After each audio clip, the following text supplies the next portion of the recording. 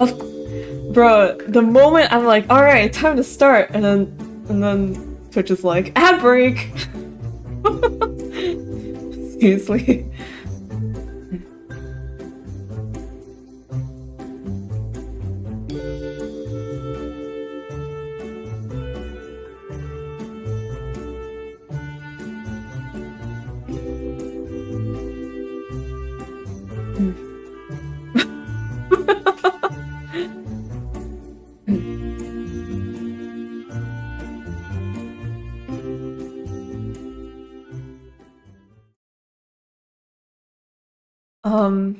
Welcome back. Wel- Welcome back. What has happened? It's been like a week. Well, not really. It's been half a week. But, uh, there's a lot. There's... Who's they?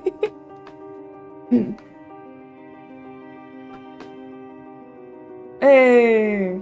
Hello, welcome. The title screen changed again, which I'm not surprised this time. I expected it to be Orlom. Arc specific. Especially for you, specifically. Alright, so, what is the TLDR? Well, Wonderland. It's a magical place. It's where all your dreams come true. They all went to it as children, and then, but only children can go to Wonderland, right? Because you need a child's blood to open the door or something. And so once they all grew into adults, they couldn't go down anymore. What's his name? Drink bleach? Orlom? Yes. Yes. I think it's Orlom. Whatnot. And then, yada yada yada, grown up adults, Wonderland is open again. What? How is that possible? And then right now we're trapped in a cycle. We're trapped in a cycle where we go through like the same points in Wonderland every single time we go down, and then every single time at the very end we somehow die, either by our own hands or by someone else's. And once we die, we like reset back like the day after the barbecue, um, where Bucks goes missing. Presumably, or not presumably, we know she goes down to Wonderland. Yeah. And so right now we just finished the third round. And it's been focusing on a couple of the like each arc, I guess. Each arc has been focusing on like a specific character. Like arc 2 was kind of focused on Genzo and then arc 3 was focused on Orlon. Um I thought that arc 3 which is Orlon focused would like talk about why Genzo hates his guts, right? But they didn't really explain anything. So I guess I'm going to have to keep waiting. I guess I'll just not know. Or something. Like, damn. So, yeah. um, shoot. I forgot if there's anything else I need to talk about. Uh,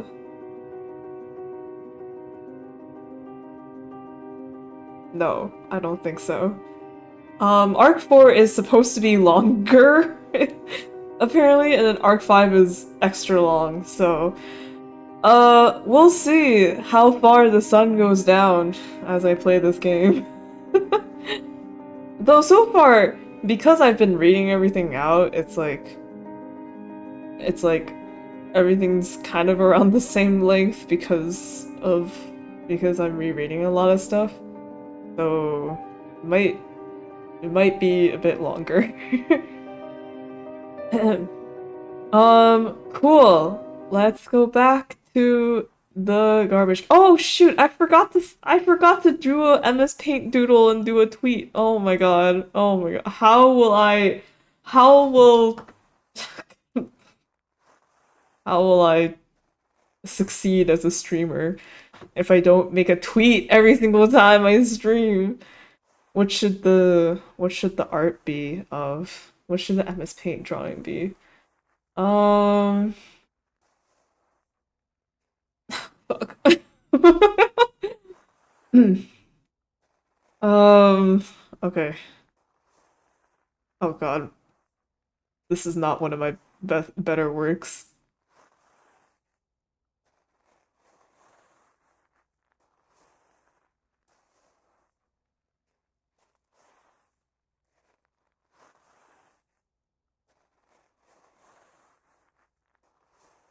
Who is that girl I see staring something, something, something? When will my reflection show who I am inside?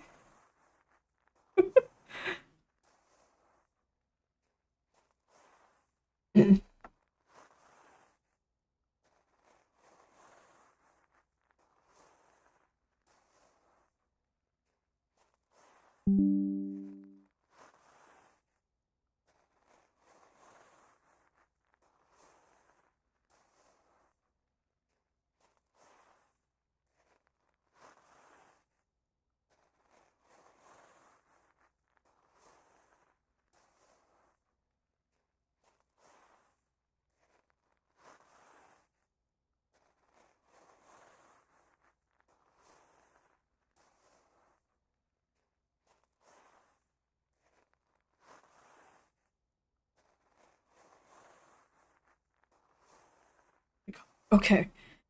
Um, um, um, um, um, round four.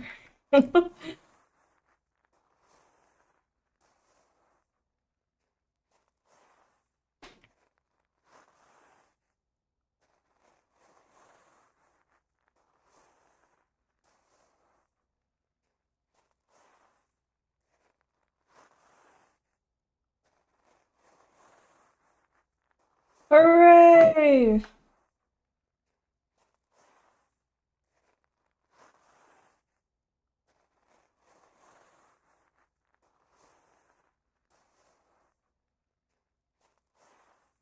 Okay, see. Stop getting distracted by Hatsune Miku on Twitter. We've got a game to play! Alright. We're back. The dull scratch of Mrs. Downwish's trash bin jerks me the rest of the way from my sleep, and I sit straight up in bed with a half-swallowed gasp. I bring my hand to my face, my mouth, my throat. Why am I in such a cold sweat? My heart feels like it's going 90 miles an hour in my chest. I don't even wait for Mrs. Downwish to drop her bottle, instead, rolling out of bed and stumbling toward the bathroom. I go immediately to the mirror, looking at myself, studying myself. Oh, right. Also, forgot to mention, in like the last arc with Orlam, we kind of became the bad guy at the end there.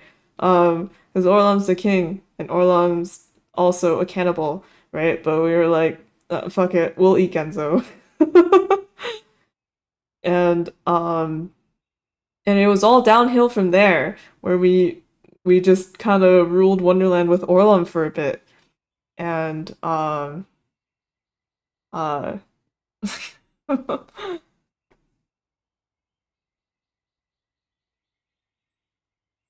I don't know. I don't know what kind of, well, the repercussion for that was that well, Orlon died and we also died. So I guess there was that.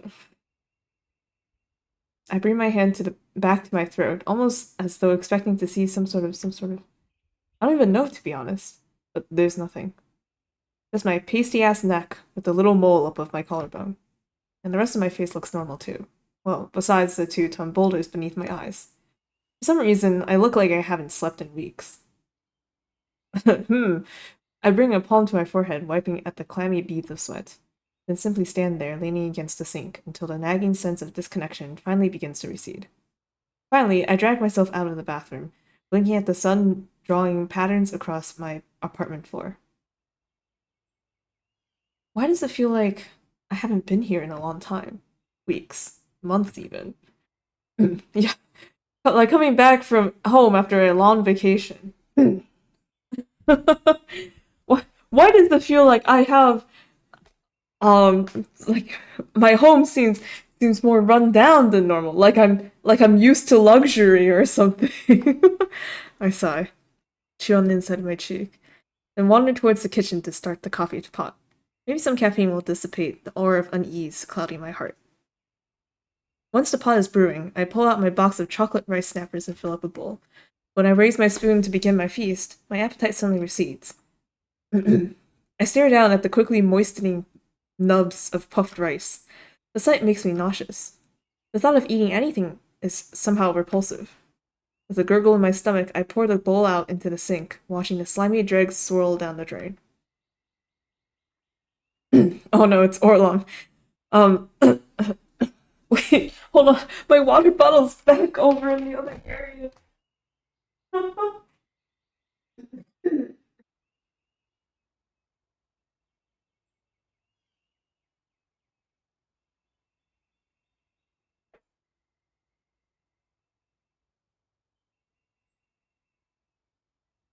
Uh, what was it again? I carved this one myself, you know.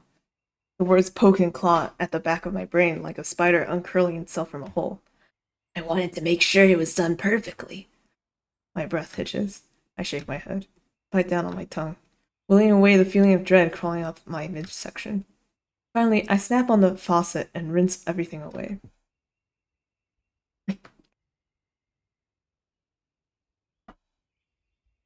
Oh, sorry. Nick and Zay are yelling about something. Out of sight and out of mind. I rub at my face and pour myself a cup of coffee, then head for my desk. I stand there a moment just looking at it, looking at my keyboard, looking at my monitor. I have to work. I have deadlines, projects due. But I just don't care. I walk over to my couch instead and slump down on the cushions. I'll work eventually. Maybe I'll just take a little time first to clear my head. It's a mental health day. I take a sip of my coffee, then another. I stare at the black screen of my television, my shelves of games and DVDs.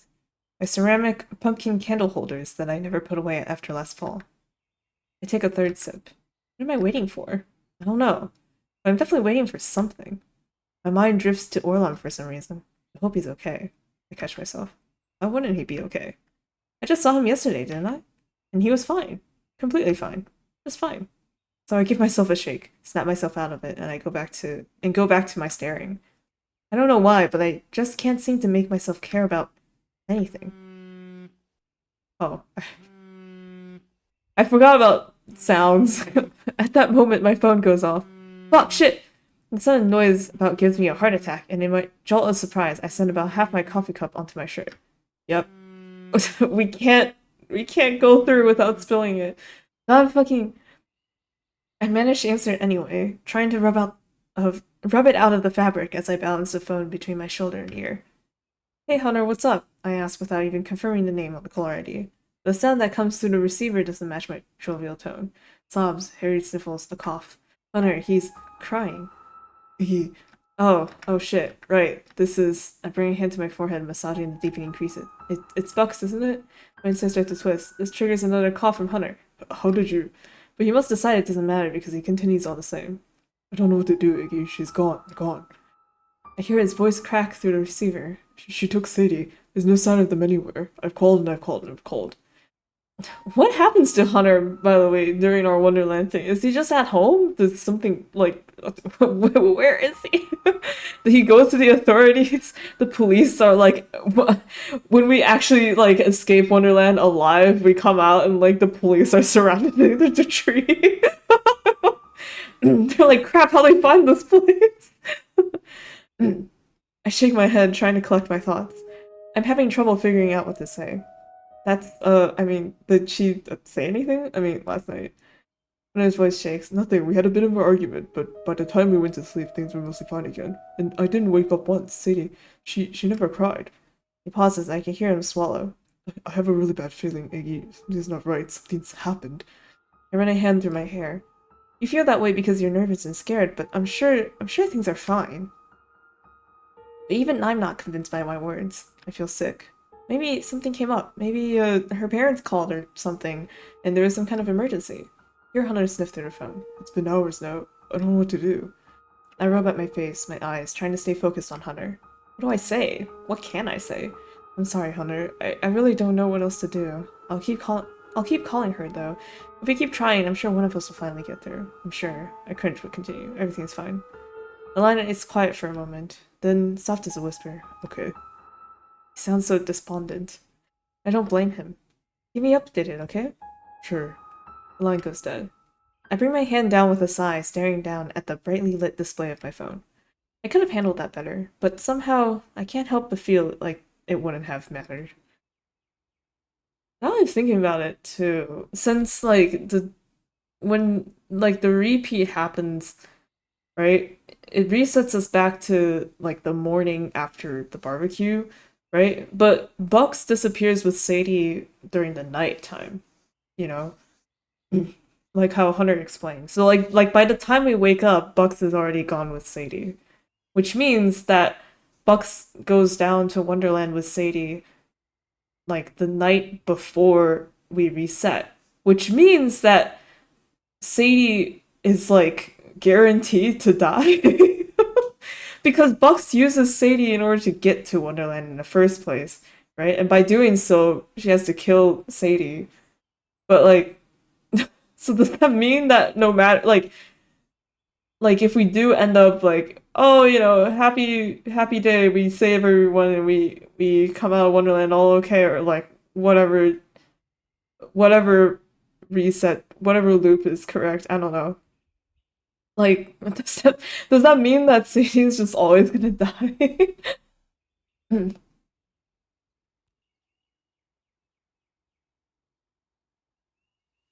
As the quiet returns, so does my feeling of disconnection. It gnaws at my insides like a rat trying to escape. All of a sudden, I just really need to hear someone's voice. And not only that, try again. Try again? Try what again? I start scrolling through my contacts. Yeah, maybe I can call someone, but who? It's not like I've got a lot of choices. My thumb pauses over Orlon's name. A place for us where we get to make the rules. I know how to read. My hand is quivering, to the point that I have to bring my other hand up to steady my phone. No, no. I have to find a different way. Someone else. Someone I haven't tried yet. It's gidget time! Oh boy. I should like, hold on. In the warnings, I gotta change a thing.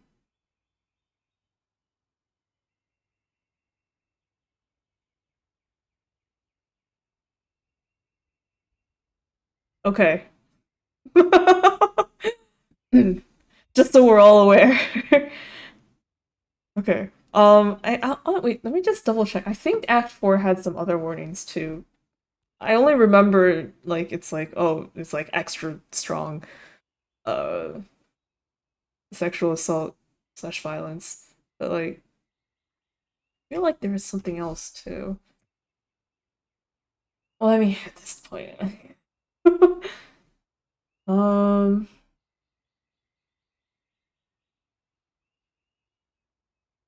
Disturbing scenes. Bullying, harassment, bigoted. Do they include okay.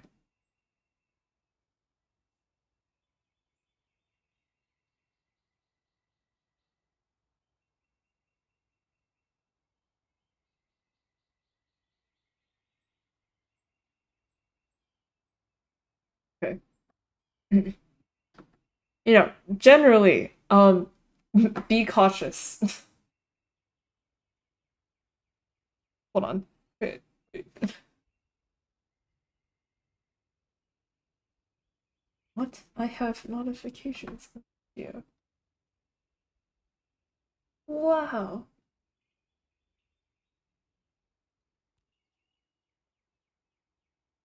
Okay. Okie dokie, we're back. Sorry. I scroll down to get his name in the list, but I can't seem to bring myself to tap it. All I can see in my mind is the back of her head, her blonde hair swishing as she storms away from me. I can never seem to say the right thing with her, which is a shame, really. We used to be such good friends. I chew on the inside of my lip as the white font of her name on the screen burns its way into my retinas. What if she's still upset? What if she doesn't even want to talk to me? Maybe I'll just end up making things worse. And yet, something tells me that things have already gotten worse. Much worse. Multiple times. The back of my neck tingles, almost as though someone is running their fingers on my skin. And already, clammy beads of sweat are forming along my hairline. I shake my head. No, not again. I've got to call her. I've got to try something. Anything. And I'm running out of options at this point. I take a deep breath and press my thumb pad against the screen. The phone lights up and I bring it to my ear. 1 ring, 2 rings, 3 rings. I furrow my brows as I wait, and am just about to give up when the line abruptly connects. Iggy? Gidget's voice crackles through the receiver. She sounds confused. That makes two of us, I suppose. Hey, what do I say? I don't know. What am I even doing? I swallow. How are you? Then grimace. I sound like an idiot. There's a pause. In my mind, I can see her do that little twitch with her eyebrow that she always does when she's searching for a response. I'm fine. I guess I'm just surprised to hear from you. You, never call me. I scratch at the spot on my forehead. She has a point. I never call, well, anyone. After last night, I felt a little bad, and you left in such a hurry. I wanted to make sure things were alright. I hear other voices in the receiver, clatter in the background. I'm fine. Then, it's not your fault. I was just. Her voice trails off, leaving a long silence in its wake. Finally, anyway, don't worry about it. I'm doing better today. I got some sleep, just trying to distract myself. I see. There's another clatter. I twist my brows. Where are you, anyway? Hmm? Oh, I'm at the little cafe downtown. The one we always went to in high school, remember? Across from the pet salon? Spent the night at my parents' since I needed to pick up some stuff from the house anyway. But I'm heading back up to Duncan this afternoon. Oh, you're still in town? Yeah, why? Why indeed? Why would I care? I've never cared before. But now it feels like every nerve in my body is tingling. Like I need to want me to join you? I blurt out before even realizing what I'm saying. The line goes quiet. What's her expression now, I wonder? Confusion? Annoyance? But when she finally responds, her voice is soft and gentle, letting out the tiniest of shudders. I'd like that very much. Uh, what? Arc 4? Let's go, buddy. I'm so not looking forward to these conversations. I feel like it's gonna take us a long while to say anything. Unless, I don't know, if Iggy learned something from the last arc about being assertive and angry when he needs to be, maybe things will be okay. I don't know. Then again, this isn't Wonderland, so it's like a lot of the stuff in Wonderland is like extra strong. I'm not sure how to explain it properly, but it's like stuff that like feelings get uh beefed up. Good use of vocabulary, she thanks. It doesn't take me long to walk to the cafe. The downtown area is only 15 minutes from Brookside, though my hesitant pace turns it into about 20. By the time I make it there, my feet are stumbling nervously over each other and my hands are shoved into the bottoms of my pockets, so deep I might as well be digging for gold. Or lint. It's about half full, a couple people in line, a couple people seated at tables. A feeling of strange nostalgia washes over me as I stand in the doorway, but the sight of Gidget's hair glinting beneath the hanging bulb snaps me out of it before I can finally succumb to my memories. I meander over to where she's seated at one of the small tables toward the back. I haven't seen, like, Gidget normally in so long. Speaking of, like, I haven't like when I was because I pulled up like the character references for thumbnails, right? And there's one for Gidget, obviously. And then like when I saw her, I like did not recognize her. 'Cause in my head, I was like, oh yeah, Gidget, you know, she wears the white dress and everything. But like just like did not recognize her outside of the dress. Wow, it's been so long. She has her laptop out and is typing away. So intent she doesn't even notice me at first. Do something silly to surprise her. Say something witty. Both of these are horrible options. Iggy, just say hi like a normal person. No! Uh, her sheer force brings a. Her sheer force. Oh my god. Her sheer focus brings a smile to my face, and I can't help but want to surprise her. I glance around. My gaze falls on a nearby counter and the pile of trays on top. I grab one and start toward her. Even once I'm standing right next to her, she still doesn't notice me. So I balance the tray on my head like some kind of fancy waiter. What? Give a little cough, and then in my best posh accent. Might I interest you in one of our fine confectionaries on this glorious morn, madame? Gidget doesn't even look up. She shoos me away with a little wave. No, thank you. Are you sure? We have quite the selection. This one here was served to the Queen of England herself, and this one turns your poop green. Would you seriously leave me alone? She finally turns, blinks, and jumps back. Fuck, Iggy! She laughs, bringing a hand to her forehead. What is actually wrong with you? More like what's right. I've been working on that impression all week. I laugh and toss the tray atop the nearest empty table. You made it pretty quickly, though. Figured you'd be at least another 20 minutes. I pull out the chair opposite hers and plant myself down on the vinyl. The chair squeaks loudly. Well, you know me, I say, trying to mask my embarrassment. Cat-like reflexes and all that. She laughs. A cat on the last legs of its life, maybe. I blink, glance around, taking the patrons. Taking Gidget looking at me from across the table, the near-empty coffee mug next to her laptop. My neck feels sweaty. You, been here long?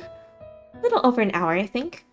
Wanted some peace and quiet to get this finished up without my parents looking over my shoulder. But couldn't take off yet since my dad wants me to help him grab some things out of the attic later this afternoon.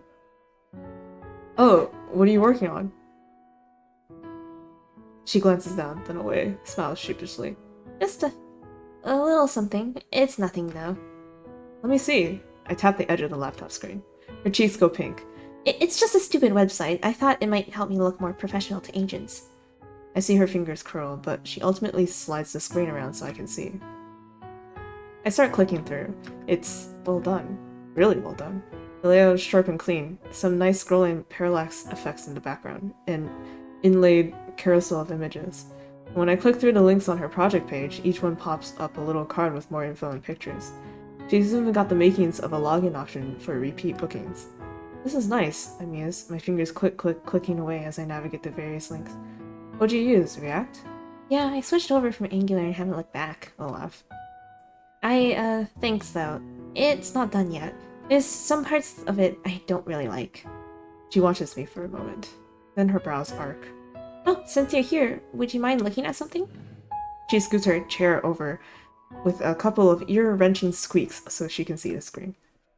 I wanted to set up a little chat window in the corner, right? Can double as like an FAQ, and also if they want to just leave a quick inquiry, you know? And so I was trying to get the database set up on Firebase, but for the life of me I haven't been able to get the API to connect. She grabs my hand that's still holding the mouse and clicks back into VS Code. The touch startles me for a moment, and my gaze jumps down to her fingers over mine, to the way they sit softly atop the back of my hand, to the way her middle finger arches as she scrolls with the wheel. My cheeks grow warm, but I turn my eyes back to the screen all the same, Gidget now pointing at a section in the code. I realize she's been talking, but I haven't been listening.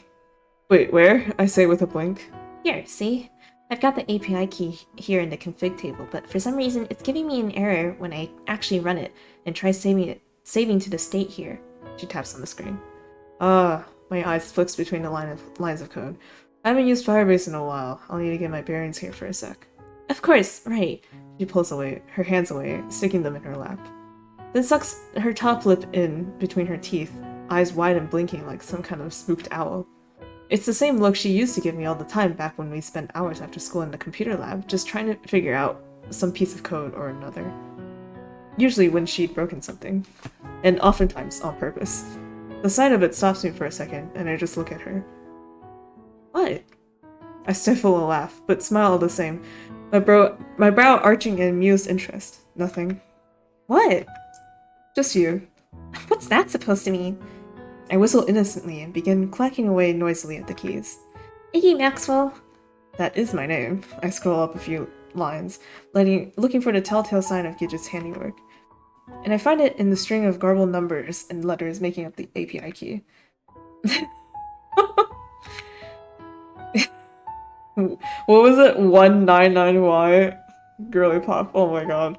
Completely innocuous. To everyone but me. My grin widens and I hide it under my hand with a cough. Yes, I see what's going on here. The code is infected. Very infected. Gidget bites down on her bottom lip in an attempt to contain her own laughter. Oh no, doctor!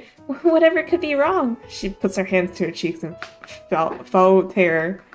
A nasty little bug has wormed its way into the mainframe. We need to eliminate it post-haste. Ready your weapons, men. I select the 199Y on the screen. Aye aye, sir. Gidget points her index finger skyward and twists her fist against it as though cocking a gun. I do the same. Then we cross our hands above the keyboard, forming an X with our fingers. And fire! I slam my finger down on the delete key as Gidget hits the backspace. The 199Y disappears. Do you really need to press both buttons? No, sheets for the poet! I pause for a moment, letting the full weight of our glorious victory settle around us. And we're clear. The Iggy bug has been deleted. Gidget can't hold it in anymore. She curls forward in a fit of laughter, tears glinting in the corners of her eyes. Oh my god, Iggy, how many years has it been since we did that? Too many, apparently, if the little fuckers are still infecting your code. They are sneaky. I lean back in my chair, tapping my finger against my chin. Though, strangely enough, they only ever seem to infect your code. This elicits a wink. Well, the Iggy bug only infects good code. Rude. I sit up so fast I nearly topple over. Gidget just laughs again. Slow down there, Mr. Cat-like Reflexes, else we'll need to call in a real doctor. She pushes herself to her feet with a slap of her thighs. I think I'm gonna get myself a refill. You want anything? I feel rude I didn't even ask when you sat down. Huh? Oh, sure. Just a coffee is fine. Got it. She grabs her near empty mug and heads for the counter. It's times like this where I'm like, oh my god, like, if only, like, they remember their conversation, cause, like, at least, I think, like, the first arc and then the last arc, like, if he fucking remembered the conversations they had. Whatever. Is this pre-trauma? Post-trauma, actually. Gidget's making a website for her modeling thing, and she was like, Iggy, you gotta look over my website. But yeah, it's still for modeling. Even though she clearly likes making the website more. Cries, slams fist on the table. I watch her fall in place in line behind a somewhat thick-set man in a bike helmet. My gaze stays on her for probably a moment too long. And for a second, I see a much younger Gidget standing in her place, hair cut above her chin, jeans baggy around her legs, and head buried in her usual grey hoodie. She smiles at me as she waits for her coffee. But is it the young Gidget or the adult Gidget? Even I can't tell. I scratch at my nose, then turn back to the table with a sigh, slumping forward with my chin in my hand. That coffee's gonna do me some good. Welcome back to Pain. That's right! Round 4 of the Pain Olympics. We stay at the cafe another hour or so, just talking and catching up. Mostly reminiscing, talking about the others. Which has me wondering if Gidget is actively avoiding trying to discuss current events, her own endeavors. Perhaps for the better, I suppose. Distractions can do wonders for the mind. She offers me a ride on the way back, with the caveat that she needs to stop by her folks first to help her dad and pick up some stuff. I don't mind. It's been a while since I've visited the old bordel home. Stepping inside is equally as nostalgic as the cafe had been. All little snippets of memories floating around like bubbles in the air, waiting for my head to ram into them and pop open inside my consciousness. The gleaming hardwood floor running from the front door into the kitchen. The spacious living room, with large leather sofa, the 5 of us had spent many a movie night on. The school portraits of Gidget and Gertie, in chronological order, ascending the hallway wallpaper. Gidget's mom is sitting in the recliner watching TV when we walk in. Gidget walks straight past her and into the kitchen, calling for her dad. Leaving me alone with her. I stand there awkwardly, smooth down the front of my shirt, scratch at my calf with the side of my foot. Hey, Miss Burdell, I say finally, one hand up in a half wave. Oh, we actually get Mom. Oh god. Gidget's mom turns to me lazily, and I don't miss the way she sizes me up, her gaze traveling from my face to my shoes, then back to my face. Damn, you turned out ugly. I blinked. Bring my hands together, scratching my knuckles. I don't know what to say, so I don't say anything. I mean, you always were a sickly little thing, but I kinda assumed you'd grow out of it. She shrugs, turns back to her TV. I hear Gidget and her dad talking in the kitchen, and when I glance over, I see them headed towards the garage, no doubt to go up into the attic. Her dad's got a step stool under his arm. I scratch at my arm. What are you doing now, anyway? He doesn't even look over at me when she asks it. Huh? Oh, web development, computer stuff, you know, freelance. It pays the bills. Is this the first human we've seen outside Wonderland, apart from the 5 friends? Not exactly. We did see that really rude, what was it again? Like, apartment attendant person when we went to go find Orlom and he wasn't home and we had to ask her for the keys. We also have seen Hunter, but like, you know. We haven't seen Hunter in a really long time. What if the Hunter that calls us every single time on the phone is a fake? But we don't see him, it's like he doesn't exist. Okay. I'm kidding. Gidget's mom makes a sound that's half acknowledgement, half judgment. Still, must not be very successful. I'm really sweating now. I bite down on my tongue and let my gaze drop to the floor. Not that it matters. I never expected much from my daughter, so... Another shrug, her gaze flicking upward in apathy. When she doesn't continue, I turn toward the TV. So much story between these are. It'd be like that, yeah. It's playing a soap opera of some sort. Everyone's talking 50 times more emotionally than an actual human being would. Not really what I would choose for entertainment, but it's better than staring at the wall while I wait. So I simply stand there, arms curled across my chest, and watch it with her. The silence palpable between us. 1 minute stretches into 2, into 5. Gidget's mom grunts, raises a hand toward the TV. Idiot! I don't really know who she's referring to of the two people on the screen, but I'm not about to ask. She clicks her tongue. She's cheating on him, you know? Little whore. She talking to me or the TV? I'm feeling more and more like I want to sink inside my shoes. Finally, after what feels like a lifetime, I hear the garage door pop open, then footsteps in the kitchen. Gidget's laughing at something as she carries a somewhat bedraggled box of old computer parts. Should have figured she'd say something like that. Gidget says in response to something I missed, then places the box on the kitchen table. Is here fine? That's good. Thanks, Squirt. Her dad is lugging the step stool toward the other room. Gidget dusts off her hands and wanders back into the living room. That should be it, Iggy. Sorry for making you wait. Then when she sees the TV. Oh god, not this. I can't believe you're still watching this. I need something to fill the gap my children refuse to fill. What, you want us to fill your life with overdramatic bullshit? Gidget laughs, leaning an arm on the back of the recliner. Better than nothing. A pause. What'd you bring him over for anyway? Who, Iggy? I was just giving him a ride home. That's like what I pictured as well. It's just Iggy melting.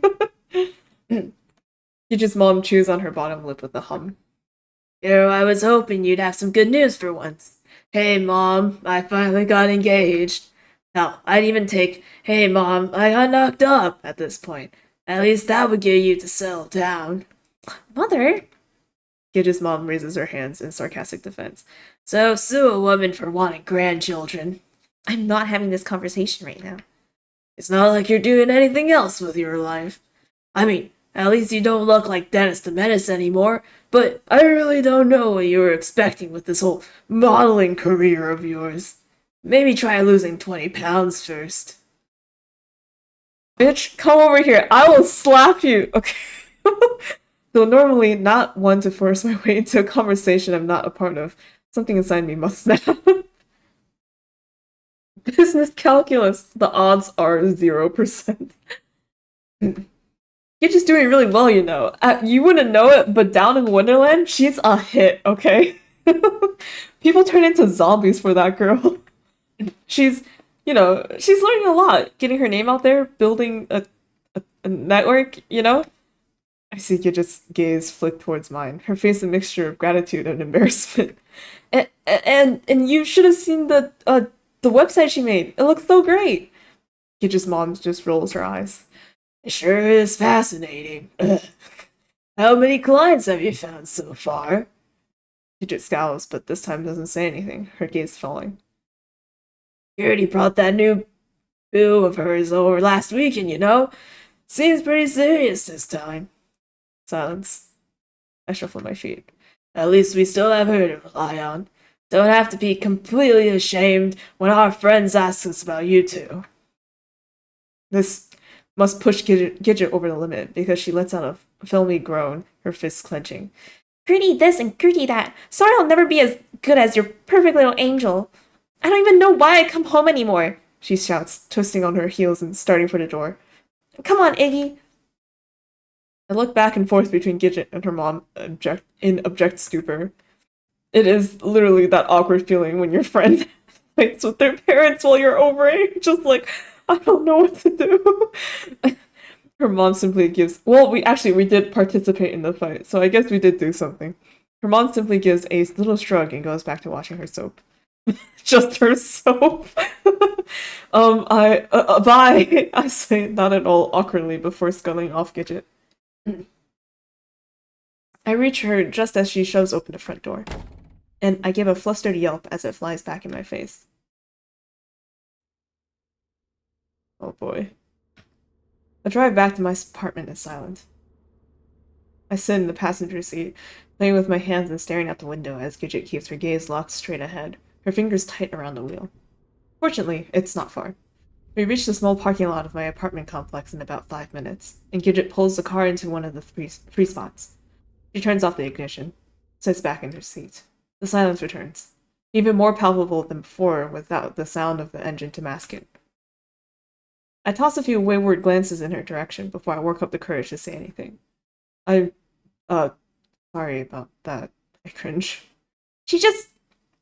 Gidget lets out a filmy groan that's half roar, half wail. She brings her hands to her head and clutches at her hair. She makes me so mad, the things she says. What gives her the right? She slams her fist back down on the wheel, hitting the horn in the process and making me jump. I watch her nervously. She slumps forward, bringing a hand to her forehead. I can see her shoulders trembling. I'm trying so hard, she says softly. So softly, I almost can't hear her. I glance down at my lap. The hair on my arms is standing up, and a big cold stone feels like it's settled down in the deepest recesses of my bowels, a heavy weight dampening my spirit. I bring a hand up, reach towards her, pull back, wince, then finally rest it softly on her shoulder. It's not the first time I've seen Gidget upset. Not the first time I've tried to comfort her, but it is the first time since things had changed between us. My brows furrow. Hey, it's okay. We know you are. I know you are. I give her a shoulder what I hope is a comforting squeeze. She wipes at the tear dribbling its way down her cheek, looks up at me. Sometimes I just feel like nothing I do is good enough. I bite down on my lip. And confused. Confused? Yeah, I don't know. Sorry, it's stupid. Her eyes are welling up again. I don't know what I want. I don't know what I want to do. Sometimes I don't even know who I am anymore. Girl. Uh, uh, ah! Sorry. Um, I don't like the second one. There's something about this admission that stops me. What do you mean? I scratch at a tickle of anxiety plaguing the underside of my cheek. Gidget stares straight ahead at the wheel, sniffs. I don't know. Pause. I look in the mirror and I hate what I see. I stare at her in silence. But like, She raises her hands in a gesture of confusion. everyone else, they seem to like me better. At first, I loved it. I loved the attention. I loved people loving me, paying attention to me. No more snide comments from my mom about putting me on what not to wear. No more offhanded suggestions from my grandma about how my eyes will look so pretty with some mascara. Getting compliments about how pretty I look. Not getting made fun of anymore. She rubs at her arm with a cringe. But inside, Her gaze falls, and I see her clench her eyes shut. I don't know. I just don't know. I find myself at a loss for words. So, rather than say anything, I pull her in against my side, pressing my head against hers. And we just sit there. My cheek mashed against her hair. Her shoulders trembling ever so slightly. I can see her playing with her fingertips atop her thighs. Pushing first one finger back, then the next, then switching hands and repeating the process anew. You know that, I finally say, film cracking in the back of my throat. I'll always be there for you, right? No matter what you do. I sniff. I feel her twitch. Then suddenly her body goes strangely tense. I pull away. What's wrong? Her face has gone red, and I can see her lips trembling. She swallows. Then, in the next instant... Oh boy! She leans in toward me and brings her lips against mine. I freeze. I'm not sure I even register what's happening at first. Only that Gidget is there, and I can't breathe, and fuck, if my heart doesn't quickly go into overdrive as I hyperfocus on the soft feeling of her lips. But it doesn't last more than a few seconds. She quickly pulls away, brings her hands to her cheeks in what looks like sheer panic, her face a brilliant shade of crimson. Fuck, she says. Oh god, I didn't mean to... She starts slapping her palms against her forehead. I feel my own body unclench, muscles untwisting as I sink against the back of the car seat. I just stare at her, eyes wide and blinking. I must look like a deer in the headlights. I can't even form words. What are words? The concept of speech has been lost on me. I'm so sorry. Oh my god. She's practically curled in on herself now, gaze fixated on her lap.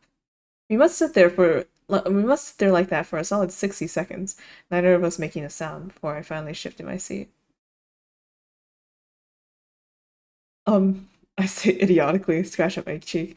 I'm probably about as red as Gidget at this point. I'm sorry. I don't really know what to say. I've never really thought about...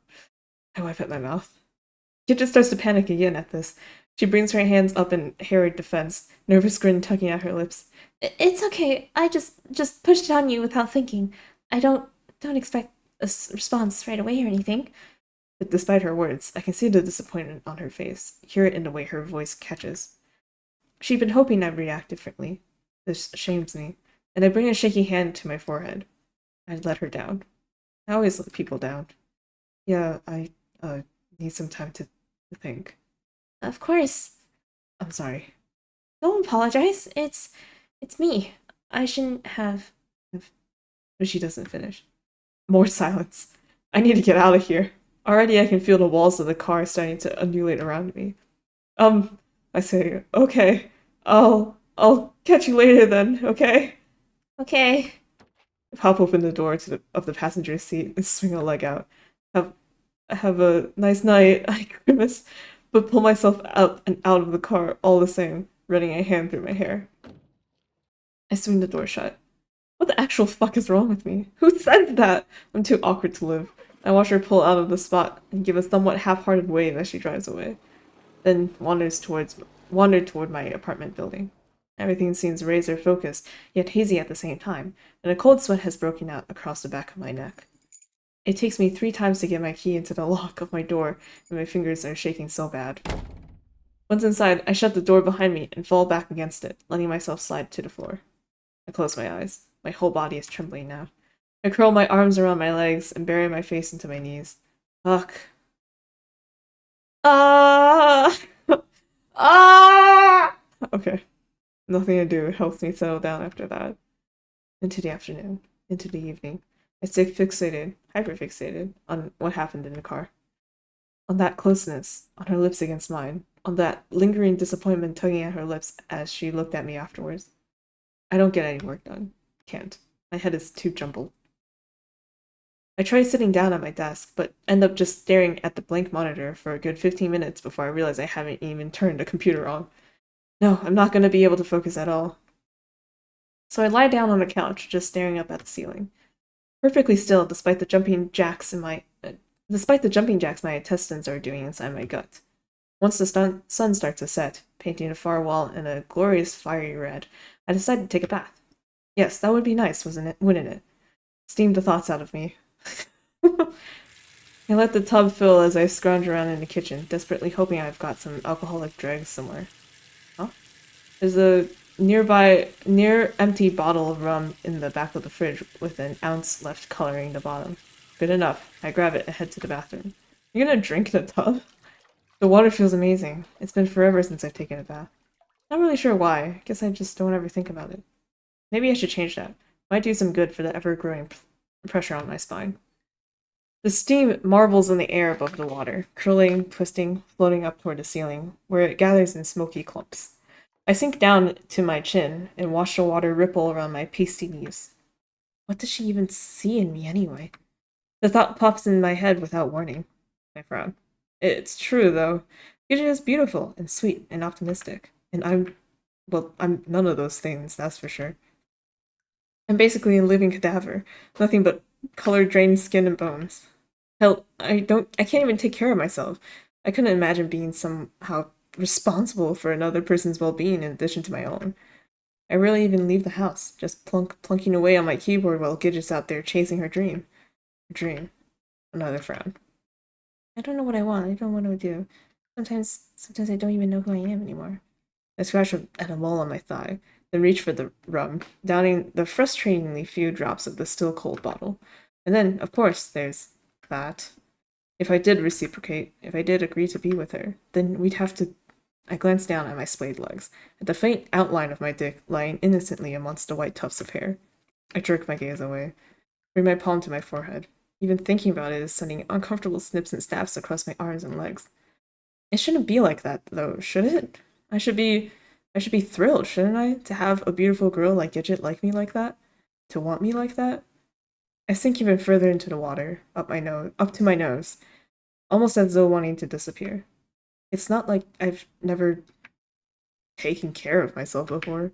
Sometimes it likes to stand up on its own, and it feels good, a nice release. But I don't think about anyone when I do it. Certainly not Gidget, not even celebrities, models. Sometimes I'll think about others while doing it with each other, two characters I like that I think go well together, for instance. But I'm not involved, wouldn't want to be involved. I can feel my start to heat up, and it's not from the bath. I bring my hands up to my eyes, pressing down into the sockets with my palms. I wish there'd been more rum left in that bottle. I can barely feel it. All I want right now is to shut everything out, turn everything off. My hands are trembling against my skin. I'm scared. So fucking scared. I take a deep breath in an attempt to calm myself down. I need to think about something else. Anything else. Like the good old days. Yeah, the good old days. All of us hanging out. Best buds. Just laughing and having fun. None of these complications. When everything still made sense. Yeah. I let my eyes close, blowing bubbles out through my nose, and that dance on the water's surface. You're gonna die, Iggy. My brow twitches. You think I don't know that? Hot. It had been hot that day. I can still remember the sight of the heat warping above the asphalt. The sound of other kids laughing and shouting on the playground. Oh no, it's Pokemon. Pokemon. The five of us are in the shade, huddled around the cards on the ground as though we're performing some kind of magic seance. I bite down on my lip in frustration, gaze flicking back and forth between the cards in my hand and the cards on the blacktop. Don't you have anything you can play? Shit. How did I do this again? You ain't got shit. That's 5 for 5. Bow before the undefeated champion. Genzo raises his arms in the air, hands curled into fists. You've reached a plateau, but not yet a hero, he starts cackling. Are you ready to meet and defeat the elite? Bars. This just makes my brows furrow further. But no matter how I try calculating out the various possibilities, none of them see me coming back from this. I'm so pissed. How the frick is Genzo able to win every time? I slap my hand down on the ground. Gidget takes this opportunity to look through it. Yeah, I think you're done for. On the other side of the circle, Orlum wrings his hands. Genzo won again. He smiles. Damn straight I did. Not that it was any contest. Not that it was really any contest. Genzo licks the pad of his thumb, then slicks his hair back. This deck is a miracle of science, carefully engineered to administer an unholy amount of whoop-ass on anyone who dare challenge it. I chew on the inside of my cheek with an unamused pout. I had been so optimistic this time. I had rebuilt my deck from the ground up and everything. Gidget pats the top of my knee with a little smile. You can go buy some more packs after school. Yeah. Try all you want, foolish mortal, but nothing can take down the true master! Genzo laughs, then slaps Orlum's hand away as he tries to touch one of the cards. Don't contaminate my cards with your nasty, greasy fingers! Orlum shrinks back, curling his arms around his asphalt-dusted knees. It's so easy to do with these fully functional eyes. Pokemon cards don't come in Braille. You don't have to be so mean about it. Gidget sticks out her tongue. It's fine. I don't even care, I say with an apathetic cough. Besides, recess is almost over. We need to clean up anyway. I start packing up my cards and gems and packing them away neatly in my little carrying case. Okay, yeah. You should have these in sleeves to secure someone. The cards up his sleeves? Come on, the bell's gonna ring. But Genzo isn't listening. He's got his hands in the air, fingers curling in and out menacingly. Damn, I'm in a good mood now. I feel like strangling something. Laugh. Come here, Orlong. Say no to bullying. He pounces, Orlong yelps. I ignore them, turning instead toward Gidget when she stands up next to me. I'm gonna run to the bathroom. I'll go too. I push myself to my feet, dusting off my knees. I hear one of the teachers blow their whistle as we walk away, followed by a shrill of boys directed at Genzo and Orlong. Gidget and I round the corner, headed toward the door, leading back inside to the hallway with the bathrooms. Oh, the card sleeves! Oh my gosh, I forgot! Yeah, just imagine, I don't even, like, grown up Genzo with, like, one of those huge binders and all the Pokemon cards. I'll only get to you, Iggy. Gidget says with a little smile, giving my shoulder a pat. He's just being a brat, like usual. He rolls her eyes. Yeah, like I don't know, I laugh. The air turns instantly cool once we're back inside, and I wipe at the sweat on my forehead. It takes my eyes a moment to adjust. Then I head to the boys' bathroom on the left as Gidget takes the door on the right. I'm just about to disappear inside when I hear voices and stop. Oh. Oh boy. Don't worry, I've got a bottle of water right here. Aren't you using the wrong one? A snicker. I poke my head back outside to see two boys accosting Gidget, their hands to their mouths and stifle laughter. Oh wait, no, the boys? I thought there were girls in the bathroom who saw Gidget coming in. Never mind. Yeah, you're not a girl. No one knows what you are. More laughter. Gidget's brows furrow, and she takes a menacing step towards them. Just shut up. I am a girl. You sure about that? Yeah, let's see your pee-pee. I bet you don't even own any dresses. Leave me alone. I hear Gidget's voice crackle. I step back out into the hallway. Hey! The two boys yelp and scuttle backwards. Oh no, it's his boyfriend. Leave her alone or I'm calling the teacher. This sends them into another fit of laughter. Whatever, freak. They both ended up having the same voice. But they do leave, still snickering as they dart toward the outside door. I watch them until they disappear, then turn back to Gidget. She's just staring at the ground, her shoulders slumped. They're just jerks, don't mind them. Yeah. But the earlier energy is gone from her voice. I don't know what to do, what to say. I run a hand through my hair. But my voice trails off into silence. I scratch at my calf with the side of my foot. It's whatever. Come on, we need to hurry up or the bell's gonna ring. Gidget finally says, forcing a smile. Have a safe travel back home! She turns before I can say anything else. Right, into the girls' bathroom. I can only watch as the door slams shut behind her, then wander off to the other bathroom in the silence. I dreamed that night. I'm in the woods and someone's calling me. Oh, we're back to present day, Iggy, then? I chase after the voice in the darkness, but every time I think I'm getting close, it comes from a different direction. Iggy, do you miss the sound of my voice? I run faster, the branches whipping at my face and the roots underfoot threatening to send me stumbling into the dirt. Come find me, Iggy. You've tried 3 times and failed already. I run and run and run. Run until the forest seems to open up in front of me. Oh, what? I burst out into a clearing, my breath ragged, my heart beating in my chest. Where am I? Where is this? Then I see it, the small cabin. It looks so familiar somehow. Like I've seen it before. Once, twice. Who knows how many times. I wait until my breath has started to slow before trudging towards it. It's almost like it's pulling me in, closer and closer, my pace quickening with every step. I reach the door. It's deathly quiet. No wind, no birds, no insects chirping. I open it. It's not locked, so I peer inside. It's small but cozy, sporting not much more than a bed, table, and stove. Why does this all feel... A step forward before I can stop myself, all the way inside the cabin, just looking around. Oh, the light! The light! It's warm and strangely comforting. There's even something cooking atop the stove, filling the air with a delightful sweet scent. What am I doing here? I look around, my gaze jumping from the stove to the table to the bed.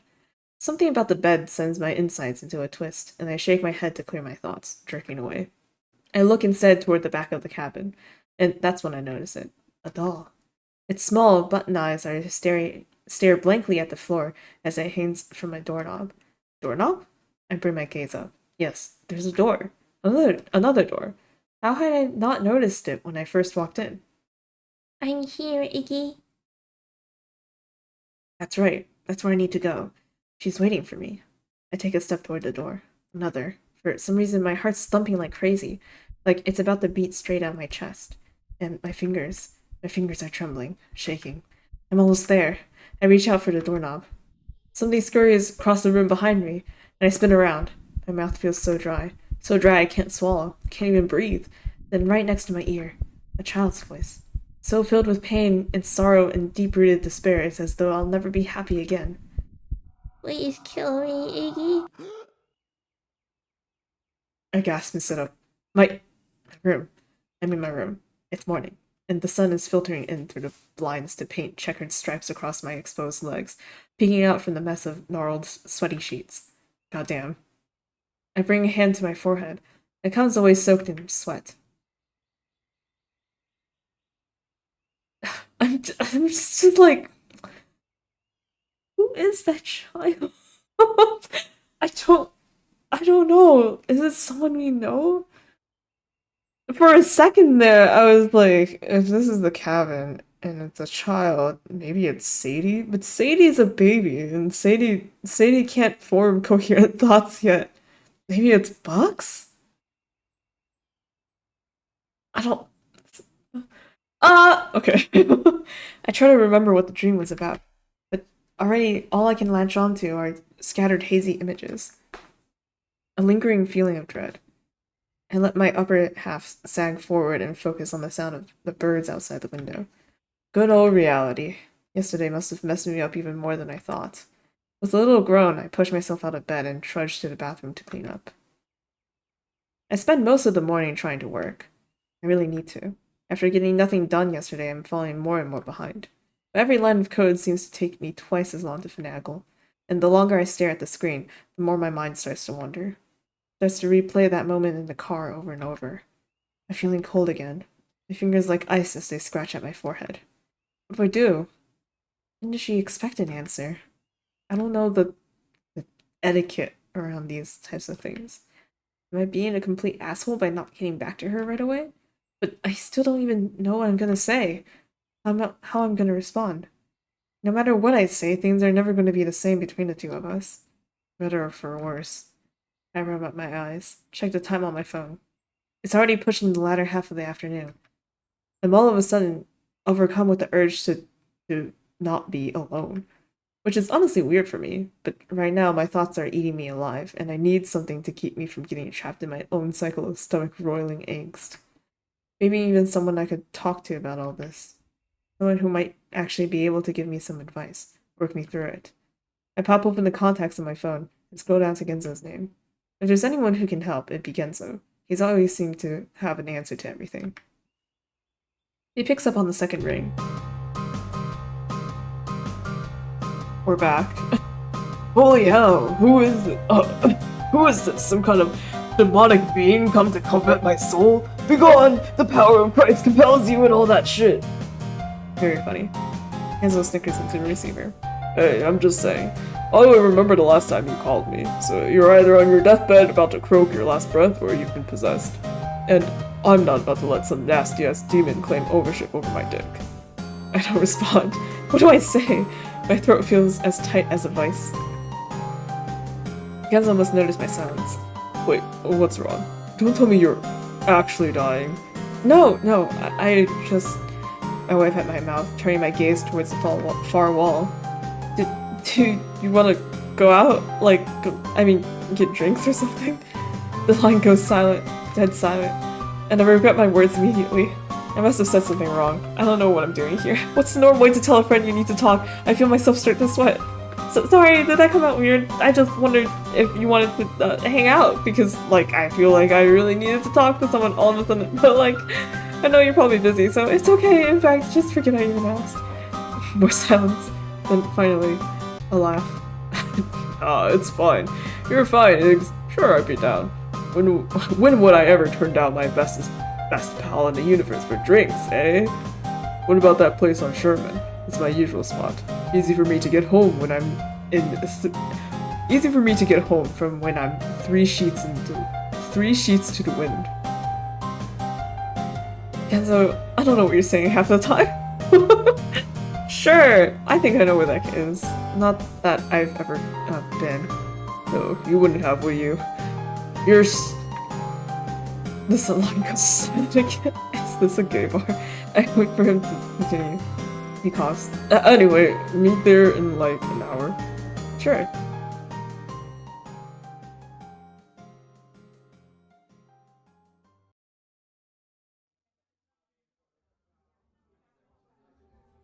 Despite the awkward phone call, drinks turn out to be a good idea. Great, even. The place is cozy and dark, and we get ourselves a small table toward the back, Genzo ordering 1 beer, 2 beers, 3 while I opt for something a bit stronger.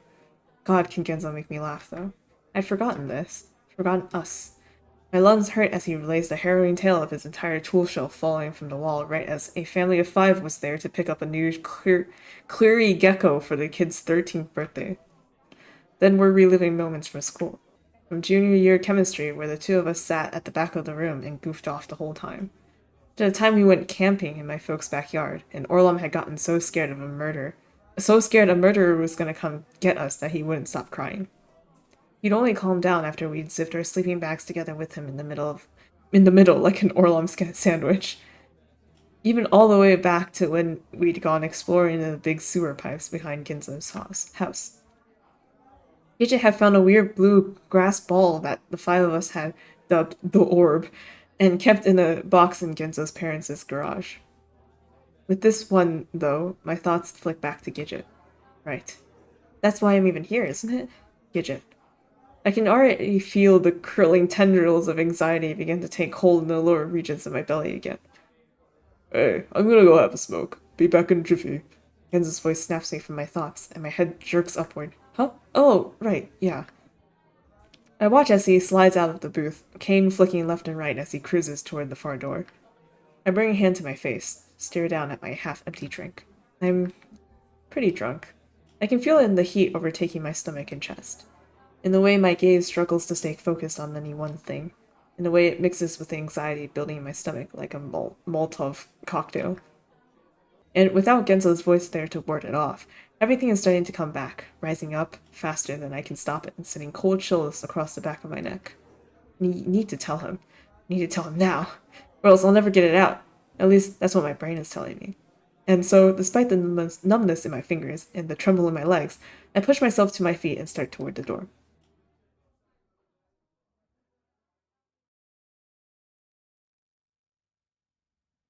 Genzo is sitting on a little bench around the corner of the building when I step outside. He looks incredibly small, somehow, in the darkness, cigarette smoke marbling above his head. When did it get so dark? Is it really night already? I stumble toward him. Genzo, my voice crackles with foam like some kind of newly arson zombie. And I see Genzo's body jerk backwards. His head spins toward me with a snap, cigarette practically flying from his lips. Holy fuck, the hell are you doing, Niggs? You're gonna give me a heart attack. He chuckles, but it's higher pitched than his usual goughs. Nervous. I scratch at my calf with the side of my foot. I can see him staring in my direction. Already my voice is failing me. I walk over to him, instead sitting down hard on the bench beside him. Everything alright? Maybe you had one too many in there. Another chuckle. He blows out a plume of smoke, and the smell gathers in my nasal cavity, charred and burnt. Can I tell you something?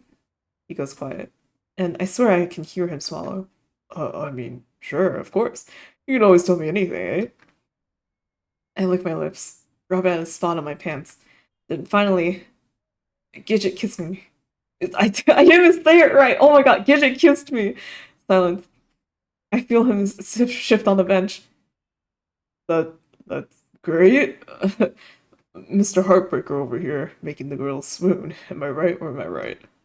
He elbows me in the ribs with a laugh, but there's a strange tremble in his voice. You two finally an item then? I always knew it was gonna happen. Made for each other and all that, you know? Just please tell me you'll let me be the best man for the wedding. I'll throw the most bodacious bachelor party for you. My fingers curl tighter and tighter on my knees as he talks. No, I don't know what I should do. I haven't given her any kind of answer yet. Genzo sits back. I can practically see him blinking at me beneath his sunglasses. What? You don't like her? A smirk. I know I haven't seen her since junior high, but I'm sure she's as much as a babe now as she was then. He cocks his cigarette up between his lips. She's... I bring a hand to my forehead. She's gorgeous, yes, fuck, and like, I do like her, but at the same time, I swallow. Scared. I'm so fucking scared. That's what alcohol is for, buddy. Kenzo gives my shoulder a reassuring shake. A nice dinner, bottle of wine, then bingo bango, lust's sweet caress shall take. Wait, what? Lust's sweet caress shall handle the rest.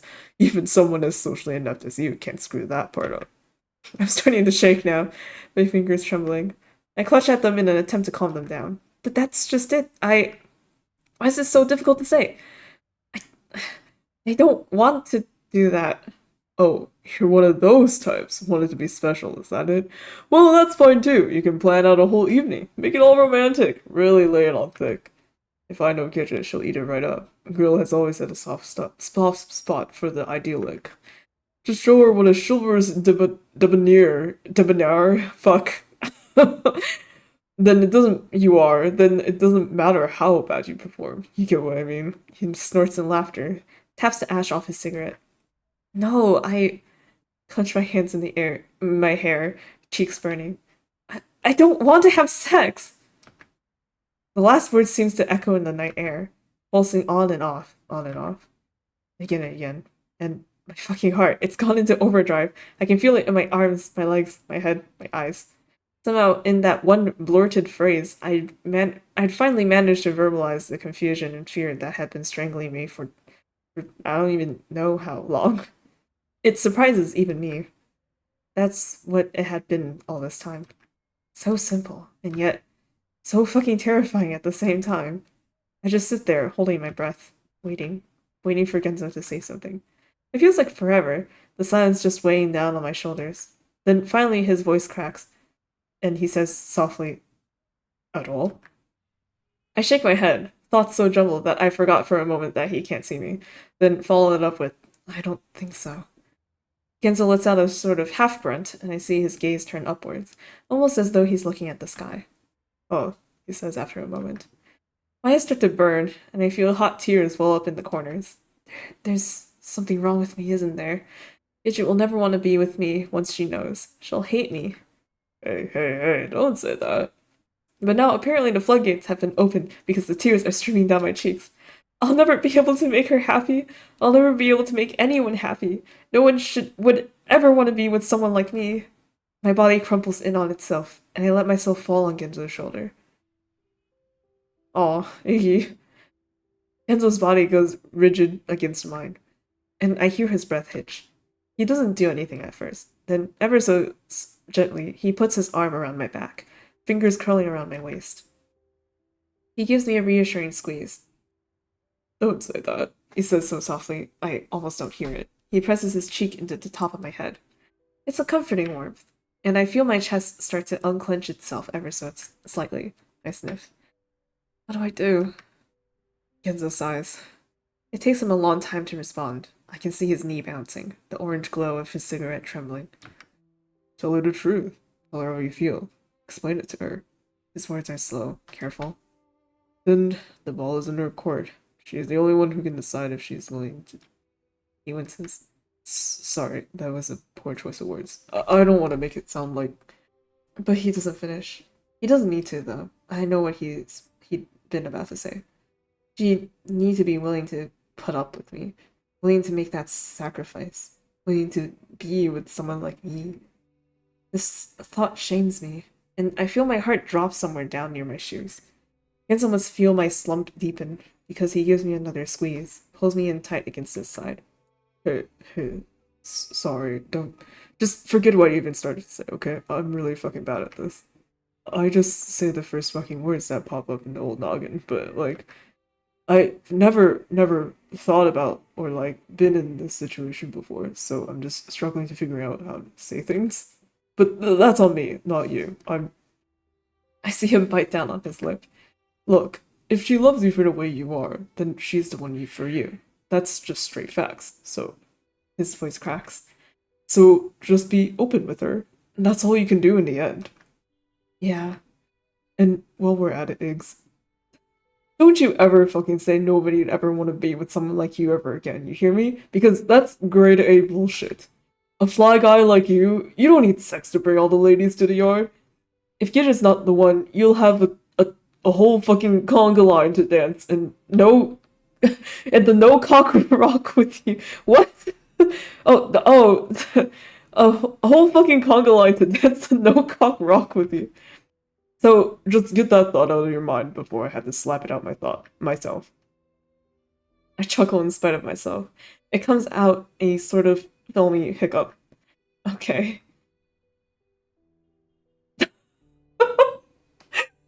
Girl! Ah! Ah! Ah!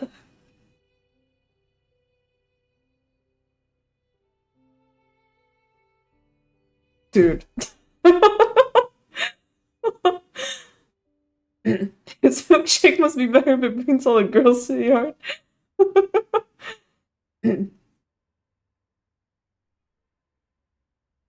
But instead of milkshake, it's like garlic bread. um. Oh my god. The first one, it's so loaded. It's so full of everything. I don't even know what like and then the second I don't know. Basically, in my head, I'm like, I gotta choose the first one because and then but like I feel like it's kind of poor taste in this situation. I don't know. I don't know. Where's I need to flip a coin. Help me, RNG. I can't make decisions by myself. Alright, cool. Oh damn, a confession. Yeah, it's a 2-for-1 deal. You buy one, get one free. Oh. Oh. Okay, it's okay. It's okay. I'm fine. Uh, what? My voice hitches. What about you? I feel Genza's body gives the slightest of twitches. What? I I just mean, if you were seeing a girl and she ended up saying something similar, would you still be with her? Genza goes silent. He shifts again. Off. I feel immediately awkward. Sorry, I just thought because you probably have a lot more experience with things like this. uh, I mean, sure. I guess. And I cough. More than you, I guess. But you know me, married to my work and all. Those bikes aren't gonna fix themselves. Not that I've, you know, never. He shifts. Runs. Anyway, my love life has been more trial than error than anything else. Emphasis on the error. Not really a whole lot of opportunity in a small town like this for a guy like me. You know what I mean? I laugh. In silence. Before finally... But I mean, if there was a girl I liked, and she said something like that, pause. I I wouldn't care. He gives my shoulder a little squeeze. Sure, maybe it'd take me a day or two to wrap my head around it, especially if like I laugh. I had been imagining what it'd be like with this person every day for years. Am I right or am I right? But like to me, just being with that person would be enough. The words nestle around my heart like a warm blanket, and I feel something in my chest unclench ever so slightly. I smile. Thanks. Then, even if you're just saying that, hey, I mean it. Then softly, I mean it. He grows quiet again, the two of us just sitting there on our little bench, on the little bench outside Grubb's pub on Sherman's Avenue. I sniff. I've never told anyone about this before. Kenzo just laughs. Yeah, didn't figure. A pause. His cigarette has already burned clear down to the filter. Then he pushes his face into the top of my head. I'm glad you told me, though. Ah! Okay.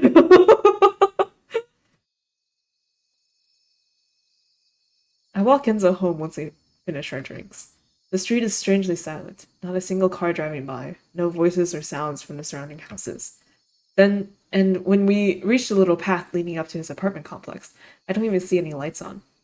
Weird. The street light nearest us is flickering on and off. Wait, flickering on off with a tiny buzz that makes the hair on my arm stand up. We both just stand there in the middle of the sidewalk, neither one of us moving to leave. Enzo coughs into his hand. Night air feels kind of nice somehow. I'd keep walking for a bit. Yeah, me too. And so we continue on, away from the apartment complex, simply ambling along in silence, neither one of us wanting to admit that something is pulling up. Sorry.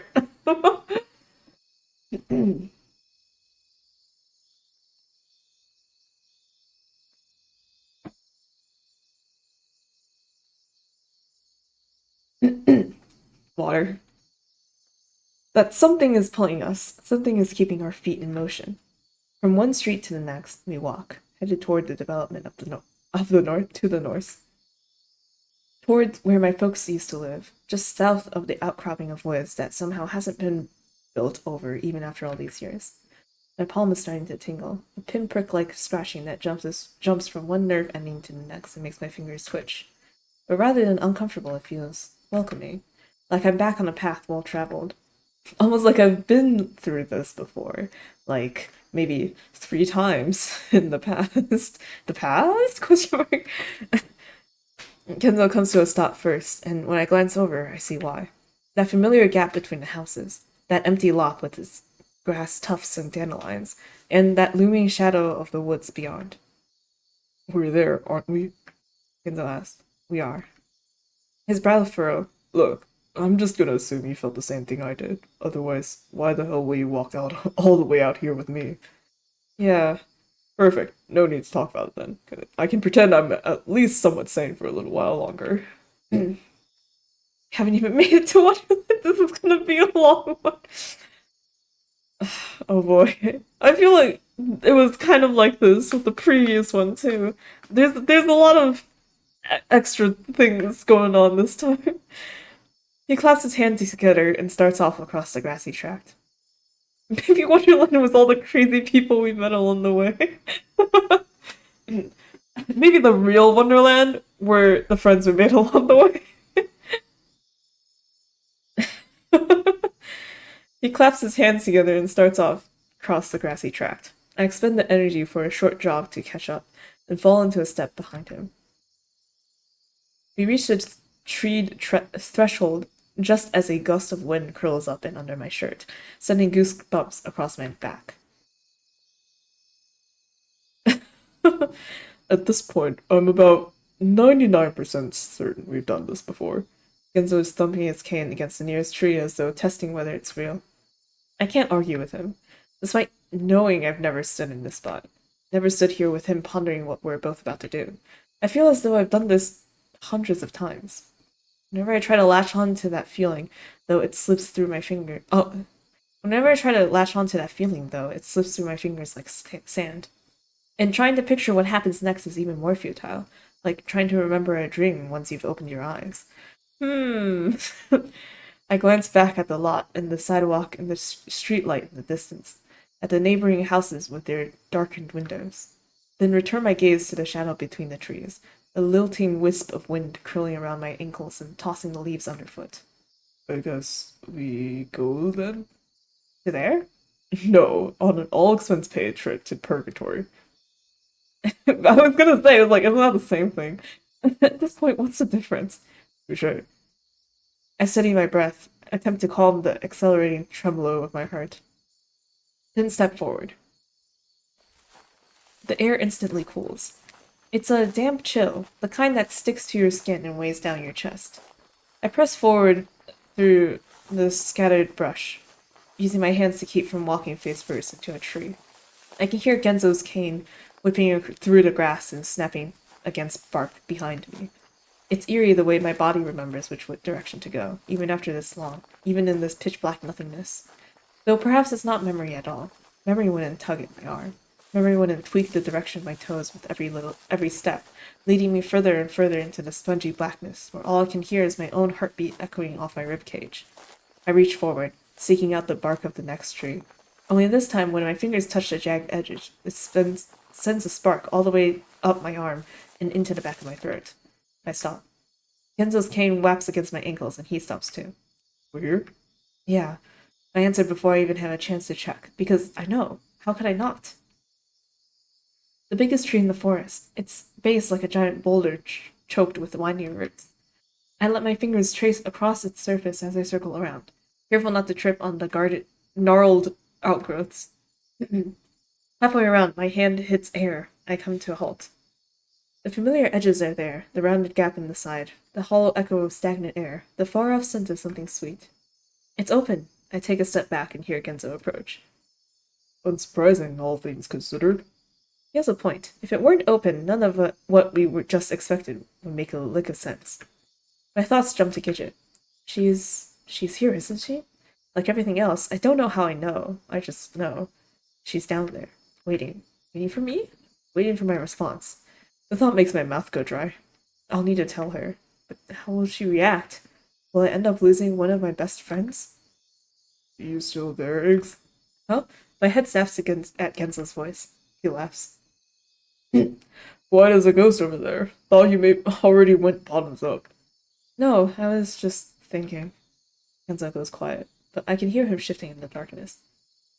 Everyone else is already down there, aren't they? He finally says softly. Yeah. Just us two losers left. Damn, it's almost picturesque in a way. I move forward toward the hole, popping a squat amongst the weeds. There's that scent again. Soft, sweet. Like the tempting aroma of a candy store. It curls up inside my nostrils. I grab the rounded edges and peek inside, leaning forward on my toes. At least you'll have plenty of time to talk to Gidge, eh? I jerk my head up at this, retort already playing on my tongue, only to whack my forehead on the top edge of the hole and promptly lose my balance. I land with a bruise-inducing thud on my shins. Ooh. The last thing I hear as I begin to sway forward is Genzo's half-amused, see you on the other side, before toppling straight into the hole. The darkness swallows me. Once again. We're back. I'm falling. Wind whips my hair, my shirt, summoning water to my eyes. My stomach feels like it's been sucked up straight into my bowels. On and on and on and on. Complete nothingness surrounding me. Consuming me.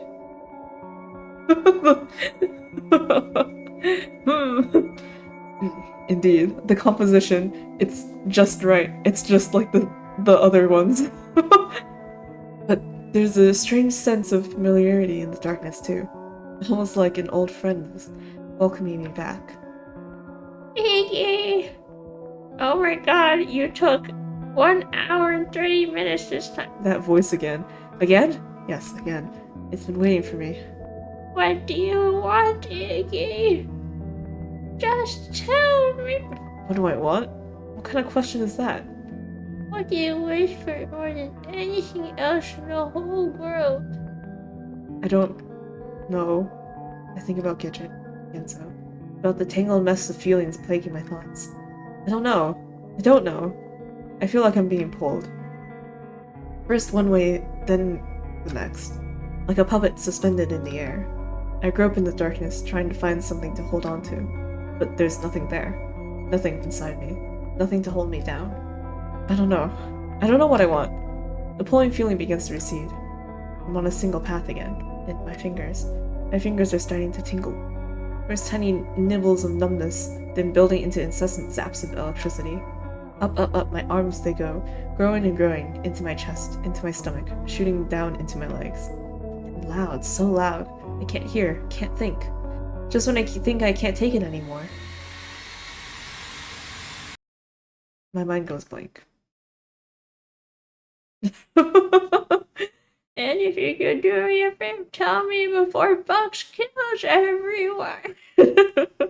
Tell me before Bugs spills the tomato soup this time, okay? Iggy. There's something soft below me. A furry warmth curled up and nestled against my back like an oversized lumber pillow. Iggy! Who is that? Cancel? Why is he in my apartment? The thought makes me laugh, and I roll over with a groan, pushing my face back into an exceptionally soft bit of fur with a smile of contentment. Give me 5 more minutes, Genzo. Then I'll come out for breakfast. Fuck's sake, Eggs, you're gonna get yourself buried in there. Wait a minute. My eyes snap open. This isn't my apartment, though that is Genzo. And what are we... I sit up with a start so fast it makes my head spin, and dots dance across my eyes. I immediately sink back down, fingers pressed to my temple as I wait for the world to stabilize itself. Fuck. Fuck is right, but let's just take things one step at a time, eh? A shadow overtakes my view, and I look up to see a familiar orange-capped head. I turn my bleary gaze towards Genzo. That's right, we're here. And like everything that's happened so far, this doesn't surprise me. I'm not sure anything would surprise me at this point. How long have you been awake? I ask with a groan. Genzo reaches down and grabs my hand, pulling me to my feet with a laugh. Long enough to hear you talk in your sleep. Who is Mr. Cornwall, and why is he trying to make you sing? Huh? Immediate rizzing. I stare at him a moment, head still struggling to catch up, then grunt and try to step toward the center of the room. My legs promptly give. The world quickly rises around me as I tumble forward. And I'd have gone all the way to the floor too if Genzo hadn't somehow managed to grab me ungracefully beneath my armpits, my arms cocked out like chicken wings. Let's just take it easy there, buddy. Not gonna get very far if you bust your head open on our childhood snack rack. He hauls me over to the table in question with a grunt, plopping me down atop one of the small chairs. It's barely large enough to encompass my adult rear end. We're really here then, I say as my gaze scans the room. My eyes flick from the table, still covered in half-eaten cookies, to the crackling fire, rounded windows, simmering stove. Everything is just as I remember. Almost as if I'd been here yesterday, or the day after yesterday, or the day after, okay. Had I been here yesterday? That we are, though I think you'd concur with me that it wasn't altogether entirely unexpected. Genzo's finger goes to his chin. No, I let my lips buzz in a sigh of remorse, and slap my hands across my forehead. But that's exactly why this feels so weird. What the fuck is going on? Some prime fuckery, that's what. Genzo laughs and waggles his finger above the table. I wonder if these are still good. He swipes half a chocolate chip cookie off the hardwood surface. Seriously? He shrugs. Guy's gotta eat. I push myself to my feet, leaving him to his cookie-munching ministrations and wandering toward the other side of the room. A chill sweeps up my back, and I curl my arms in front of my chest, all of a sudden feeling incredibly cold. My head is a mess, a jumbled snarl of out-of-focus snapshots dancing across my vision, and a whole smorgasbord of feelings to go with them. Ew. Fear, anger, panic, but also others I can't explain. Joy, relief, pain. I wince. I'm starting to feel nauseous. Your goldfish cracker is snack that smells back. Hey, you okay? Genzo's voice snaps me from my thoughts. And when I glance back, I see him staring at me, half a cookie hanging out of his mouth. The absurdity and strange familiarity of the image brings a sudden bubble of laughter up from my lungs. And when I try to suppress it, I end up snorting instead. Attractive. Kenzo smirks. Oh, says the one starving down who knows how long they've been sitting there, cookies. He starts as though he's about to make some sort of smart mouth rebuttal, but he ultimately shrugs it off, wandering over to me instead. Seriously though, you look like you're about to pass out. Fucking pale as a ghost, and I mean worse than usual. He presses the back of his hand to my cheek. The touch, combined with the words, sends lightning bolt synapses shooting through my brain with such force it takes the breath out of me. Both of us snap backwards. Did you... start just staring at him. Now it's Genzo's turn to go pale. Said that before, haven't I? Those same exact fucking words. What words? Oh, the pale... Did he? I don't... Honestly, okay, whatever. I can't remember exact sentences. I can remember some, like the zaps of the fingers and the whatnot, but like...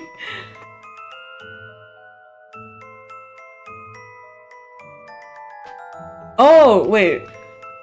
Was it like the press the hand to the cheek and then the words and it was like the other...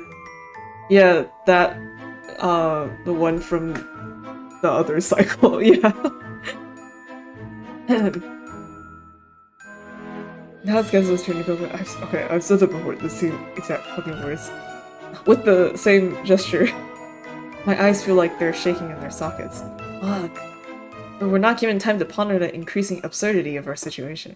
There's footsteps outside. Heavy, march-like, steady and methodical. Oh no, Genzo groans. We dash toward the window, but it's not like we need to. Both of us know what's about to round the bend outside. They appear as predicted, 2 by 2, boots bruising the dirt and long ears bouncing left, right, left. They round the curve of the well-trimmed path, kicking up dust with each synchronous step. I step away from the window, wringing my hands. The nausea plaguing my stomach is growing worse. Already, I can feel the walls starting to undulate around me, tendrils of panic clutching at my chest, my throat. Genzo, I moan before I can stop myself, breath coming out faster and faster. Genzo spins around, then starts toward me, face colored with worry. But just as he opens his mouth, the footsteps outside come to a stop. An abrupt stop. Even more abrupt than expected. It? Huh? The rabbit? Who's there? Show yourself! The squawk is so shrill it rattles the window glass in its pain. And the shock of it gives my bowels such a twitch that I'm pretty sure I spritz my linens on the spot. Okay, interesting descriptions. Eyes strained, I throw a look at Genzo, who looks equally as terrified. How could they... There's no way they could have... Then come the sound of boots. Crisp and sharp. The footsteps grow louder, nearer to the cottage door. He's coming. He's coming inside! My hand goes instinctively to Genzo's shoulder, fingers curling tight in the fabric of his jacket. Ruh-roh. Yeah, ruh-roh. And I see him move purposely to the left, putting himself between me and the door with one arm raised to keep me back. Closer. The rabbit's almost here now. I can hear the rattle of the iron on his boots with each deliberate stomp. Closer. The door is shaking on its hinges. I can see the rabbit's eyes in my mind. Jumpy, wild, bearing down on me. Then... I ordered you to show yourself. Just what are you doing back there? This is followed up by the sound of a rustled brush. Wrenched fabric. A yelp. I stare at the door. Blink. What? And my grip on Genzo's jacket loosens ever so slightly. Someone? Is it another rabbit? I don't know who...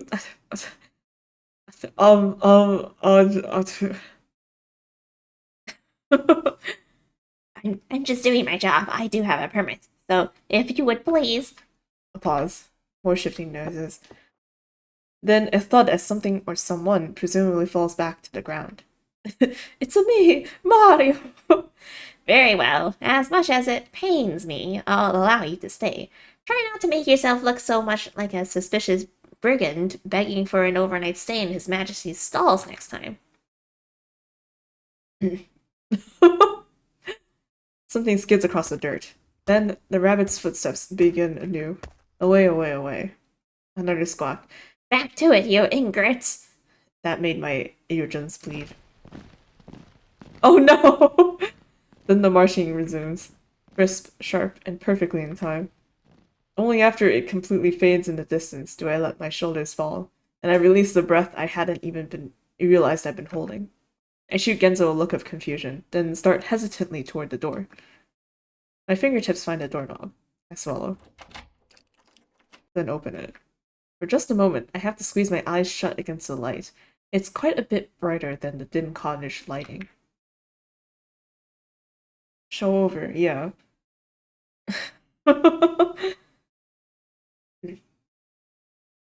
What?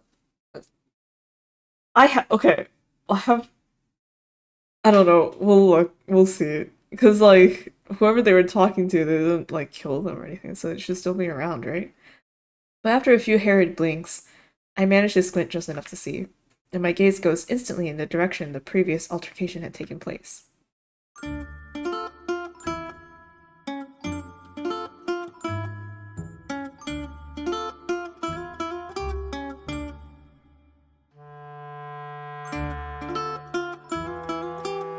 Who is this? Aris! Thank you, but your gambling addiction. A young man in a black vest stands. Oh shit! A young man in a black vest stands there muttering to himself.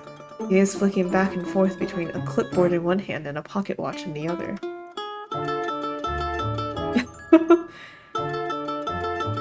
He doesn't look especially agreeable. In fact, between the scowl on his face and the 2-ton boulders beneath his eyes, he looks downright what?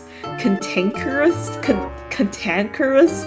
What is this word? I have never seen this word in my entire life. Hello? I managed to eke out, but despite my sheer bewilderment. The man's head pops up, and I see him size me up before flipping his gaze to the clipboard, then back to me.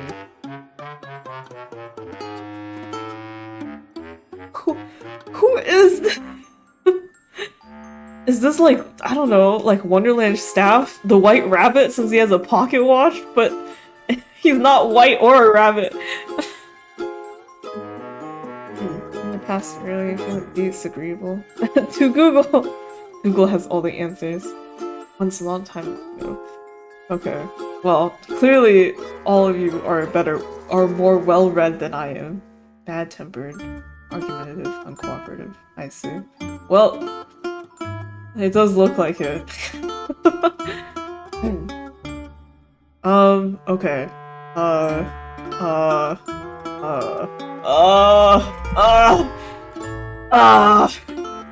There you are.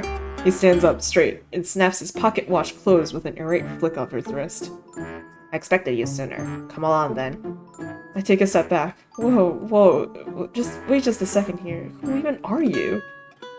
By this point, Genzo has made it outside, and at the appearance of this new individual, he brings a hand to my shoulder. Who's this fucker? The man cocks his head, looks at Genzo, looks back at his clipboard. There's only supposed to be one of you. And Genzo takes an indignant step forward, middle finger pointed skyward. There's quickly gonna be none of you if you don't start talking, jackass. The box is cantankerous. Hey, what do you mean I am cantankerous? Oh wait, did I say it wrong?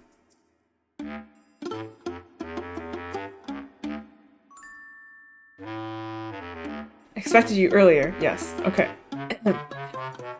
Hasn't valid. The man blinks. I'm only doing what I've been told. Pick up one Iggy Maxwell from the cottage by the lane at...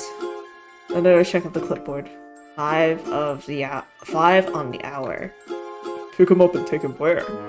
Why, to the mistress, of course. Oh no. Oh no! Mom's scared. Genzo looks at me. I look at Genzo. Mistress?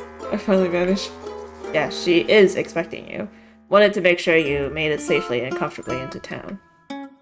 I take a step forward, one hand on Genzo's shoulder in an effort to assuage his palpable resentment. He snorts, but seems to have calmed some. You mean Gidget? I asked, despite being fairly confident of the answer. The man cocks his head in the other direction this time. That would be correct. I guess, I glance around.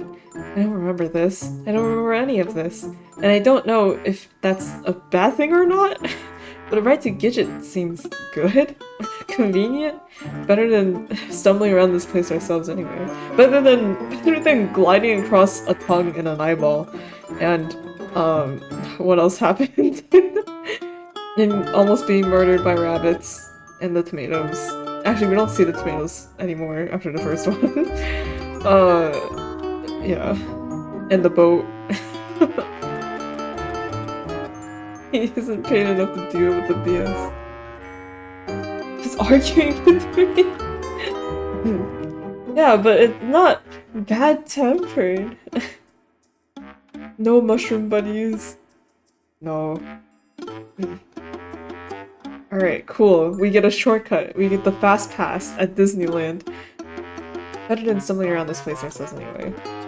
That sounds fine, yeah. We'll go. Iggy, Kenzo hisses. You heard him. He's taking us to Gidget, which is where we were gonna go anyway, right? I throw him a hand back in the direction the rabbit guards headed earlier. Better than taking our chances with the 7-foot-tall rabbits anyway. Kenzo looks like he wants to say something, then jerks away with a huff, wipes at his nose. I guess. I move toward the man who is now impatiently checking his watch again. I hold my hand out in what seems like a friendly gesture of hospitality. Iggy? And, this is Genzo? The man looks at my hand. Looks at me.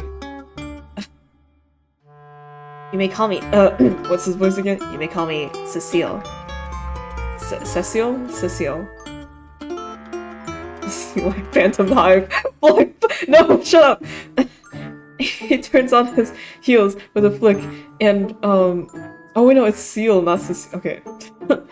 With a flick of his vest tails, hands shoved in his pockets as he stares down the path circling the cottage. Make him sound dead inside. Of course. This way. I simply watch him for a moment, blinking in silence and hands still outstretched, then jog to catch up. Genzo scuttles along behind, one hand to his cap. Both of us, however, are brought to an abrupt stop when we round the corner. Is this Cinderella? And come to face with the grandest carriage we've ever seen. My jaw falls nearly to the floor. 4 enormous gilded wheels hold it aloft from the ground. And the carriage itself, like a smooth white teardrop, sits amongst a nest of coiled green vines, almost like a pumpkin reigning over its patch.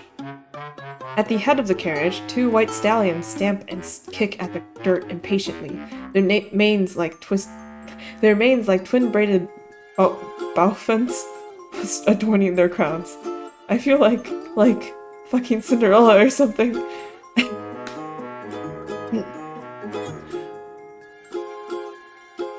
Cecile Tentacles, human cousins. Like 2 inches away. Pictures don't even. We're very close. We gotta get all the details. We're going in this. Genzo's voice rises a good 2 octaves. Cecile throws a bored glance at the carriage, voice monotone. Yes, that was the idea. Though it might be a bit... His eyes go back to Genzo. Tight. This was supposed to be a single rider after all. I see Genzo's face start to go red again. I bring a hand to his shoulder. It's fine, we'll make it work. Cecile opens the garage... not the garage door. The garage door! The carriage door with an apathetic kick, then holds his hand out. Oh no! Come along then, we're already late. Oh, right. I step forward, look hesitantly from Cecile to the open door, then grab his hand and use it to propel myself up and into the carriage. Once inside, I fall unceremoniously down onto the seat, banging my head against the back wall. For fuck's sake. But the pain is relatively short-lived, overtaken once again by awe as I gaze up and around the interior of the carriage. Where the outside had been utterly devoid of color, the inside is ours. Oh my god. Your gambling addiction, man! You can't keep doing this! No! Oh shit! QQ robots just enabling you. They're evil! Also, yeah, we can just sit on Genzo's lap. Easy. The outside had been utterly devoid of color, the inside is rife with it. Arching ceilings sewn with velvety swaths of red, blue, and yellow fabrics. Deep purple curtains pulled back against the windows. And even the chair I'm sitting on, a veritable throne. Sporting no less than 4 different colors in its selection of cushionary.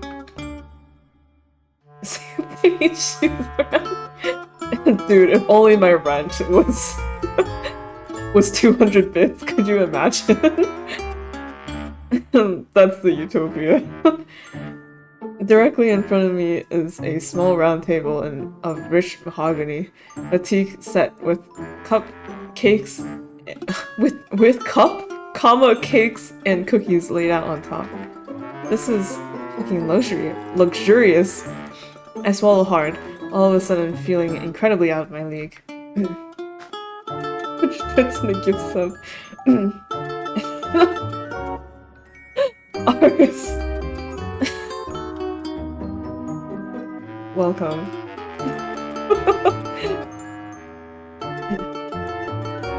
Wouldn't that make me the landlord, though?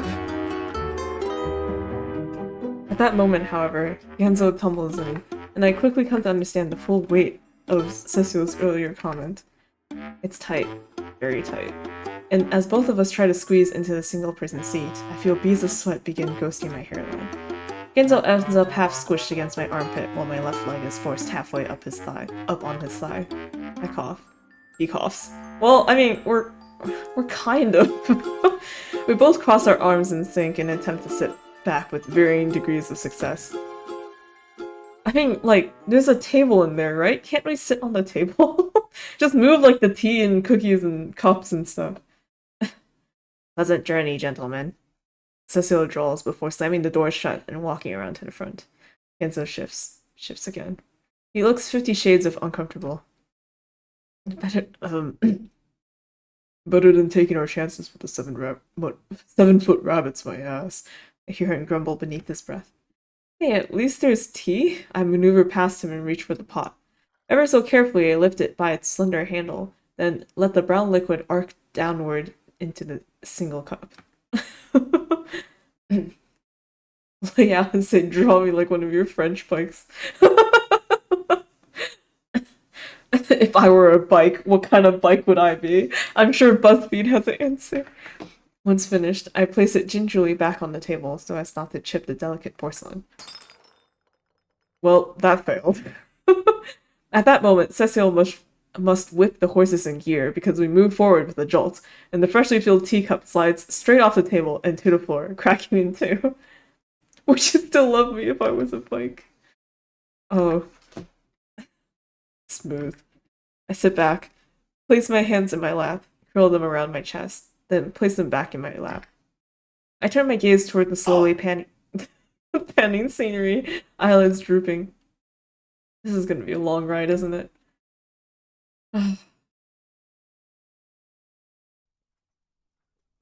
Don't know how long we ride. 20 minutes? 30? In any other situation, it would likely have been a delightful experience. Outside, the scene changes from one wondrous sight after the next. Lush forests of red dappled trees, rolling hills of sunflowers, picturesque river landscapes. But inside, I'm a jumbled mess of nerves, thoughts jumping from confusion over our current situation to anxiety about Gidget, to growing discomfort over the cramp in my leg. And the further we cruise, the more each of these thoughts morphs and expands. A particularly large bump in the road rocks the carriage, sending me hard against Genzo's shoulder. Sorry, I mutter as I sit back up. Genzo just grunts. He's still got his arm crossed, his face half buried in the collar of his jacket. break the tension by talking about the weather. No, we're not gonna have to. We don't. No, not the weather deck. Break the tension with a childhood memory. That's better than the weather.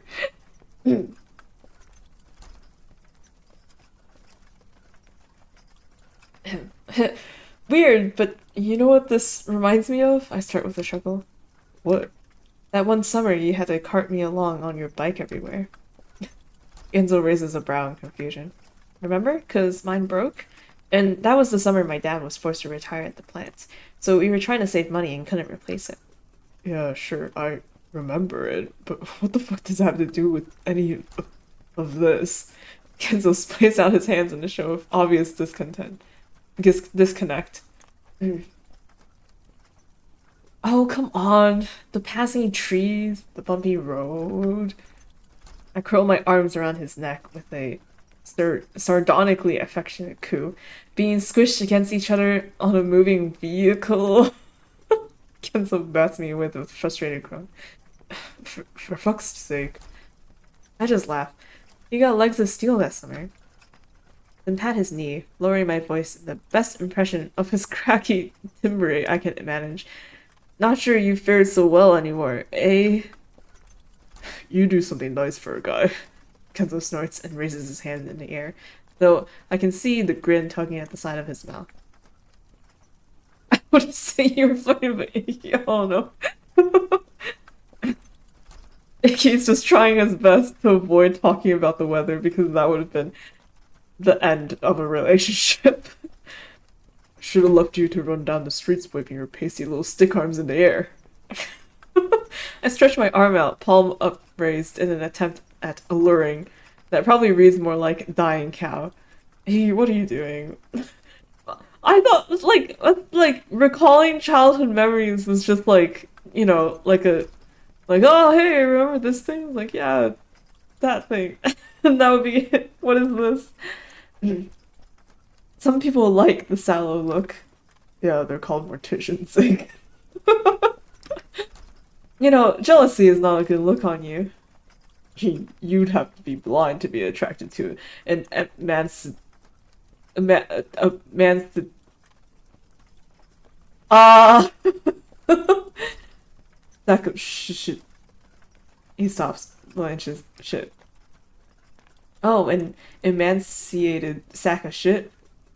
You've seen a lot of those in your day. I laugh. Look at him. Then it hits me. Oh.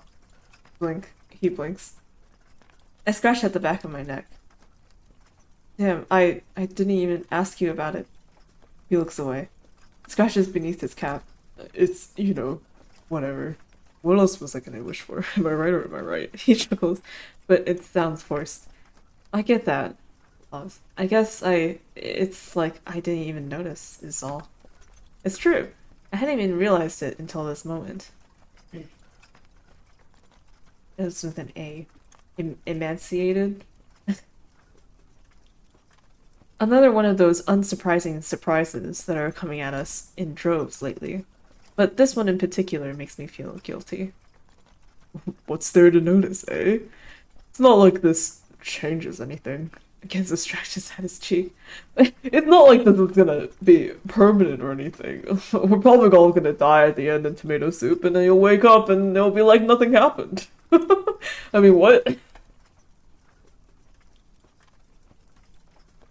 Oh wait, hold on. Pause. Because Honkai Star is doing drip marketing. Who is this character? Wait, hello?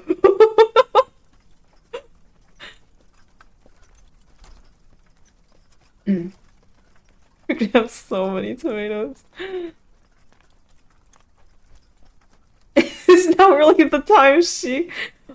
I have Discord open on the side, so like whatever Nick ends up sending, well, I see it.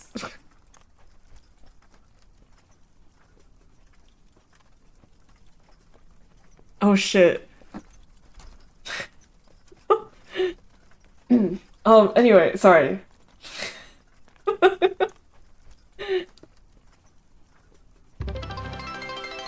Alright. Ours! No!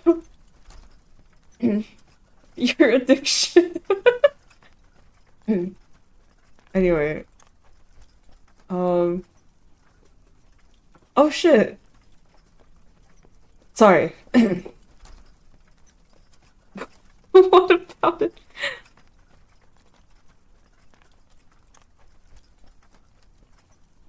Rank 24. Top 10%. Okay, sorry.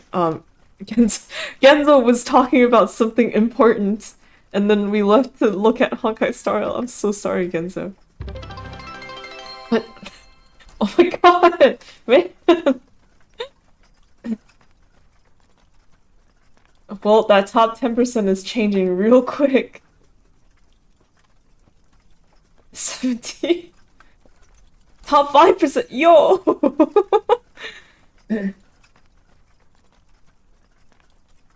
Anyway, Genzo was talking about how he is disabled.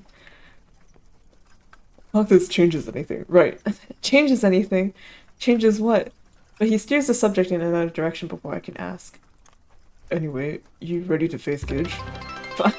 Ours, no, you're gambling. Bro. No! No! No! Ours! No! That was one of the yeah.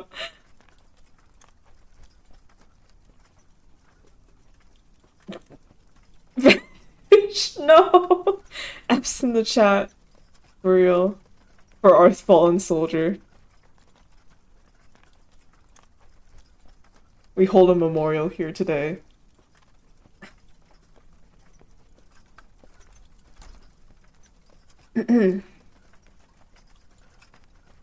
I'm so sorry, man.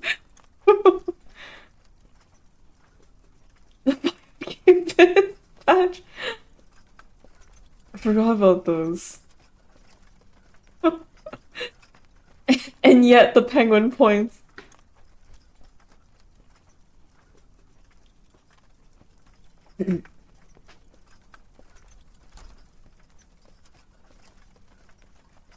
Oh, nice, nice. Customized bits badges. I think I probably can. Um, I'll have to double check, but I think so. Yeah. As of right now, it is just a square because I never done anything with it. Sorry.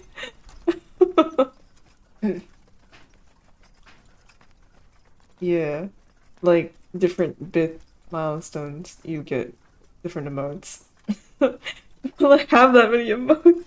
My hands can only do so much.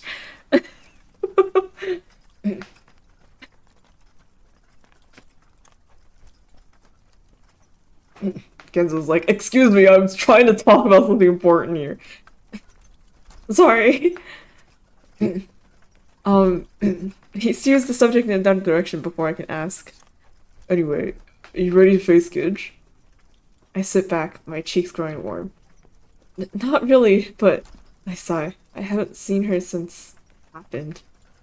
I start playing with my hands, scratching at my left index finger with my thumbnail. Do you think she's still, thinking about it? Iggy, she sent a horse-drawn carriage and a guy named Cecil to come pick you up. Cecil eggs. She's more than thinking about it. Yeah, this makes my cheek burn even hotter.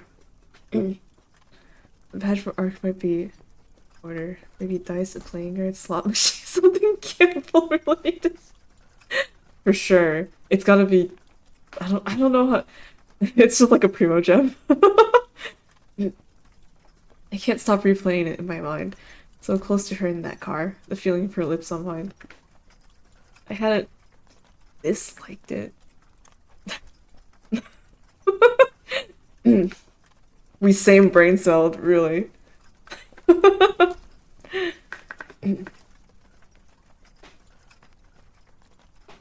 my god.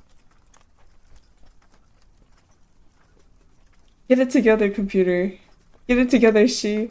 My dreams are also acceptable. It's like a weird combination of both. I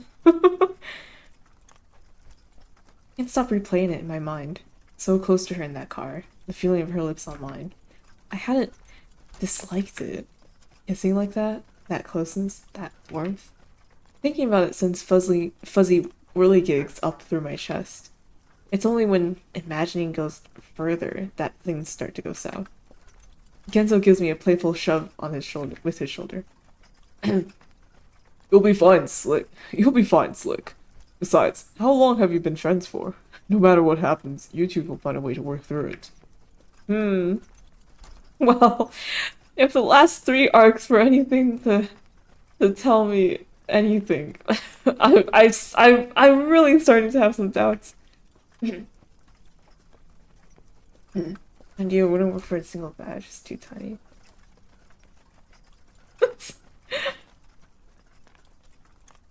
I sit back with a sigh, gaze turning upward. I wonder how close we are now. The gentle rocking motion of the carriage is starting to put me to sleep. I let my eyes flutter closed, then opened them again. Just staring up at the roof of the carriage. Those colors, those bright colors, that rocking motion. Something about that combination. My eyes closed again. Oh, shit. Iggy, they're opening up the bouncy castle. My brow twitches. Come on, Gen, bouncy castle! Fuck, that's right. When I open my eyes again, it's there in front of me. That's not a bouncy castle. All manner of hacked-together colors, brilliant and bright, shrieks of laughter coming from inside it. Inside as it shudders, shudders, shudders. Oh, this is at prom? They brought a bouncy castle to high school prom? Come on, Iggy. Gidget still has my hand. She gives me a tug to pull me closer to the entrance. Primogen plus stellar shade for you. Yeah. I mean, as long as it's some kind of, like, rock that's rainbowy colored. Just in middle school. That's what, yeah, right? Alright. At this point, I don't have much of a choice. Besides, when am I gonna have another chance to jump around inside an inflatable castle? Gidget pulls herself up and inside the entrance flap, promptly falling down on her rear end in a flurry of fabric. Graceful, I say with a laugh, starting to climb in after her. Then I pause, look back. Genzo and Orlam are just standing there, Genzo looking sullen and inebriated, and Orlam looking back and forth between Genzo and the castle with increasingly nervous flicks of his head. Do you want to go on it? I hear Orlam ask. Like fuck I do. Orlam winces but reaches toward him all the same, curling his hand around Genzo's wrist. It's okay, I can help you. Genzo slaps his hand away with a jerk, stepping backwards. Don't you fucking touch me! I feel all of a sudden guilty. Come on, Gen! I slide back out, dash toward him, already out of breath. I'll help you. I just said I'm not going on that thing. Genzo just squawks. It'll be fun, come on! I grab his hand. At the touch, his face morphs into something unreadable, and the corner of his mouth twitches.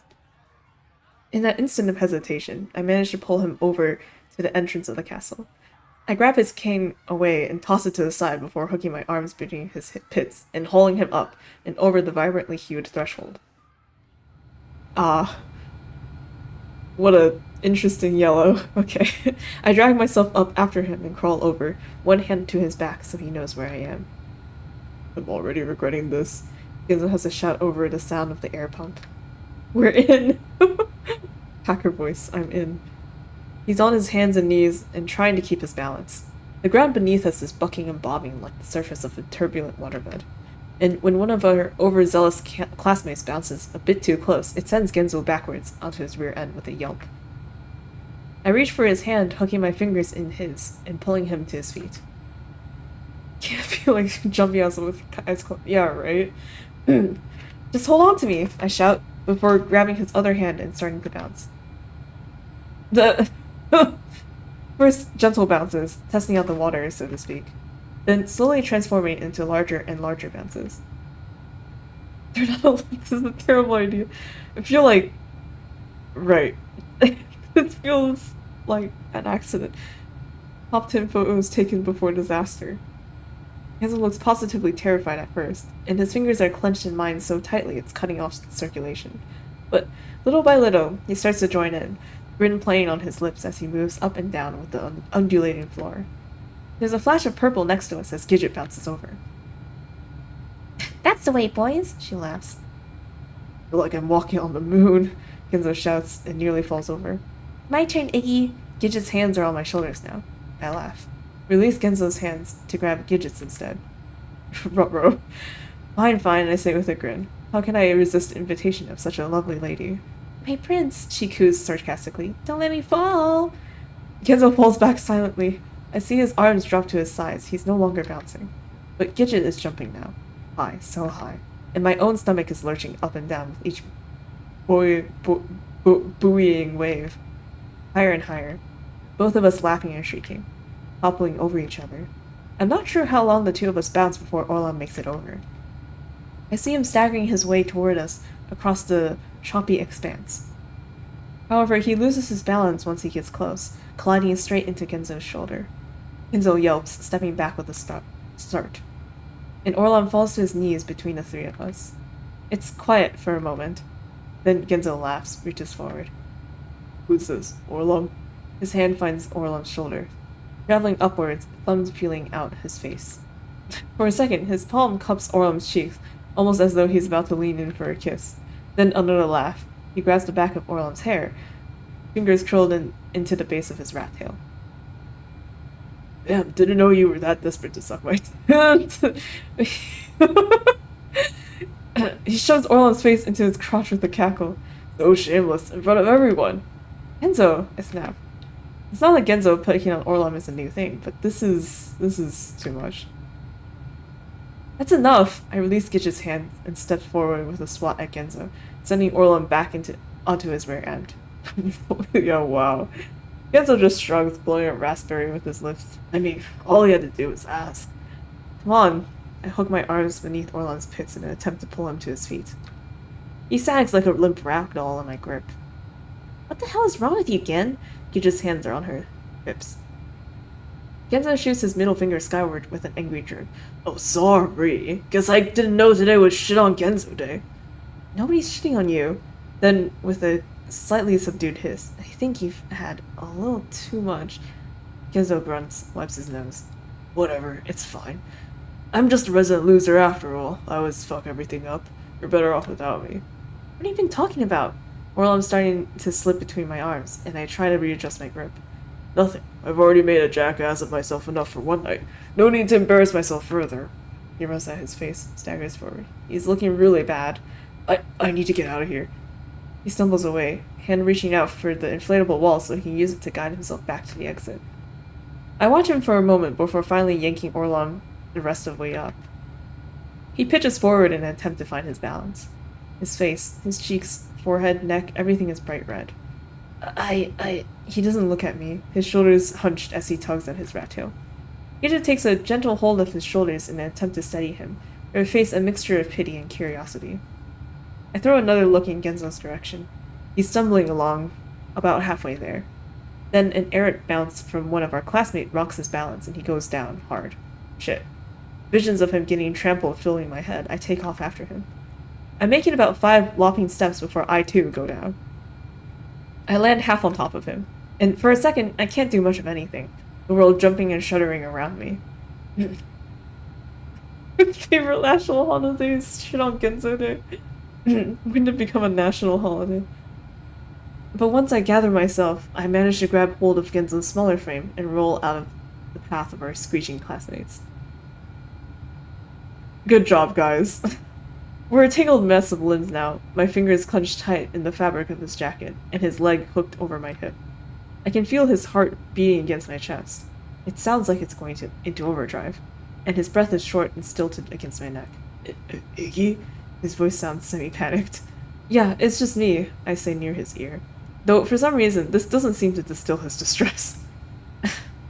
The kingdom of Orlandia.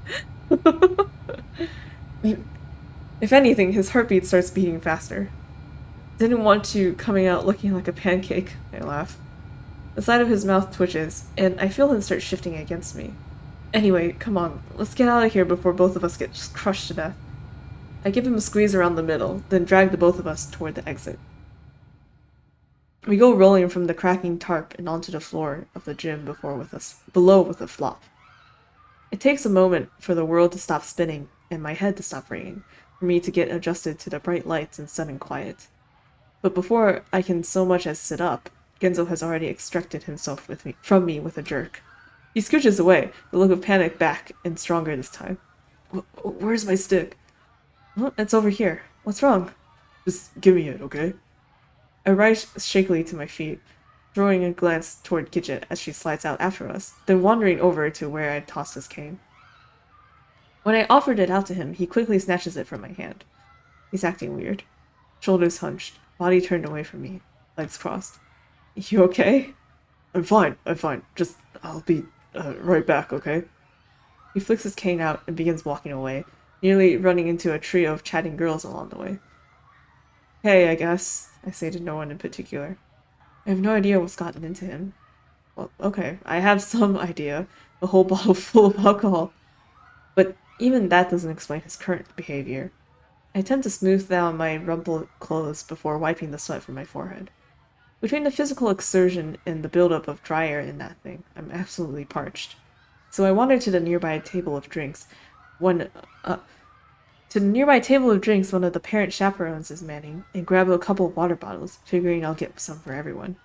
I'm on my way back, 4 water bottles tucked in my arms, when I see Gidget talking to Orlon. Said to tell you something. Huh? Said he needed to, help him with something. He needed you to, help him with something. He did? He did? Orlon gets very flushed at this. I can see him curling and looping his fingers through his rat tail. Yeah, he went down that way, I think. He gestures off in the direction Genzo headed. Orlon follows her finger with his gaze, glances back, looks again. Just as I arrive with the water bottles, he scuttles off, looking very much like a mouse escaping into its hole. Where'd he go? Gidget just shrugs, then sees the water. Oh, is that for us? Yeah, guess I'll just keep these for when those two come back. Yeah, adults hadn't even considered them.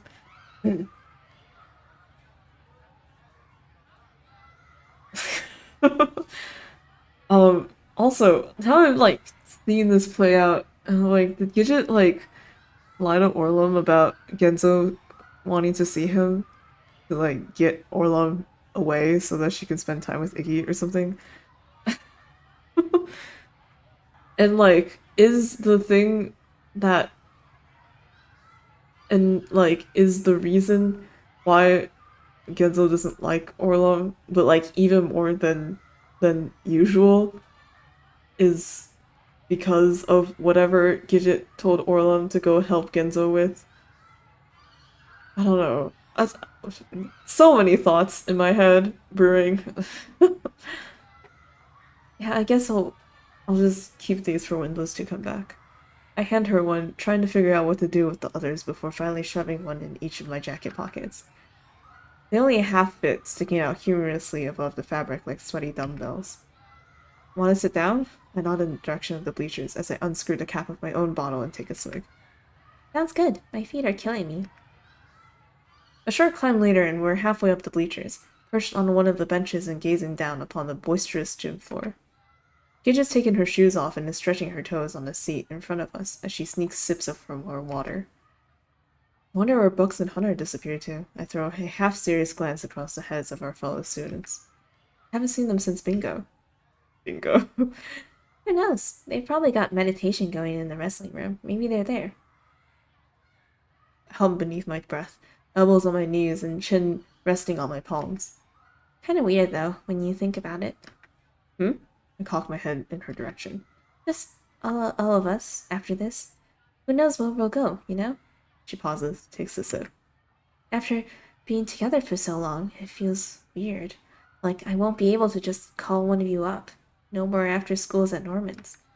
Yeah, it's weird. We sit there a moment, letting the silence linger between us. You still go into fashion? I finally ask. Yeah, I'm pretty sure. Campbell already accepted me anyway, so. I think back to a year prior, when Gidget had gushed constantly about wanting to apply to Springwood's software development program. Now, however, I haven't heard her mention Springwood since. I turn my gaze away, scratching the back of my neck. Water bottles feel especially heavy in my pockets. Apart from the pre-wedding thing, I feel like I haven't seen a lot of Bucks. Yeah, that's true. Bucks is like a year younger than all of us, I think. So she wouldn't she wouldn't really be in like the same class, I guess. Even though she is here. Hmm. Iggy? Hmm? When I glance back, I see her staring at her feet. Whose fault is that, Icky? Yeah. Do you think I'm pretty? I nearly spit out my water.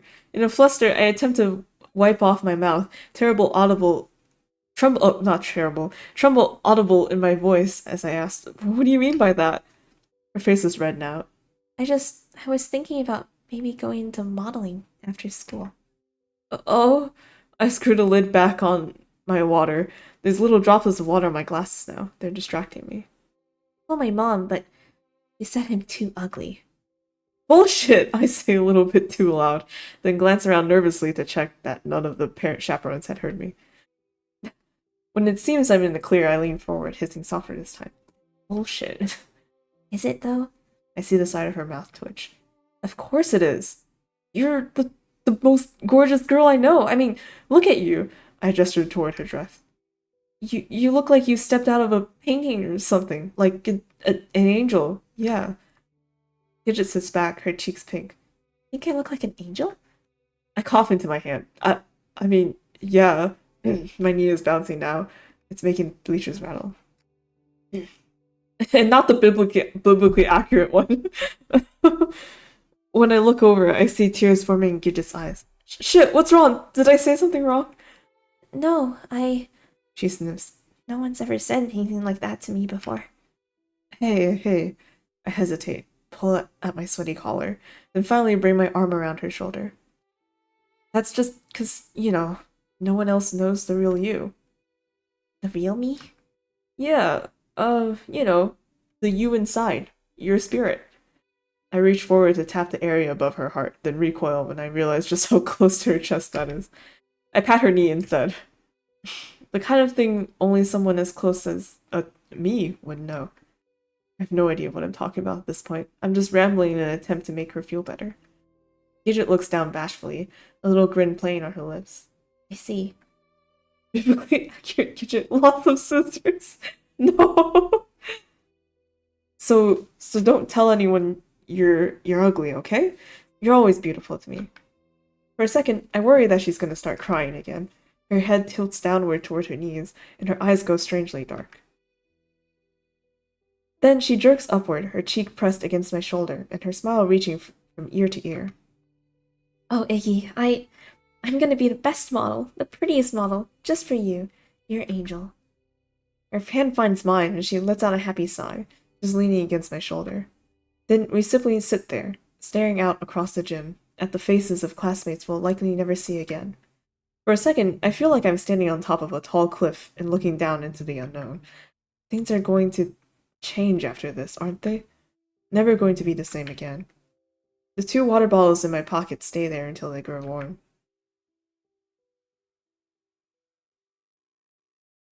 Ah! Okay.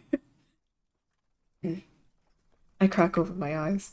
The world is colorful and bleary, my head cloudy, a little soft beneath my cheek. I must have fallen asleep? I don't really remember. At some point, my memories have simply drifted off into black nothingness. The calming lull of the carriage rocking beneath us had probably knocked me right out. I blink away the crust and sleep in my eyes, allowing the light to drift in and the world to sharpen. Everything is tilted just slightly sideways. Oh no. And I realize with a start that the pillow cradling my head and the one I'm currently drooling on is not a pillow at all, and it is in fact Genzo's head. I'm so sorry, Genzo. My whole body is slumped up against his like some kind of limp doll. And Genzo himself is just sitting there, staring straight ahead, his arms locked across his chest. Shit, I groaned and pushed myself up and away. The drool forms a nice sagging arc between his cap and my lips. Icky. I must have dozed off. I bring a hand to my forehead, pressing my palm into my eyes. Genzo just grunts. I toss a glance outside. We're still surrounded by trees. How long has it been? Genzo scratches at his head. Not that long, really. Though I can't help but feel he's lying. Let me, ask, I guess. He grabs the edge of the table in an attempt to pull himself forward and out of the tight grip of the seat, leaning toward the closest window. Yo, Cess? How much longer we got in this thing? There's no response. Cess? The kick? He pounds the side of the carriage with his fist. He pounds the side of the carriage with his fist. Hello up there? Someone shoved dicks in your ears or what? When there's still no response, he falls back with a disgruntled sigh, once again squeezing my pelvis into the side of the seat. Seek? Fucking clipboard carrying jack off. I let my gaze drift back toward the scenery. The trees are still there, but they're growing sparser, and I swear I can hear far-off sounds of life, wheels rolling across cobblestone, the clink of tableware, doors opening and closing. Wait, maybe where I start. When, all of a sudden, the carriage comes to an abrupt stop, and the two of us go lurching forward. The edge of the table slams into my ribs, and I let out a sputtered grunt. I'm really starting to dislike this guy, Genzo mutters. I hear what sounds like Cecile hopping down from the front of the carriage, followed by footsteps approaching the door. It opens with a jerk. Okay. Man, that was a long ride! We have arrived. We have arrived. Thank fucking God. Genzo practically launches himself out of the opening. His foot must get caught on the edge of the carriage though, because his launch quickly turns into freefall, and he face plants on the ground in front of Cecile's feet. Cecile looks down at him in disdain, then holds up a silent hand to assist my own descent. Yeah, right? That was a very long nap, Iggy. I can't help but feel like some kind of princess as I take it, gingerly avoiding Genzo's prostrate form on the cobblestones as I step to the ground. My gaze goes immediately to our surroundings. We're in some kind of small village. Quaint, white and dark wood cottages surround us on all sides, and puffing chimneys punctuate the uneven horizon. This is incredibly familiar, and not just from my childhood memories either. It feels far too recent for that. Gidget's here? I ask, as though there could be any doubt. Cecil makes some kind of affirming murmur in the back of his throat. Mistress. The mistress was hoping you would join her for dinner tonight. In the meantime, you may rest at the inn. My brain says no, but my stomach says yes. So, much to my chagrin, I accept this culinary invitation. Cecil looks at him, blinks. It's dinner for two. Genzo presses his lips together, looking positively affronted. You know, Sus, you're really starting to grate my last nerve here. He cracks his knuckles with a twitch of his head. I bring my hand to Genzo's shoulder. It's fine, Genzo. We need to figure out what's going on here anyway. It'll give me a chance to talk with Gidget, so... please? Genzo winces. His gaze drops. Right, of course, sure. He grins, but I can't but even I can't tell it's forced. Oh, but even I can tell it's forced. Don't worry about me, I'll find something around here. It's not like I'm not used to dying in solitude. Now it's my turn to wince.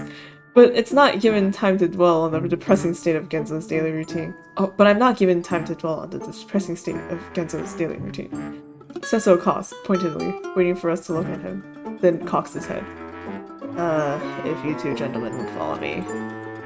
He turns on his heels with an abrupt twist, hands in his pockets as he wanders off toward one of the nearby buildings. I mean, hey Genzo, you can dine with Cecil, it'll be fine. Genzo and I can only shuffle along after him, my brain already spinning 1,000 anxious threads about what dinner will bring, and where the night will lead.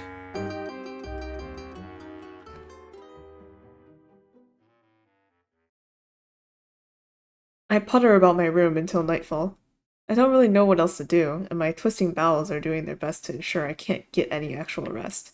I do take a shower, though, wash myself up, lie on the bed in my room, and stare at the ceiling, fingers laced across the nausea in my belly.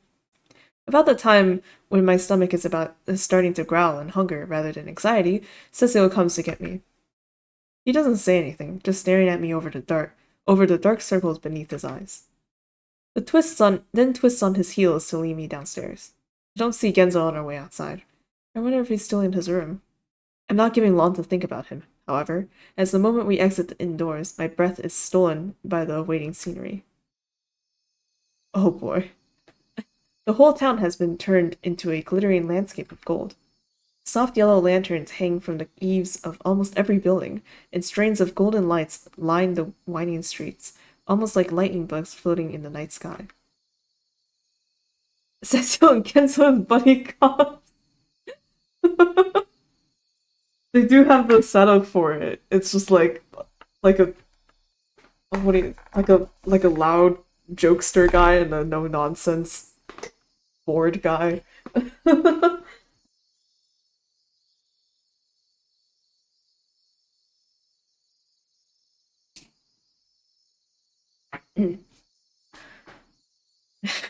Yeah.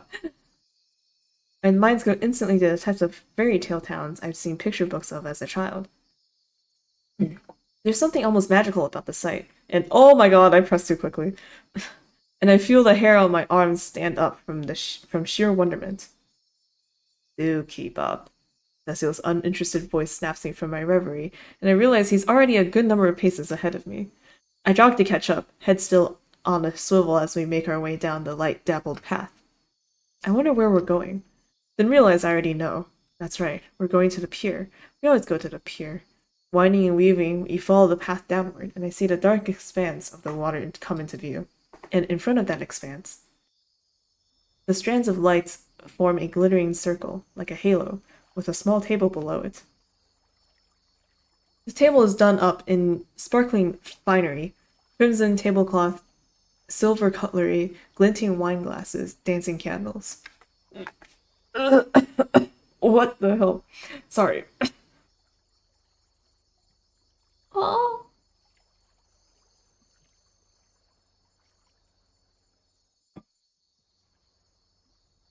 And surrounding the table itself are about 50 flowers worth of petals, adorning the ground like scattered snowflakes.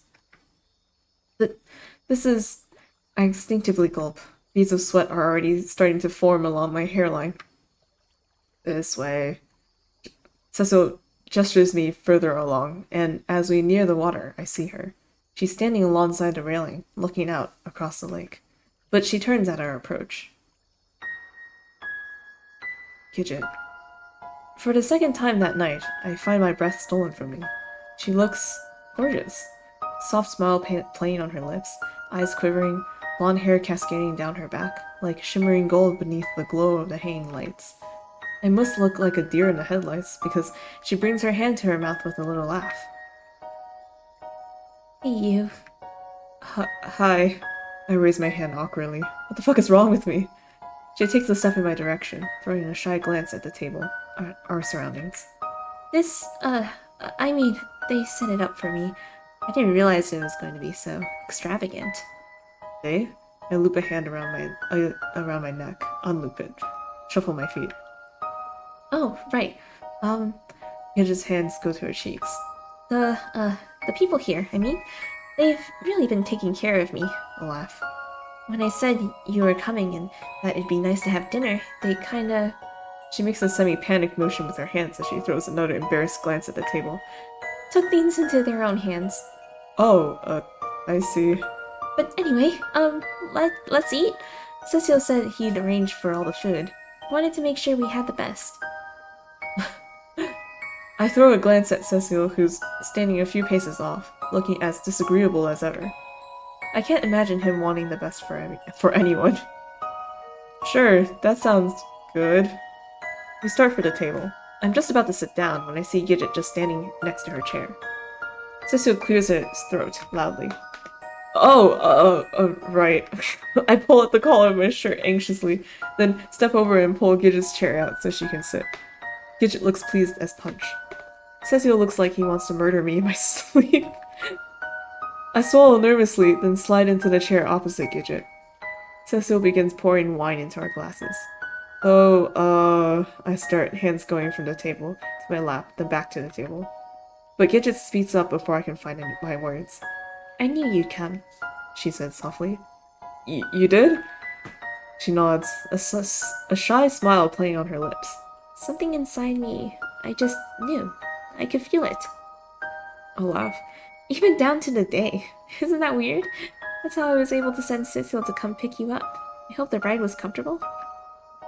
I love him sliding in from the side. Oh, yeah, it was fine. Great. No point in bringing up the seeing situation now, especially with Cecil practically breathing down my neck. I do know what you mean, though. I've had similar feelings myself, that things are familiar somehow. It's been weirding me out since I got here. Right? Like, how in the world can any of this be familiar? Gidget laughs. The sound of it reminds me of orange soda somehow. Her gaze softens, drops to the table. And yet, it is. Almost like this is right. This is where we're supposed to be. What we're supposed to be doing. The side of my mouth twitches. I'm not quite sure I share her opinion. I was gonna say, if you remember down to the day of when I'm gonna get here, then why not also remember everything else that's happened? I open my mouth to say something, only for Cecil to cut me off with a plate full of food. Your dinner. Oh, thank you. He places it in front of me, a steaming hot plate with vegetables, potatoes, and a large steak at its center. It certainly looks delicious. Just the smell of it sends my saliva glands into harmonious ecstasy. This looks amazing. Thank you, Cecile. Shall I provide musical accompaniment for the evening? Oh, that would be wonderful. Gidget brings her hands together with a smile. Would you? I would be delighted, he responds, completely deadpanned.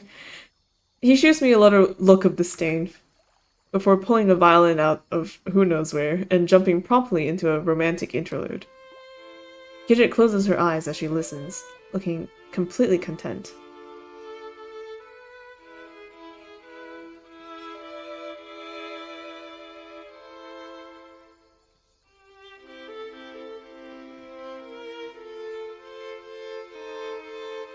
We hope he played a clarinet. Nah, it's gonna be a sad scene, so it's gotta be a violin. I mean, what? I take a hesitant sip of my wine. Where'd you get this guy? Oh, Cecil? She brings a finger to her chin, gaze turning skyward. Well, I needed someone to help plan and arrange all my shoots, so I guess you can say he's kind of like my agent. A laugh. But after a while, he started helping me out with other things as well. It's gotten to the point where I don't know what I'd do without him. I throw a wary glance in Cecil's direction. He certainly seems... The music stops. Cecil's eyes turn towards me. The dependable? I finish with a start. Him popping out of the background is really funny. Must be satisfied with this, as the music begins anew. Gidget just smiles. She picks up her wine glass, swirls it around, staring at the revolving liquid. Also, he was there for me when I first got here. It was a bit of a mess, to be honest. And all over the place, in a bit of a dark place. I see her lip tremble. I don't know. It was like there was a moment when I just needed someone desperately, and then he was just there?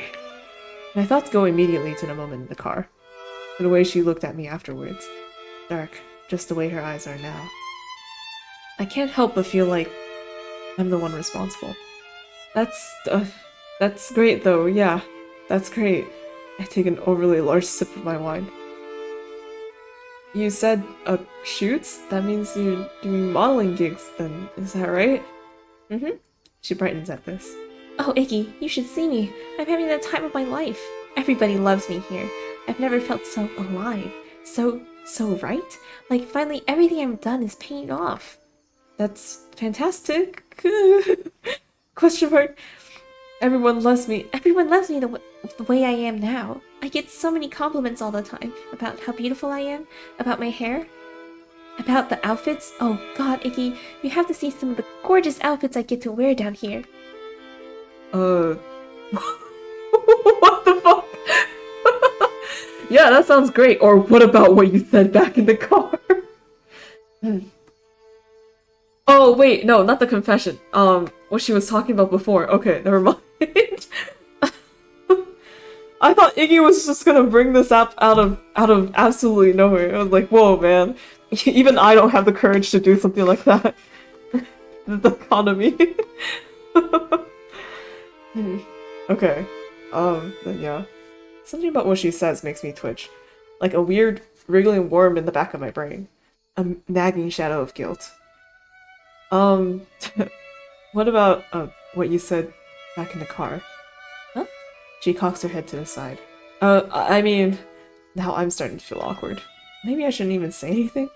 She looks so happy now, after all. But at this point, I've already brought it up. So, running a shaky hand through my hair, I continue.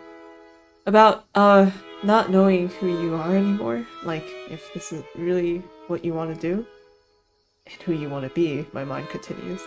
Though the words stop short on my tongue. She simply stares at me for a moment. And I see the side of her mouth twitch ever so slightly. But then the smile returns, a little bit too wide. Oh, that?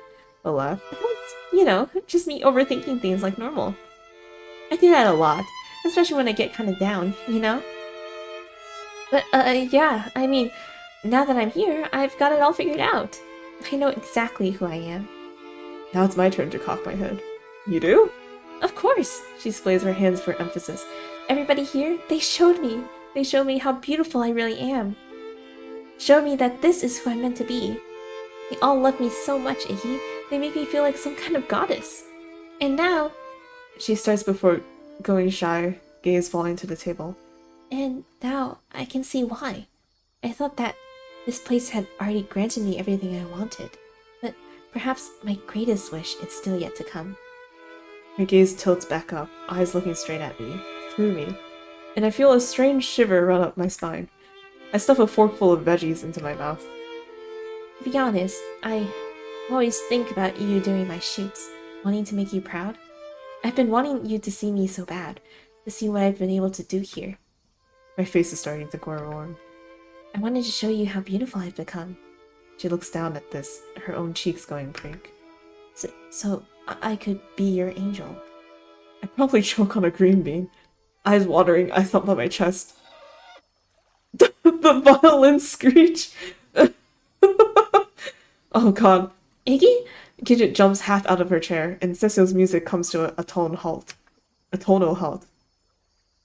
I sputter out a series of phlegmy coughs before I'm finally able to expel the bean from my throat, sending it flying back onto my plate with a gooey flop. Ugh. Gidget smiles nervously at me, forcing a chuckle. Are you, okay? Sorry, yeah, just, went down the wrong tube. Cecil just slides in, yeah. The intense judgment is crazy. Yeah. Cecil, I can't believe Cecil was just about to let us die. He didn't even try the Heimlich maneuver. Sorry, yeah, just, went down the wrong tube. I reach immediately for my wine glass and down about half of it in one gulp. And he's back to playing. He just sits back down, and Cecil sits back to his violin with a look of resentment in my direction. All I can do is stare down at the half-chewed beans sticking out from my mashed potatoes. This is going to be a long night. Fortunately, the rest of the dinner goes by without much fanfare. Cecil follows the path of nobility. If they die, they die. We talk about her shoots, what she's been doing down here, which brings up the topic of Orlom. Oh right, Orlom's here, isn't he? But like everything at this point, this comes at no surprise. Of course Orlom's here. Where else would he be? Gidget recounts a tale of one of his castle parties and grandiose pageantry. It's weird listening to her tell it, almost like I can picture it in my mind. Almost like I had been at one of those parties before with him several times. I see him in my mind. She describes them dancing, and I can feel us dancing, my fingers between his hand on my hip. It's the strangest sensation, and I'm all of a sudden overcome with a guttural sense of loneliness, as though a piece of myself is missing. Piece that fits nicely, curled up against my side. Tuft of orange hair tickling my bare arm. I shake my head to dispel the thought. You didn't do the kinky thing, did you? No. There was there was this PG of us playing video games as Orlom does the kinky thing in the background, which I thought was kind of funny. This is getting weird, but at this point, I've stopped questioning just about everything. When Gidget asks what's wrong, I simply laugh it off. Laugh him off. Right. It's nothing. None of that's real. Tool's clear history didn't even happen. I want to see that now. Your imagination will probably supplement the information. Gidget is real. In front of me, looking at me, waiting for my answer. That's right. I need to tell her, but no matter how I try, the words get stuck in my throat. Would you still want to be my angel if you knew? The smile on my lips quiver. Knew what I'd never be able to do for you? Thinking about the answer shames me, and my throat clenches even tighter around the words. Once dinner is finished, we leave Cecile to clean up the table and start back for the inn. We take a roundabout way up through the winding roads, just gazing up at the lights and the dark expanse of sky. At some point, Gidget's hand finds mine. Gidget's hand finds mine, and I don't pull away. Her fingers are soft in mine, warm, secure. A comforting presence keeping me tied to reality and free from the cloying grip of my self-doubt. When she smiles at me, something unclenches inside of my chest, and I feel at home. We near the top of the hill, back into the main square. I can see the inn just on the other side. Our walk will be over soon. Our talk will be over soon. Unless. And I haven't told her yet. My heart starts to pick up again. To do it now. But the thought of the light vanishing from her face, her fingers slipping from mine, never to reach out for them again, steals the words every time they dance across my tongue. Iggy? I feel her come to a stop, so I stop too, looking back at her. She looks at me, at the ground. I feel her fingers tighten around mine. I'm sorry, she finally says. For what? For that day back in the car. She presses her lips together. It feels like forever ago to me now, but there hasn't been a day when I haven't stopped thinking about it. Haven't regretted it. I shouldn't have pushed myself on you like that. I just... Her fingers start to shake. Then I see the tears come. First tiny sparkles that dance on her eyelashes, then morphing into rivers that wind down her cheeks. Hey. I reach forward before I have the chance to think about it, pulling her into my arms. She buries her head into my shoulder.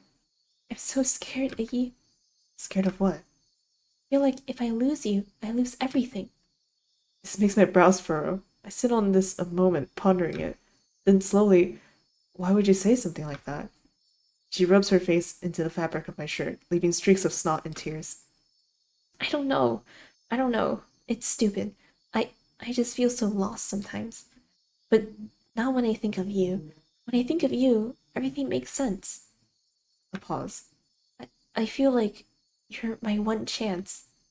A sniff. Only one who can like someone like me. Gidget.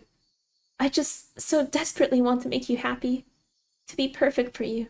So we can have the perfect life. Something twists inside of me. And I'm not sure if it's related to the residual guilt still building in my gut. The fact that her words hit terrifyingly close to the feelings I've entertained myself. Or something else entirely. I pull back with a frown. And... No, shush! And as she looks down at me, her eyes watery and streaked. I feel my muscles move on instinct, almost like I'm being pulled by some invisible force. I reach forward, lifting my toes ever so slightly. and press my lips to hers. Her eyes open wide at first, then squeeze tight, tears flooding their corners as her arms go around my neck. Look at this. Fuck. Fuck, it feels good. Just holding her like this, her lips wonderful against mine, sweet against mine, washing everything else away. And when I pull back and see her cheeks rosy and her mouth cocked in that usual off-kilter grin of hers, I can't help but think that she's the cutest thing I've ever seen in my entire life. She brings a hand up to wipe at her eyes with a flummy chuckle. God, look at me. It's okay. I probably don't look much better myself. Silence settles over us as we simply stand there, identical awkward grins on our faces. What do I do now? I've never been in this situation before. Does she expect me to do something? Say something? I bring a hand to my forehead. I'm feeling sweaty again. Sorry, I'm really bad at this, I finally say, voice cracking. It's okay. I am too, honestly. Gidget brings her hands up with a little wave, her gaze dropping in nervous uncertainty. Is this a new song? Maybe? No! Oh shit! Never mind. The new song holds a terrifying power. Do you want me to walk you home? I glance around, suddenly feeling quite stupid. Not that I know where home is. Gidget just laughs. It's just that little house down the road. The people here got it ready for me a little while after I arrived. Alright then, I'll walk you to that little house down the road. I say with an undoubtedly dorky grin, then re-find her hand. I would be delighted if you walk me there. Walk me there, good sir. He gives a little half bow, half curtsy thing with a snorted laugh. Then the two of us are making our way along, back down the path, interlocked hands swinging between us like high school sweethearts. For once, I feel fucked. Fucking fuck. I didn't tell her. I stare at the ceiling of my room back in the inn, my fingers clenching at my cheeks and pulling down the skin around my eyes. I had one thing I needed to do. Just one job. And I couldn't even do that. If anything, I probably just made it worse because now she has like expectations. Now she's gonna assume things of me, hope things of me, and I'm gonna let her down. Oh fuck, am I gonna let her down? I roll over onto my side, bringing my knees in against my chest. Fuck. She's gonna hate me. I'm gonna break her heart. Already, the telltale heart is building. No, not heart, heat. Is building up beneath my eyes, tears pricking the corners. And the nausea is back with a vengeance. Thank you. Cruel and bitter as it eats away at my heart. Before I can completely lose myself to my misery, however, there's a knock on the door. I blink my eyes. Sit up. Who could? I wipe at my face to erase the blurry traces of tears, push myself to my feet. But as I'm taking a step to the door, a wave of deep, guttural fear washes through me. I stop. Why does opening the door suddenly feel like an incredibly bad idea? Yeah, like something about scissors? I look down to see my fingers shaking. And when I swallow, my throat feels unbearably tight. Cold steel. Pressed against my neck. Snipping. But I shake my head. Will away the thoughts. Stupid. Oh no. Don't we have like a peephole or something like that, like hotels do or apartments do, where you can just check who it is outside? I step toward the door and turn the knob. But I stop before I can finish. It's not Gidget. It's Genzo. And looking mildly shell-shocked too, as though he'd just forgotten everything he'd been about to say. Oh, he manages, his eyes twitching. What is it? I run a tired hand through my hair. He bites down on the lip with on his lip with a frown. Looks up, down, then finally breaks out in an overly wide grin. How'd it go, huh? I wince. This is not really what I need right now. But at the same time, familiar company does seem more preferable than drowning in my thoughts. I nod for him to come in with a little grunt. He steps inside almost nervously, looking around the room as he smooths down the front of his jacket. It went great and horrible, I finally say with a sigh. He plops down on the bed. That's what we learned individuals like to call it oxymoronics. I didn't tell her. Kenzo's brows arc. You didn't tell her? No! I sink down next to him before falling flat on my back, hands to my face. I chickened out, okay? I couldn't fucking do it. He looks back at me, his eyes tight, then brings a hand to my knee with a reassuring squeeze. It's okay. These things take time sometimes. I just groaned. His voice provided me no comfort. I couldn't stop thinking about how she'd hate me once I told her that I ruined everything, that she wouldn't be able to look at me the same way anymore. There was a long, pregnant pause after this. Genzo seems to be looking at the far wall. Silent, still. So still, in fact, that if it weren't for the gentle rise and fall of his shoulders, I would have sworn he'd died right there in his introspection. He shifts again. Then finally flops onto his back next to me, both of us just staring up at the ceiling.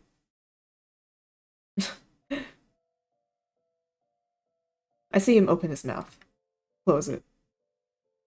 I have something I've never told someone. Fuck. Fuck. Words. Oh my god. I have something I've never told someone too. Really? You? I laugh in spite of myself. You've always said the first thought that pops into your head. It makes him smile. I don't deny that. More silence. I toss a curious glance at him. He's got his lips pressed together and is blinking just slightly too rapidly. He says, his voice cracking. Then he shifts his hand over, on top of my forearm, fingers curling around it softly. He goes still again, just lying there, stomach moving up and down with his breath. I feel his fingers tighten. They leave clammy dents atop my skin. And I hear him swallow. Then his grip loosens, and he gives my arm a little pat, almost as though praising a dog that just performed an impressive trick. Just don't be like me, he says finally, though his voice is notably strained. I throw another glance at him, but his gaze is still pointed upwards. All that for that? I cock a brow. This makes him laugh. You know me, I'm a sucker for theatrics. More like you're just weird. That too. I let my gaze return to the ceiling. Now both of us are just staring up at it again. That expanse of white overhead, threatening to swallow us whole.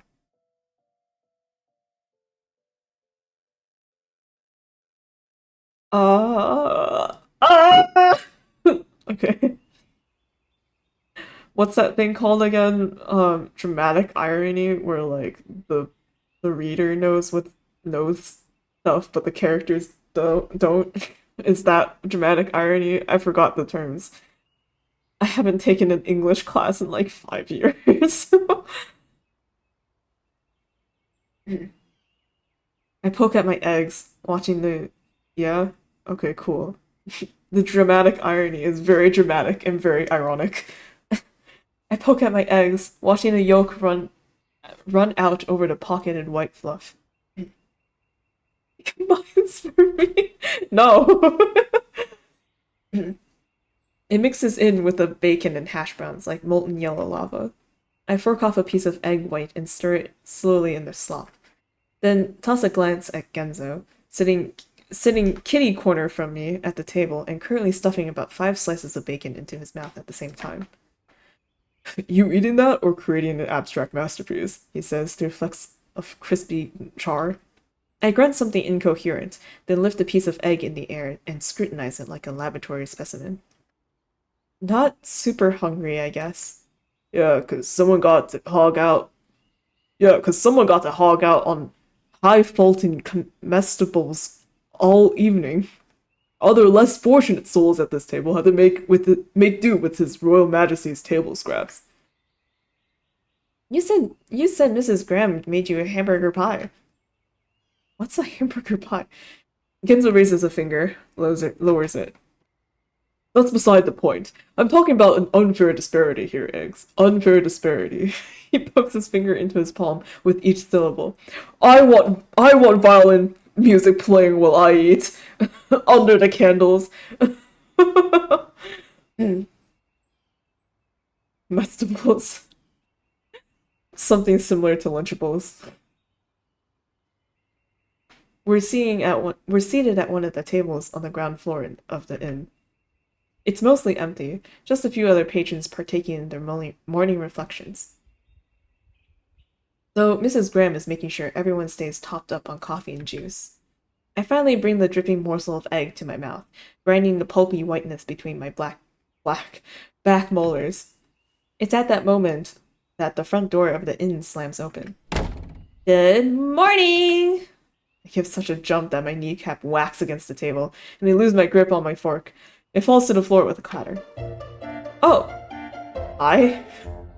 Gidget waltzes towards us, Cecile behind her as usual, as I scrounge around for it. You're in a good mood, Genzo muses as he wipes off his mouth. I'm in a fantastic mood. Gidget takes the seat opposite of us with a flourish, resting her chin across her intertwined fingers. She's got a different dress on, a green one this time, with a matching hat obscuring the blonde crown of her head. And why shouldn't I be? This is a time for celebration, no? Celebration? I ask as my fingers finally wrap around the handle of the fork. Oh boy. I sit back up, and look back and forth between Gidget and Cecile, who's standing more morosely behind her, his hands behind his back. What for? Gidget's cheeks flush, and she turns her gaze downward. Well, you know, for this and that. But seems to snap back. But mostly to celebrate your arrival, of course. Isn't that reason enough to celebrate? She whips. She waves a flippant hand back at Cecile. Show him, Cecile. Play the horn of celebration.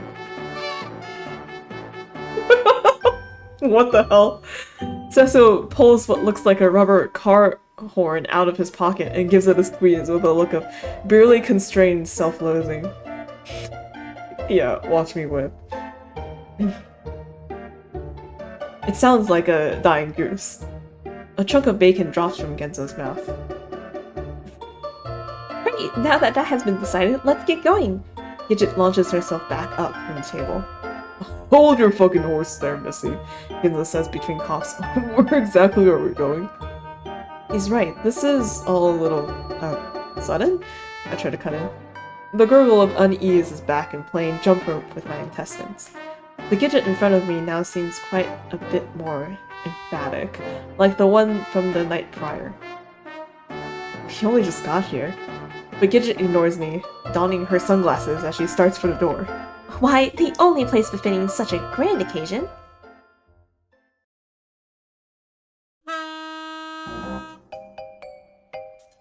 The castle across the lake! Where Orlom is? 5 minutes later sees us on the pier, crowded around the ramp leading up to a fabulously ornate sea craft. Holy pee-hole of Poseidon. Going in this? Gidget lifts the brim of her hat to gaze up at the good ship. How else do we propose we cross the water? This is my personal yacht, after all. Then we should chuckle. Or would you prefer a tiny sailboat for two? There's something about the way she says this that gives me pause, but I ignore it. Instead, squinting as I let my eyes pan the horizon in search of spires. Biggs, Genzo hisses next to me. And when I don't turn and look right away, he gives my shirt a tug, jerking me down to his level. Is any of this, I don't know, ringing any alarm bells for you? Not alarm bells, perhaps, but he does have a point. Though the yacht itself is certainly new, the idea of crossing this lake isn't. Nor is the thought of what lies beyond it. And I find myself strangely torn between the feeling of homecoming and a feeling of panic-inducing dread. I feel like we don't really have much choice. Maybe you don't, because you've gotten yourself all goo-goo-eyed for Miss America Pie over there, but I've still got at least some of my wits about me. And they're currently screaming at me that if I want to live, I need to face my ass pronto. What? If I go over there, I guarantee it's gonna be tomato soup central. Okay, now you're just being dramatic. A bit dramatic. Dramatic? You didn't sense the boner. What? You don't sense the boner for murder rising to full salute on the other side of that lake? I finally pull myself out of his grip, smoothing down the front of my shirt. Gidget already told me. It's just Orlom. I guess he holds a lot of parties or something. Okay, so a freckle boner then. Orlov would never do anything. Girl.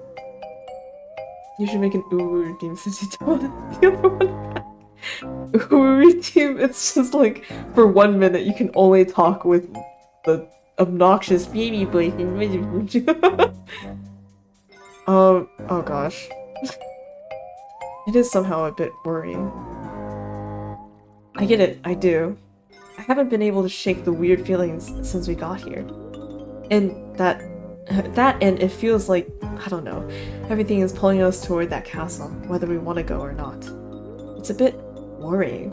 I throw a glance out across the water, squinting against the sun. Right? So, let's just give this one a pass, eh? Maybe chill out here for a few days, then pack it up. I've already had my fill of this place anyway. Who needs a magical land of wishes when you've got 2 pounds of your mom's frozen dumplings sitting in your freezer back home, eh? But somehow, despite what I said, his words passed in one ear and out the next.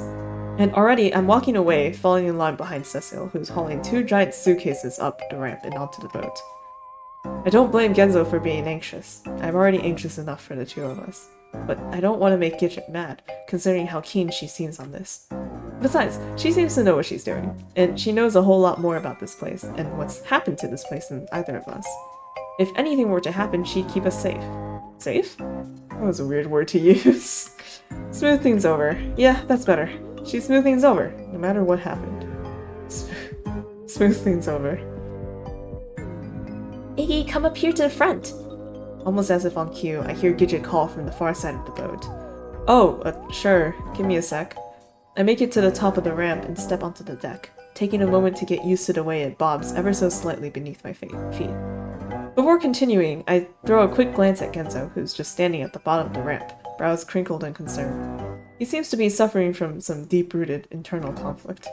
Finally, however, he grumbles something beneath his breath and scuttles up the ramp after me. Only doing this for you, he smothers with a pout. Come on, he'll be fine. I hope. But that last part doesn't quite make it past my tongue. Oh gosh. Gosh. Wow! Do you like ships? It doesn't take long for us to leave port. The last few checks to ensure we're seaworthy, then the little yacht is slicing through the cerulean landscape like a knife through butter, leaving nothing but a trail of white surf behind. Soon, there's nothing but blue as far as the eye can see. How long till we make it across? I asked Cecil in what me feels like a perfectly reasonable question. He, however, just glares at me and stomps down the stairs into the yacht's interior. Okay, cool. I stare at his retreating form in confusion. Was it something I said? Rather than let myself worry too much on this matter, however, I elect instead to explore the yacht. First the upper deck, walking from bow to stern. From bow? Was it bow or bow? Then back again, my hand tracing the railing. Then down inside. I mean, I'm on a boat? It's larger than I expect, complete with small dining area, a kitchen, a room to lie down in, and a walk-in closet. And fancy too, from the rich mahogany window frames to the marble tables and countertops. On my way back up the steps, I catch what sounds like Cecile talking to Gidget. I really must insist you wear something else. What are you talking about? This is perfect. Iggy will love it. And you do everything he wants, is that it? Cecile, we're not having this conversation. I only want what's best for you. This isn't you. Oh, and you know exactly who I am and what I want now. Is that it? That's not what I was implying. I make it to the top of the steps, and both of them turn around. Oh boy. Gidget is wearing...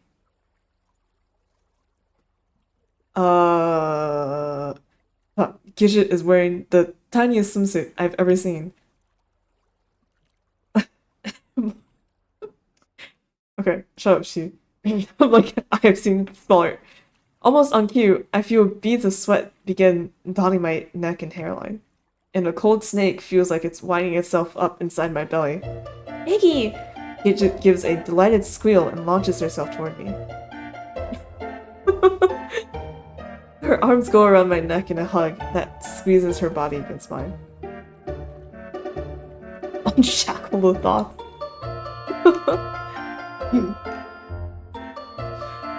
It's a bikini, but like, I don't know.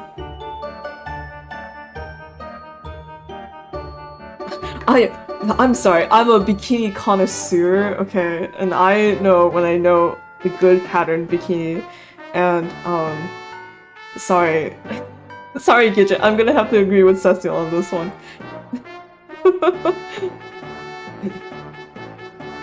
My feeling of cold discomfort increases about 300%. Fortunately, she doesn't stay long. Is that what you majored in? Yeah, that's why I can't help with your English or your calculus. I only know about bikinis.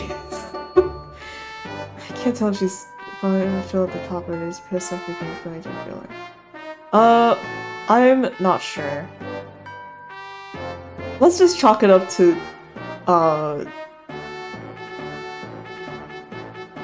boobs are really hard to draw. She pulls away, instead spinning around to show off every angle of her immodest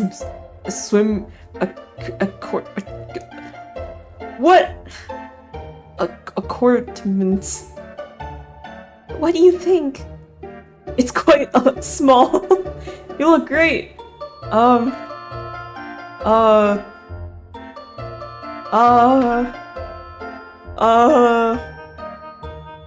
don't know. I don't want to like keep enabling her. I feel like we gotta start pushing back somehow, even if it's just this. Okay. I'm having a hard time trying to form words, and I bring a hand up to my forehead to disguise my discomfort. I don't even know what to say. It's quite small, that's for sure. But this is apparently the wrong thing, because I see the corners of Gidget's mouth droop. Now you're acting just like Cecile. She brings her hands to her hips. Always do this. Don't do that. Are you sure you want to wear that? Cecile doesn't say anything, though I see his brow twitch ever so slightly. I thought for sure you would like it, Iggy. This is what you think of me? No. Her gaze falls shyly.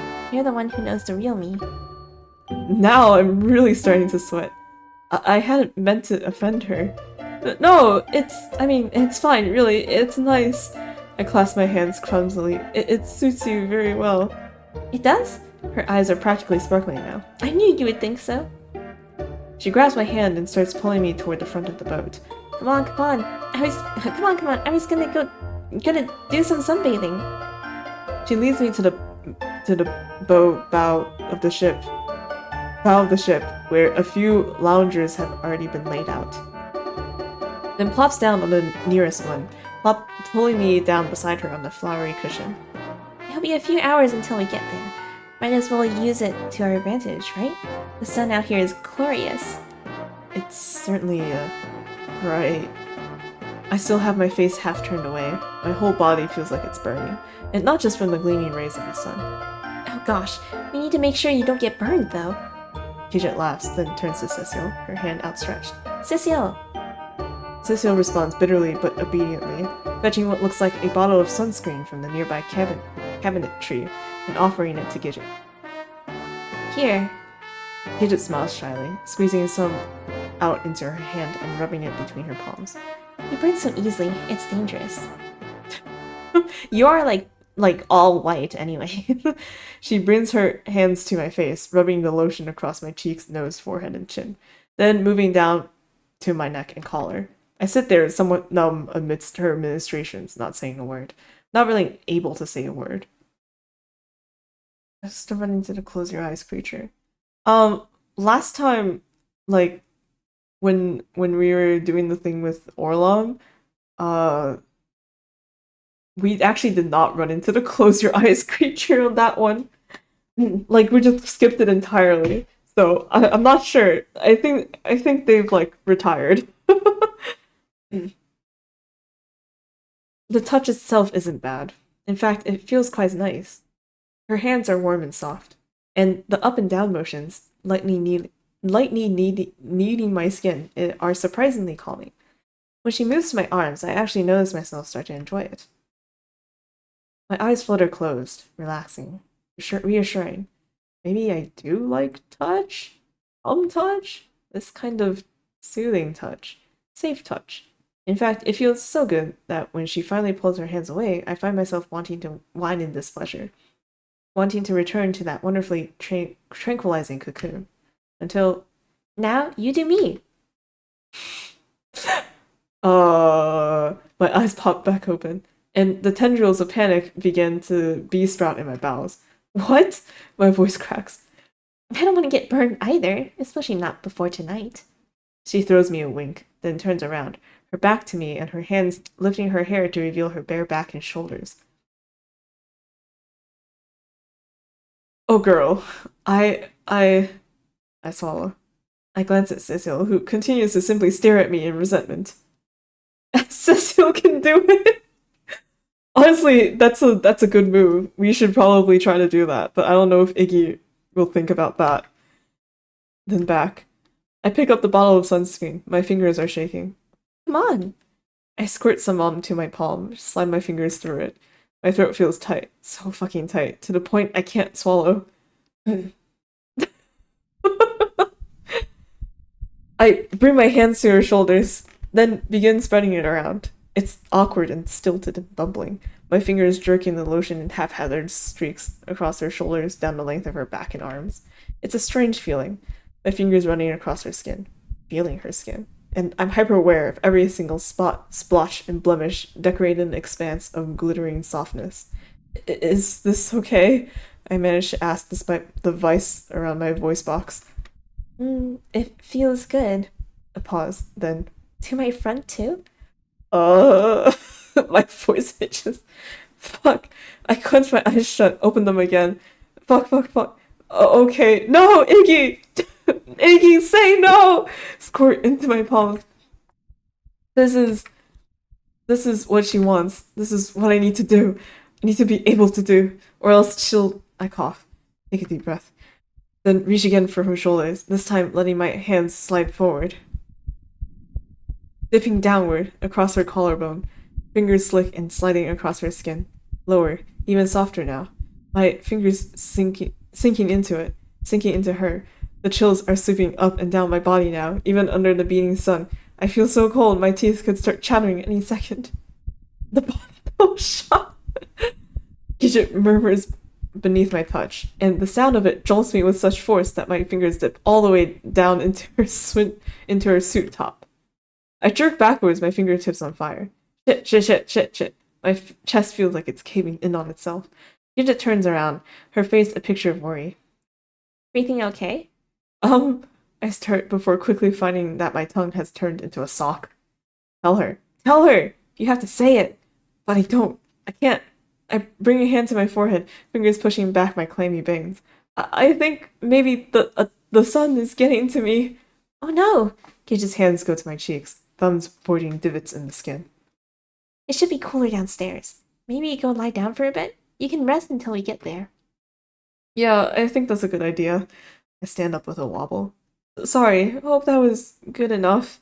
I dip my head in toward my clavicle, shame searing my cheeks. Anyway, I don't know how to finish. So instead, I simply turn away, gaze pointed downward as I make a beeline toward the stairs. I don't even notice Genzo until I ram into his shoulder. Sorry. Whoa, hey, everything okay? I don't respond, instead just shaking my head before disappearing downstairs. Genzo's worried gaze on my back the whole way down. The interior is wonderfully cool and dim compared to the sun on deck. I head straight for the back, towards one of the small rooms in the rear that's been furnished with a miniature living area, complete with daybed. What is it he's been trying to tell her? That, he doesn't want to have sex. And he can't bring himself to tell her because he does like Gidget, you know, like romantically, right? But he's scared to tell Gidget that he doesn't want to have sex because he's scared of what Gidget will think about that. Especially considering the last 3 times that he has attempted to do so has ended very poorly. Not that he remembers, but, you know, it might as well feel the same way.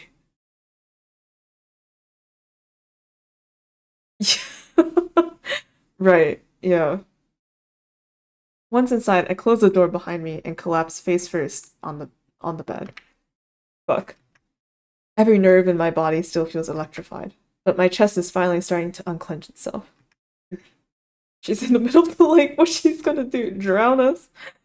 Um, yes. She's gonna lock us out of like the interior and then leave us out in the sun to burn. I give myself a moment before kicking off my shoes and rolling onto my side, arms around my knees. Breathe, just breathe. I close my eyes, relinquishing in the quiet, in the darkness of the room. There's a hesitant knock on the door. Eggs, you okay? I can barely hear Genza's voice. Yeah, I'm fine. Just need to be alone for a bit. Okay. There's a soft bump, the door giving a little shudder, almost as if he's pressed his forehead against its surface. I'll be here if you need anything. Thanks. It goes quiet. The silence like a heavy blanket draped across my curled form, and I let out a deep breath of air that feels as though it had been stopped up inside my lungs for days. That's right. Everything's fine. You're fine. I let myself uncurl slightly, pressing my face into the pillow. It pokes the frames of my glasses up against the bridge of my nose, so I slide them off with a sigh. My gaze goes to my hands. I can still feel the heat, the softness press up against my fingers. Guess and see what Cecil's capable of. That's true. Maybe Cecil will kill us this time. But I find myself curling my fingers as though holding a ball. My mouth twitches. I'd never seen Gidget in that little clothing before. Never touched her like that before.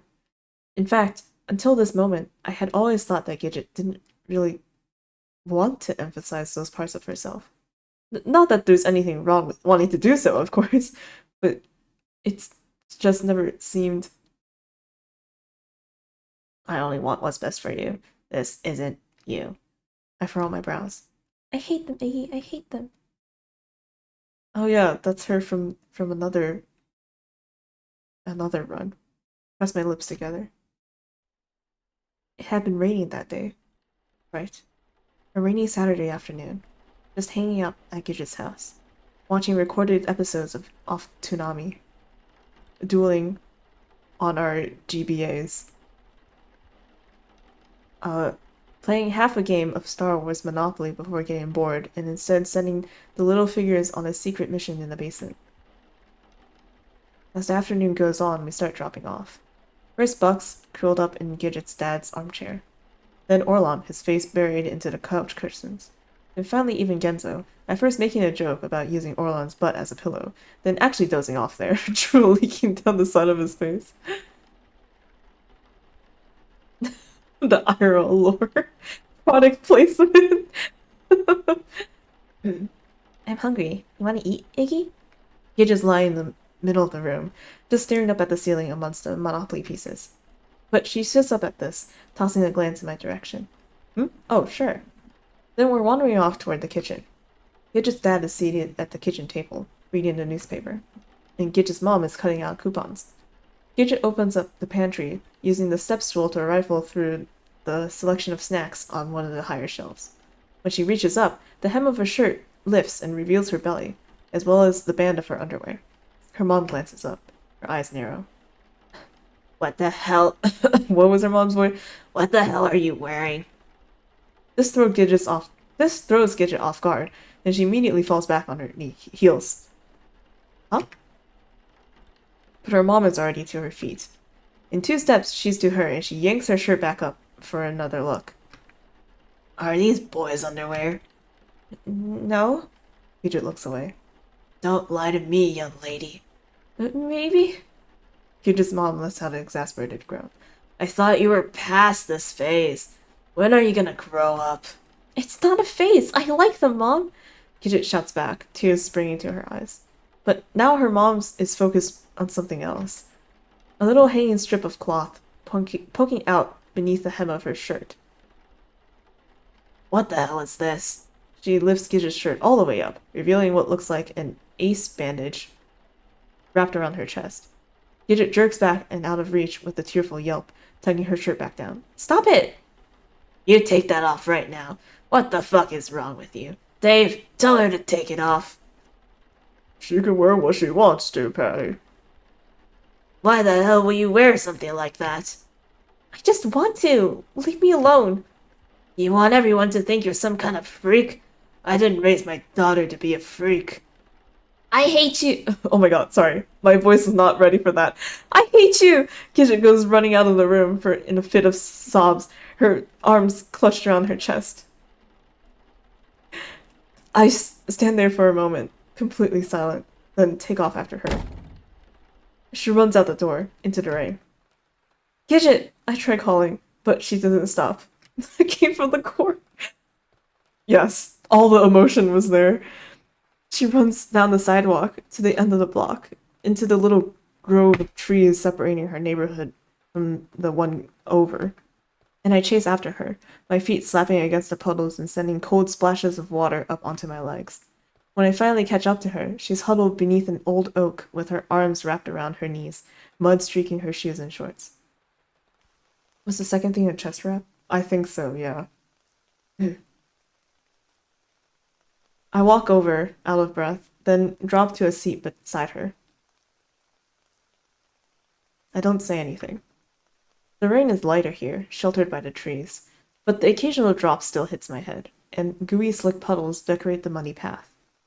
I hate them, Iggy. I hate them. She finally says, barely audible between her knees. I'm not sure what she's talking about at first. I bring my own knees to my chest, curling my chin on top. I wish I could just rip them off. Oh, I blink. Let my gaze fall. Pitter patter, pitter patter. The rain is filling up a nearby leaf, forming a tiny lake of water at its center. I don't know what to say. What do I say? How can I make her feel better? These types of situations are so confusing to me. Dealing with people is so confusing to me. I back down on my lip. I think they're nice. She just doesn't say anything. Instead, she pushes her face into her knees harder. I wince. That must have been the wrong thing. Now I really don't know what to do. But rather than screw things up any further, I simply scooch toward her, one arm around her shoulders as I huddle up beside her. I stay with her until she stops crying.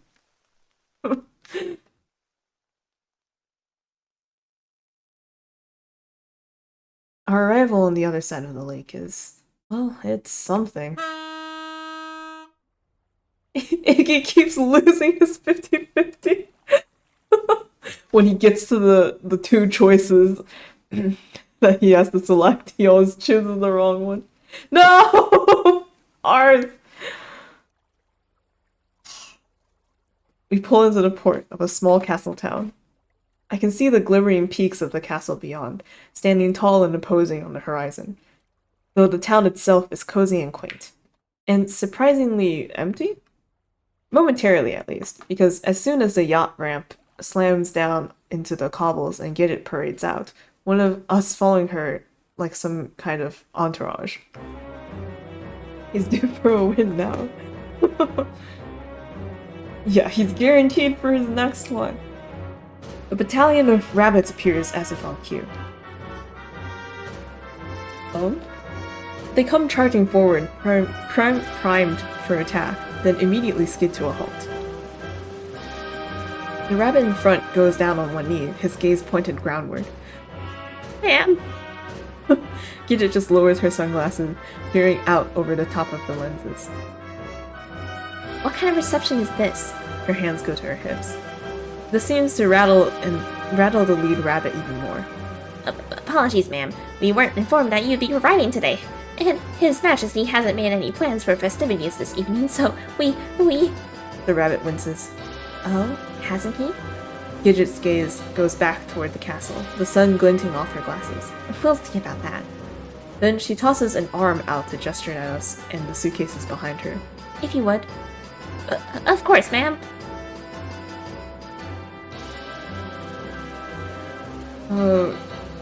The rabbits hop into action, 2 of them to the luggage and 2 of them to Gidget herself, hoisting her up onto their shoulders.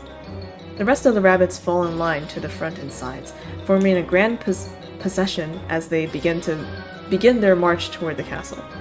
I can only stand there with my jaw slack, watching them parade away. There's something you don't see every day. Genzo whistles next to me, his own eyes wide.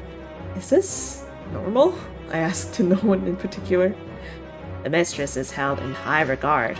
Cecil drawls next to me, his face unchanging. Held in high regard? More like worshipped like a false idol. Just what kind of cult-like shenanigans are you got going on here? But Cecil ignores him. Let's not dally, gentlemen. He shoves his hands in his pockets and takes off after the moving spectacle. The two of us jog after, falling in step at the back of the parade.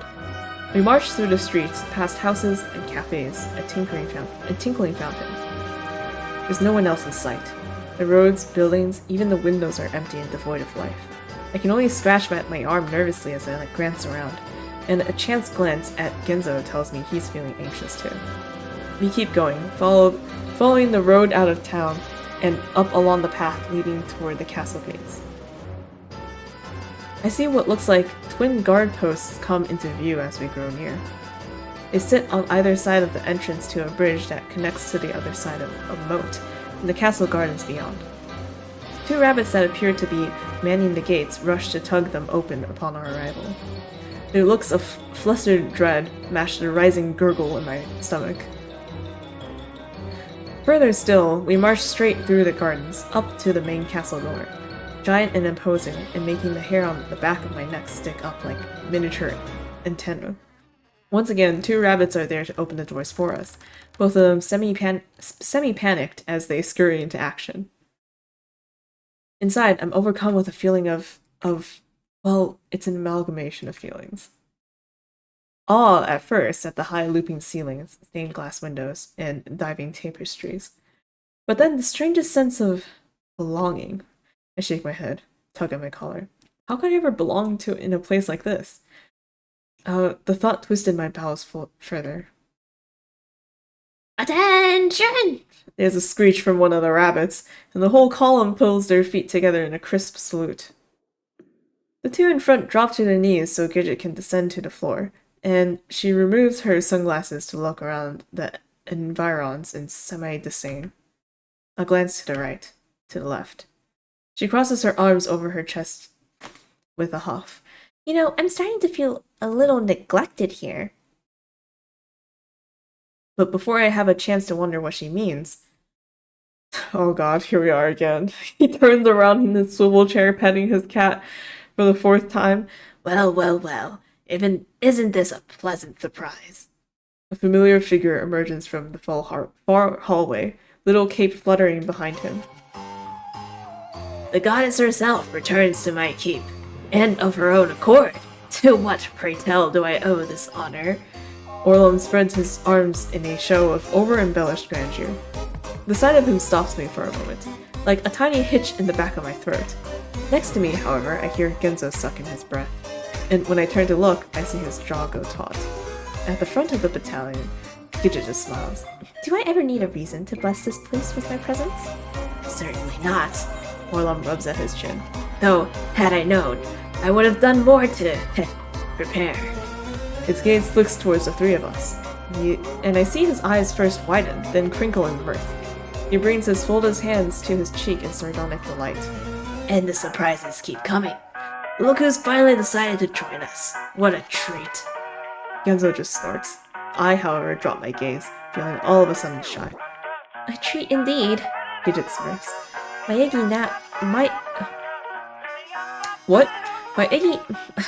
Iggy is now right where he belongs, which calls for a celebration. And what better place to celebrate? Wouldn't you agree?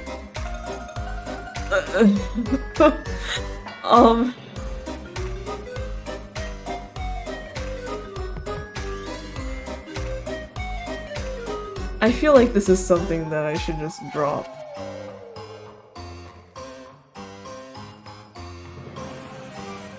No, whatever, we stand up for ourselves. Something about the way she says this sends a pang well, something up through my brain. So you and Genzo have feelings about Hessa, but what if I never get to see their feelings? Well, Gidget did know that we were gonna be coming down to Wonderland, unlike previously. So she definitely also feels like some kind of deja vu, because she sent that whole carriage and stuff and Cecil to pick us up, right? So like she kind of knows. I have no idea with Orlando. She doesn't remember like well, at least I don't think she remembers anything about like the scissors and other tomato related shenanigans.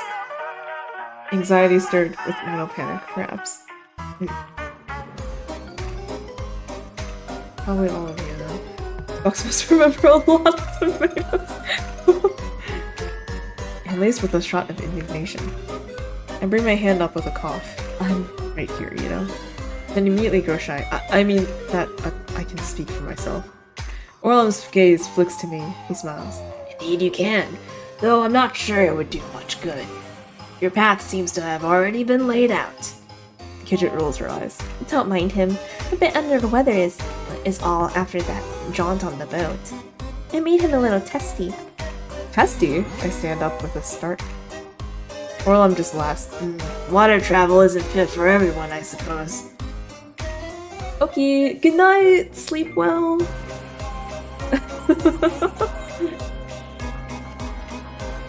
Of course, hydrate.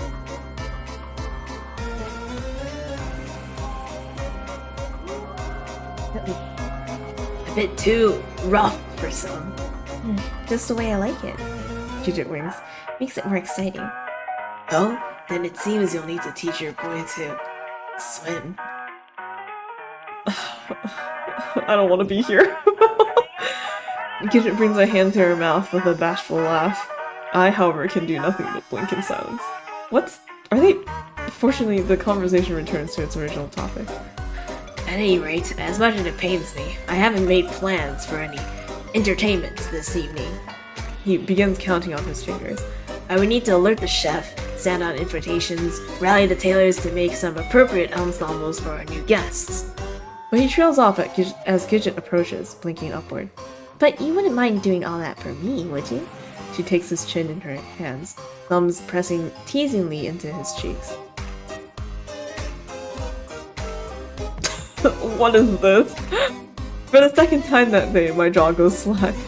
Orlam practically melts in her grip, gaze wandering not at all stealthily from the eye-level placement of her chest up to her sweetly cooing lips. He lets out a throaty mewl, tongue lolling out of his mouth. Next to me, Genzo makes a sign of the cross against his chest. I take back my wish. There are some things in life that shouldn't be seen. Okay. On just one little party. It would mean so much to me. Gidget traces her finger down to the collar of his shirt and gives it a tug. I suppose I could make an exception this once. Orlam leans in toward her chest, only for her to step away abruptly, nearly sending him to the ground. Excellent, She says, fixing her dress and hat. Besides, I brought Cecil. I know how much you enjoyed him last time. What? Orlam coughs and straightens up, wiping off his chin. His gaze flicks to Cecil. Ah, yes. The lascivious grin returns, and he brings the tips of his fingers together. I did indeed. How could I forget a man so gifted?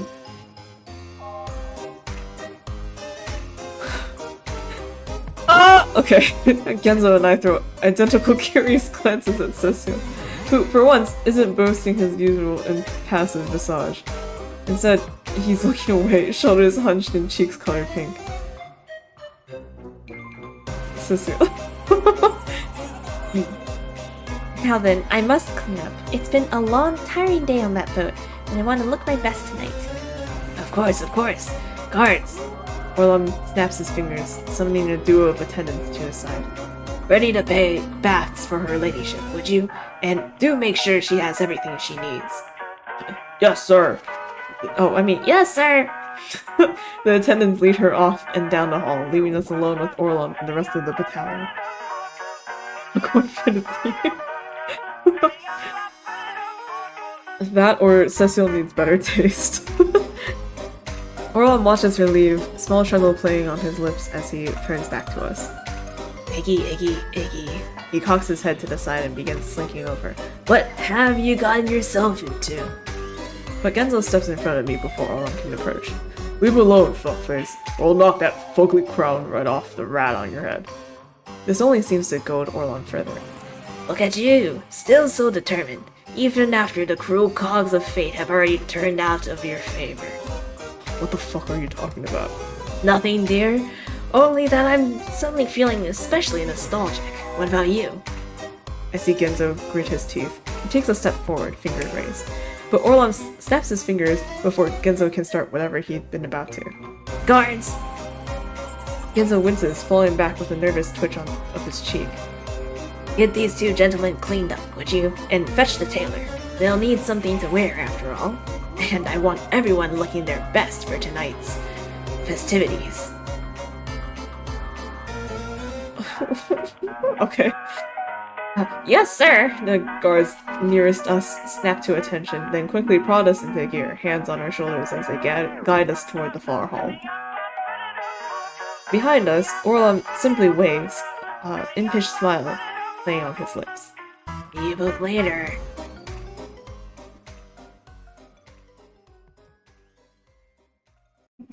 Oh boy. I get separated from Genzo at some point. One moment, we're walking behind a set of attendants down a wide hall, lined with stained glass windows. In the next, another attendant appears and leads Genzo away, down a different corridor. All I can do is shoot him a look of confusion, as my own attendants usher me further along the red carpet and toward an ornately marbled atrium. I'm taken into a small bathroom, where another attendant awaits and proceeds to start tugging me out of my clothes the moment I step inside. What the fuck? But my flustered confusion is paid no heed. I'm pushed unceremoniously into an already filled tub, my feet slipping out from under me and sending my whole body straight under the water in an exodus of bubbles. I barely have time to catch my breath before, with a subsequent yank, I'm pulled back up and taken to with a sponge. Is this really necessary? I sputter between winces. My rabbit attendant is really going to town with the scrubbing. I'll be surprised if I have skin after this. To add to my embarrassment, a whole flurry of other attendants continue to enter and exit the room, preparing who knows what. This is the start of the scene. Oh, really? Interesting. I feel my cheeks burn as I attempt to curl forward and hide myself, but a tug from behind makes even this impossible. I'm yanked backwards as another attendant with a tape measure begins taking my measurements, even as the first continues scouring my legs. Wait, what? He's taking our measurements while we're still in the bath? At some point, I simply close my eyes, focusing on nothing but my breath and willing this unfortunate experience to end rapidly. Once the scrub down is over, I'm extricated from the water and toweled off in a series of fierce attacks to my extremities. Before finally, I'm given a robe to clothe myself in and led to an oversized vanity plowed high with all manner of grooming amenities. We should start mid-scrubbing. Oh, I guess that's true, yeah. I don't know, man. My curls are brushed, dried, and shellacked in a manner so thorough you'd think I was being prepared for dinner with the Pope himself. By the time the assault on my follicles is over, the attendant who'd measure me has returned, this time carrying what looks like a pressed black suit over his arm. Wait, is this for me? His Majesty's functions enforce a strict dress code. Dress code? But this is all the information I'd apparently denied to receive. Been denied to receive? I'm pushed to my feet, robbed of my robe, then forcibly fitted into the confines of my new formal attire. It fits around my body like a glove, all crisp pleats and smooth swaths of expensive-feeling fabric that make me feel both overwhelmed and baronial at the same time. Who needs a pope when we have a goddess? Now, if you would follow me. My attendant begins ushering me toward the door. Wait, already? Can I get a moment? I'm feeling a little... I bring a hand to my still racing head. This has been one too many rapid-fire assailments on my already fragile psyche. What I would do for even 5 minutes to myself. But such considerations are not on the table, it seems. Even as I am attempting to loosen the choking grip of the tie around my neck, I'm being prodded out the door and into the hall. Then down we go, back through the corridors of towering gold and down the staircase leading to the foyer.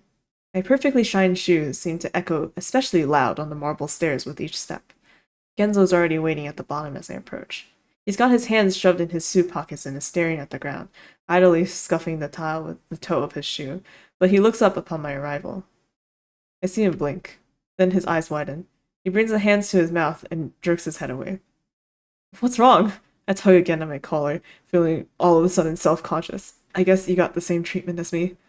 He wipes at his face, seems to be collecting himself. Nothing, sheepish grin. You look great, is all. Damn, Iggs, you do clean up nice. This makes me stand up straight. And I feel a weird sort of heat twist and coil itself in my belly. Not altogether dissimilar to the coiling tendrils of discomfiture I've been feeling around Gidget lately. I quickly turn the conversation away from myself. You don't look so bad yourself, I give him a glance over. Damn, somehow this takes me back though, huh? When was the last time we got all gussied up like this? The side of Genzo's mouth twitches, and for a moment I see his eyes darken. He looks away. Yeah. One of the attendants behind us clears his throat. Shall we move along? Oh, right. Then we're on the move again, this time toward a large atrium to our right. The grand set of doors at the far end, and as we approach, I hear the sound of music grow louder and louder, all lilting violins and tinkling glasses. 2 attendants manning the doors push it open upon our approach. It creaks, groans. Then parts, letting in the light and the glitz and the dulcet aria dancing across the air. Oh boy. Presenting Ignatius, Walter, Maxwell, and Genzo Ichihara. I instinctively shrink in on myself. Did they really need to say my whole government name like that? My cheeks feel about 100 degrees, and already dribbles of sweat are working down my freshly cleaned neck. The size of the ballroom doesn't help. It's absolutely enormous and bright. So fucking bright. Every inch of it gleams with gold and silver, glittering 12-tier chandeliers hanging from the ceiling, and a motive string quartet striking at their instruments in the corner. And the people, there's so many of them, all dressed to the nines with gorgeous dresses and dashing tuxedos. And upon our triumphant entrance, every single pair of eyes turns straight toward us. I really want to disappear inside the collar of my suit. This is too much. Way too much. Already I can feel my chest grow tight, fuzzy dots dancing across my eyes. Come along now. One of the attendants prods me forward, but my legs feel like they're made of jelly, and they refuse to move. I think I need a minute. My breath is coming out faster and faster. I'm gonna pass out. Until Genzo's hand finds my shoulder. And he says send out invitations. I assumed it was euphemism for ingredients. Oh.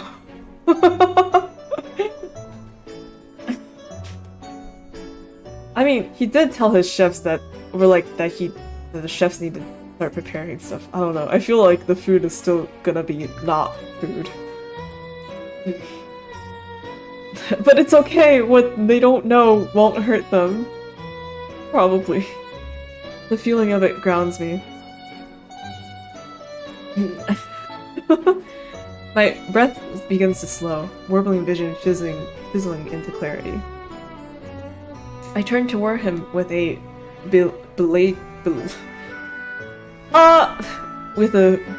belaguered grimace, and he just smiles, giving my shoulder a squeeze. Hey, I'm right here. I tug at my collar. I'm feeling unbelievably sweaty, but I shake my head, take a deep breath, and allow the attendants to lead us forward, further into the room.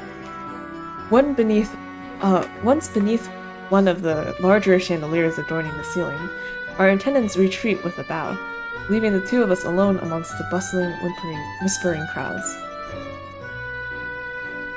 Champagne? A waiter appears seemingly out of nowhere, offering a tray of champagne flutes. Genzo practically launches himself at the tray. He downs one in about 5 seconds flat, then waits for me to take one before grabbing another. He's looking strangely anxious. But before I can ask him about it, I feel a tingle on the back of my neck. Enjoying yourselves, gentlemen? I spin around to find Orlam only a few paces behind us, the same grin from earlier on his lips, as though it had never left. He's also donned a new attire, now in a sleek white suit that might as well be molded to his body. We were until you showed up looking like a colored dick in a crown. Genzo smirks. Did you pay for all these people to be here? Orlam's eye twitches, but he never loses his smile. How I have missed that mouth of yours. Please don't say it like that. He throws his hands out to his sides. But alas, no people actually respect me. But alas, no people actually respect me here, as foreign of the concept as that may be to you. You look great. Why are we? They certainly seem to like you. Girl, what? I don't know. Probably this. I throw a hesitant glance around the room at the bustling crowd. A number of the nearest ones are throwing furtive glances in Orlam's direction and whispering none too discreetly amongst themselves. They certainly seem to like you. Oh yes, you could say they're dying to be here. Dude! Now it's my turn for my eye to twitch. Orlam oozes over. Yes, but don't you two look nice? My tailors did a fantastic job. He reaches over to fix my collar, now mused from all my nervous tugging. Then gives my cheeks a series of quick pats. I could gobble both of you right up. Next to us, Genzo clears his throat loudly. Orlam steps back from me with a grin. Aw, is someone feeling neglected? His gaze shoots to Genzo's now empty glass. He snaps with his fingers. Waiter, get this man another drink, will you? We all know how much he loves to indulge. Genzo's empty glass is switched out for a full one so quickly, Genzo actually takes a startled step backwards. Right into Orlam's arms. Orlam's smile widens, and he gives Genzo's shoulder a squeeze. Perfect. I do so like to ensure you have everything you need. Get off me! Genzo grimaces and tugs himself away. But he's looking anxious again. That same tightness around his eyes I'd seen before when getting on the boat, and when we first entered the castle. Orlam just laughs, then stops. Tilts his head up with a hand to his ear. Oh look, they're preparing for a dance number. He flicks his gaze toward us. I trust you two will dance? My back straightens on instinct, muscles tightening with an uncontrollable shiver. Next to me, Genzo looks similarly vexed. We would never... No? Genzo shrugs. A pity. I suppose you wouldn't mind then, would you? He continues, biting down on his lip in anticipation as he grabs my hand and pulls me towards him.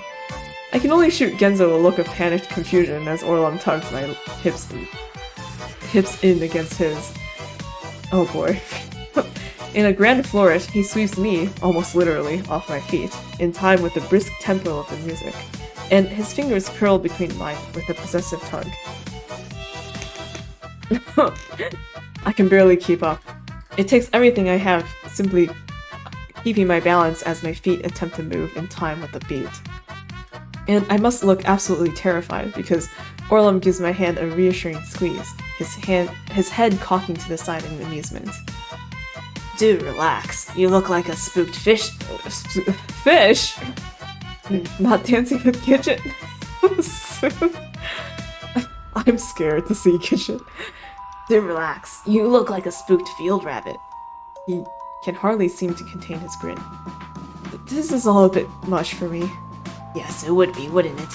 You've never been one to revel in the attention of others. He cocks his head to the other side.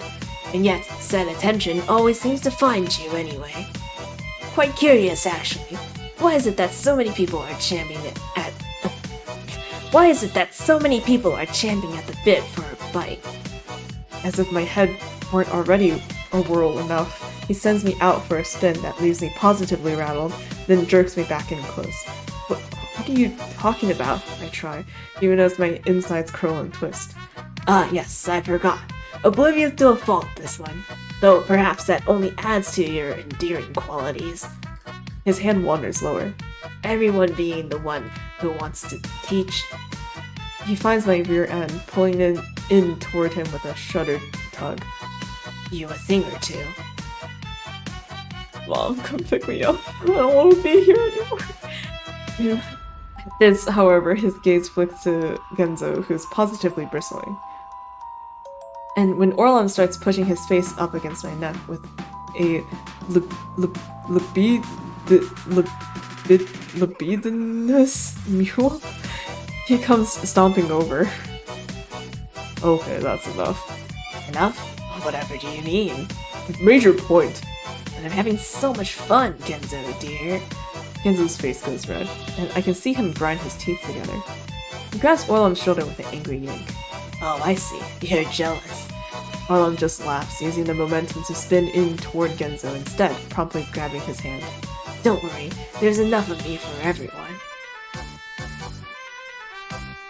Genzo blanches, stumbles over his feet as Orlam sweeps him up into the music. Ah, yes, this is nice, isn't it? Nice, isn't it? Just the two of us, enjoying a moment. It has been so long since we've been this close. Or long. Genzo looks 50 shades of uncomfortable, and I can see the glimmer of sweat along his hairline. You know, I've been thinking about you a lot since my arrival here. How I would welcome you, what you'd think about my accomplishments. Genzo forces a somewhat beleaguered smile. Accomplishments? What, we congratulating people for having stuff fall into your laps now? As contentious as always. Just because you failed in your own endeavors doesn't mean you need to devalue mine. What the fuck is that supposed to mean? I haven't failed anything. Haven't you? Orlam pulls him close, grins so wide he looks about ready to devour him whole. I suppose denial would be nothing new for you.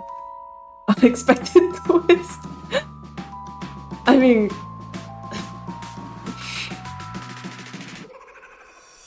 anyway. Genzo snorts. At least I don't take advantage of others when they're at their weakest. No, you're just an asshole all the time, aren't you? Orlam lowers his eyes.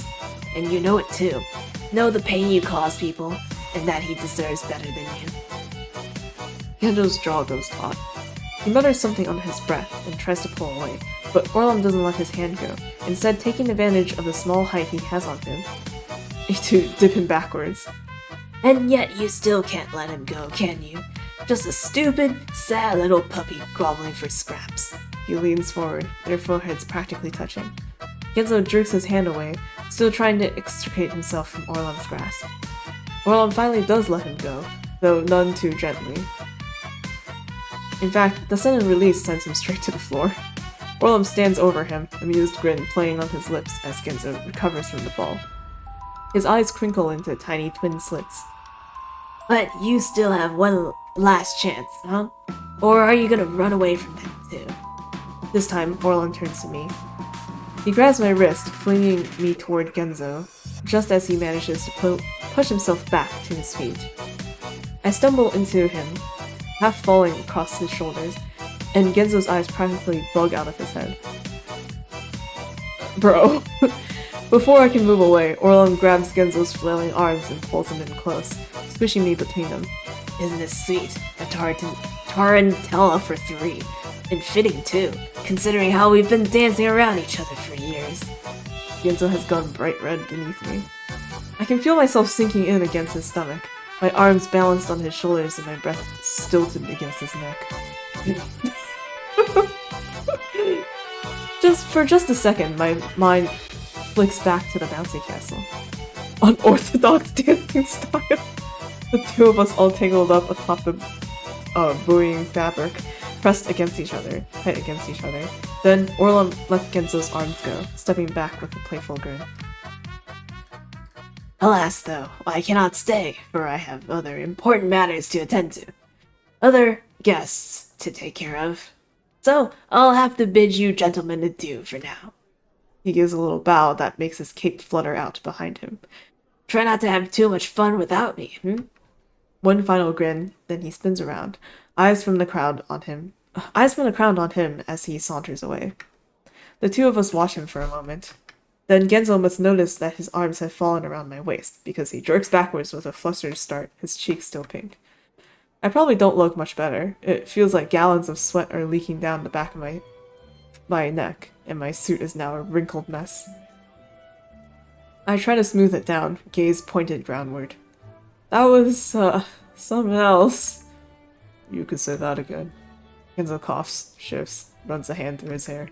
I force a laugh. I mean, Orlum has always been a bit of an odd duck, but that was beyond anything I could have expected. This place must really be going to his head. Do you want to dance? Genzo practically spits out, cutting me off mid-sentence. And when I look up in confusion, he has his gaze securely pointed at my feet, his hands curled into fists at his side. The weird twist in my stomach is back, the same one from back before we'd entered the ballroom. It sends whirligigs of nervousness up through my chest. I mean, if you want to, is all. He looks up, then back down. So long as we're, here and all. Sure, I guess? He coughs again, holds out his hands, and I reciprocate clumsily, our arms bumping against each other as we both try to determine where to put our free hand. Finally, he goes to my waist as I take his shoulder. Easier that way, considering our height difference, I suppose. Then we start. But even then, it's nowhere near the smooth fluidity Orlum had provided in our earlier cavorting. More like two kids at their first school dance. The averted eye contact only adds to the portion of awkwardness. This is a bit weird. Why are we doing this? Friends don't dance like this, do they? With Orlum, it had been like just him, but like this feels different, especially considering the way he refuses to look at me, the way I can feel his hand trembling ever so slightly on my hip. Red Eyes, I just realized, is Iggy albino? I'm pretty sure. They never say anything, but I'm pretty sure. Given that this is set in, like, I guess, Earth, our world, right? There isn't really anyone with, like, I guess, multicolored hair.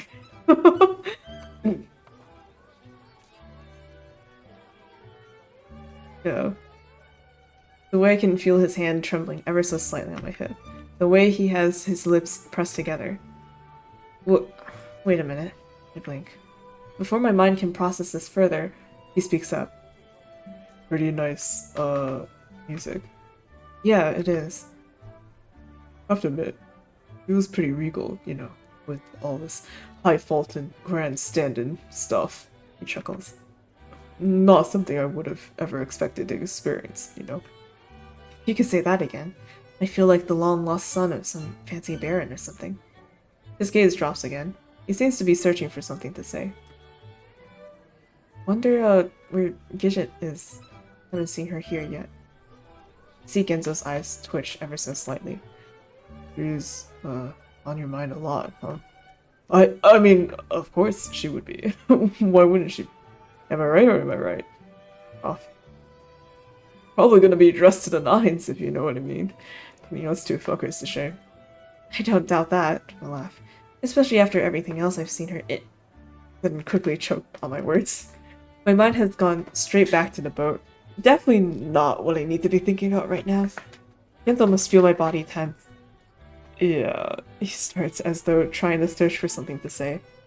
It's, pretty crazy, you know? Yeah, Gidget, I mean.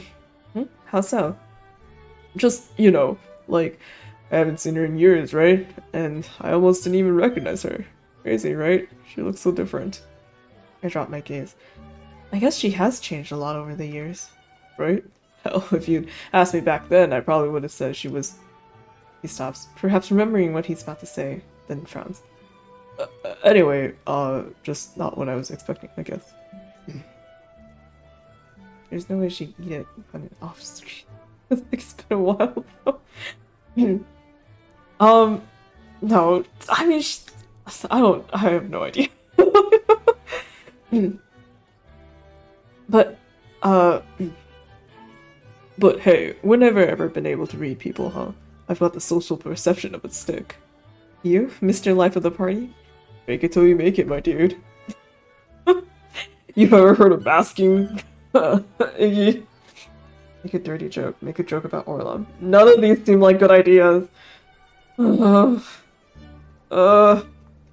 no, I don't want to do either of these. Fucking damn it! Why can't we have nice things?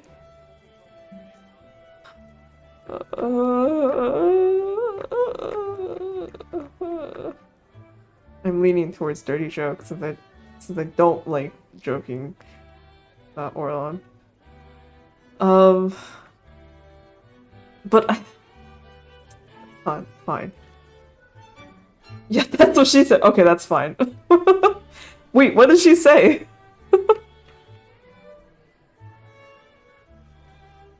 Yeah. Make it till you make it. Oh, okay. Yeah, that's what she said. Haha. Kenzo laughed so loud, a few of the nearest dancers turned their heads.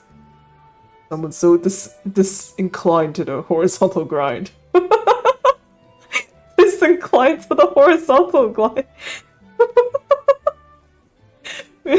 That's really good. I gotta save that. Oh my god, bars. Okay.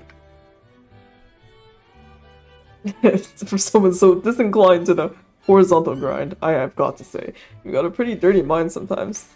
Hey, what goes on up here has nothing to do with what goes on down there.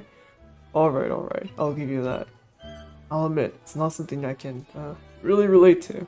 So you have to forgive me if there's stuff I don't understand. To be honest, I still don't understand much of any of it myself.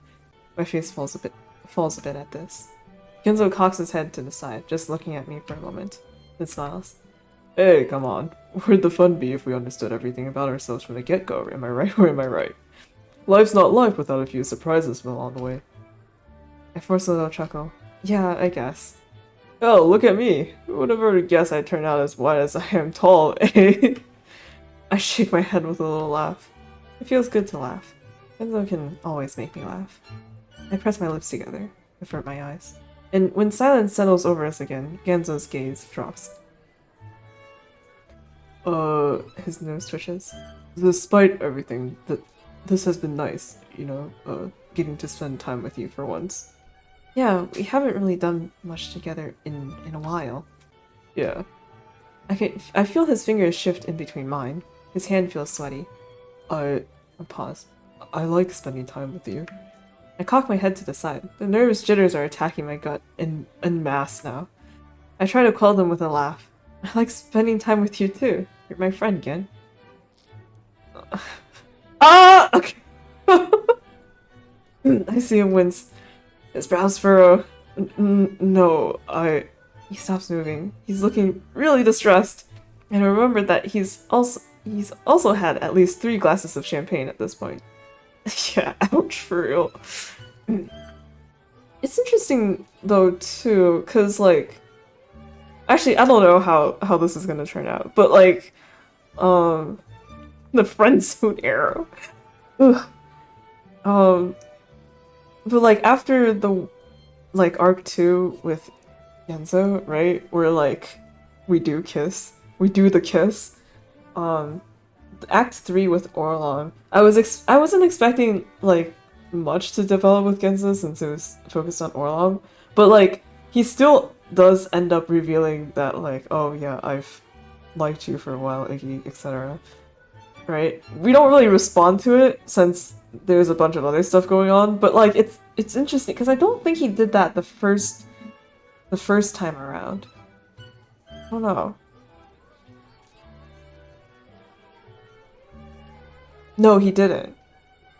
It was just, well, I mean, unless we were just an idiot. We just like, yeah, Anyway. He brings a hand to his forehead, and I can see his fingers shaking. Again, what's wrong? You're acting super weird.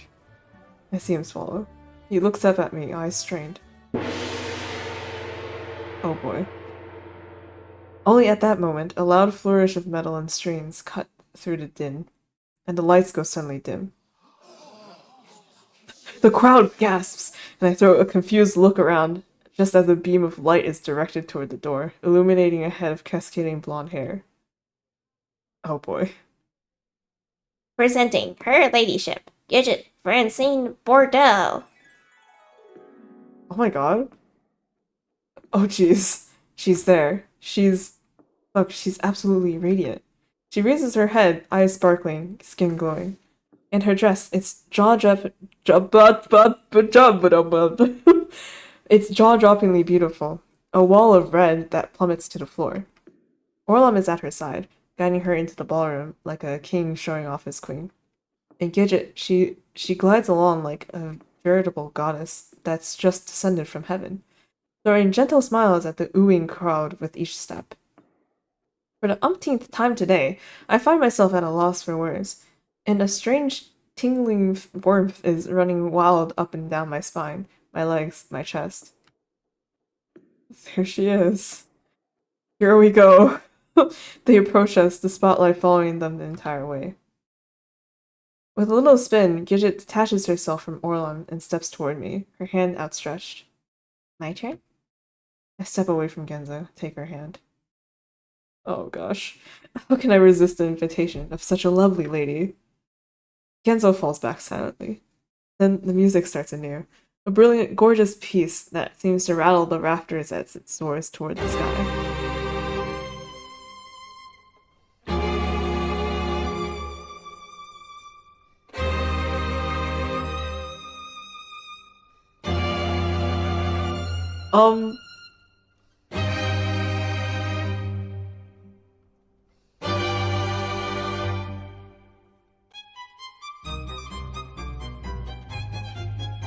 Gidget pulls me in close, then begins to dance. I barely need to even do anything. It all happens so seamlessly, so easily.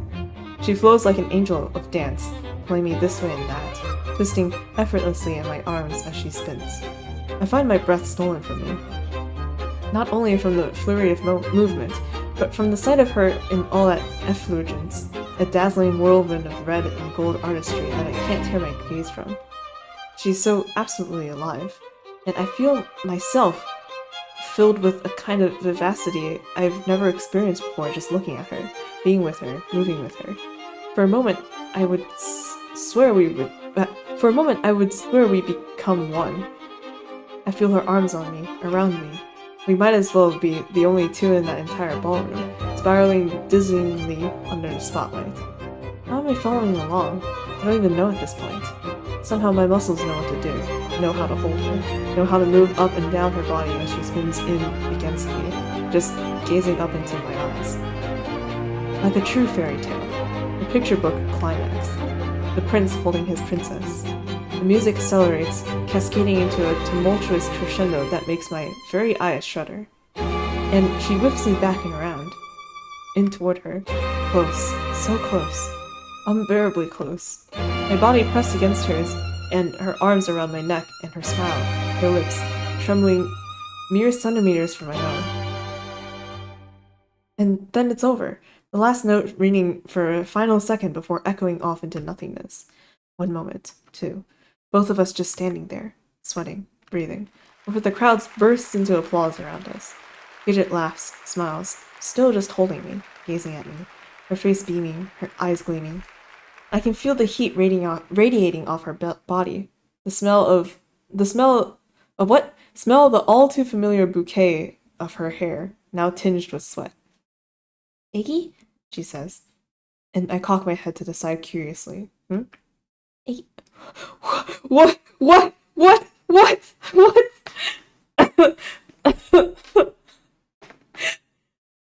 what I was.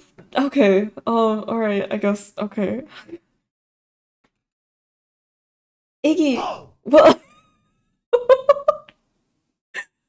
Oh, it's right. Iggy, will you marry me? I stare at her blankly for a few seconds, the words not quite processing. Then it suddenly hits me, a wave of something washes over me, the impact like a giant wave right to my stomach. That escalated. My voice trembles and I look around, look at the crowd. Oh shit! Oh my god, this.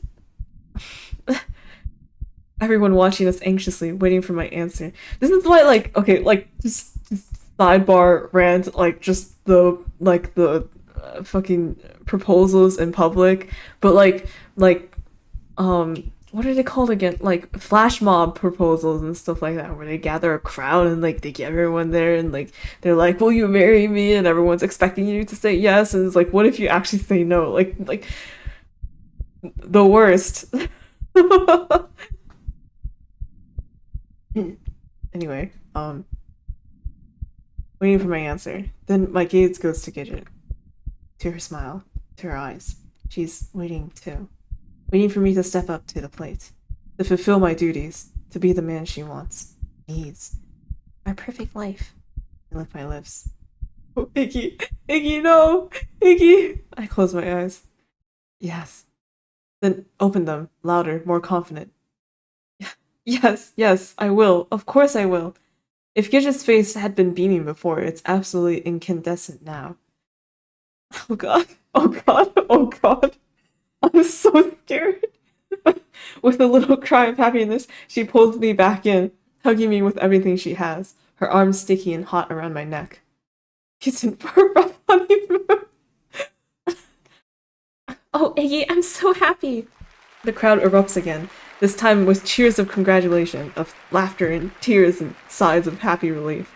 Yes, that's right. This is right. The two of us. We're right. We belong together. We always have.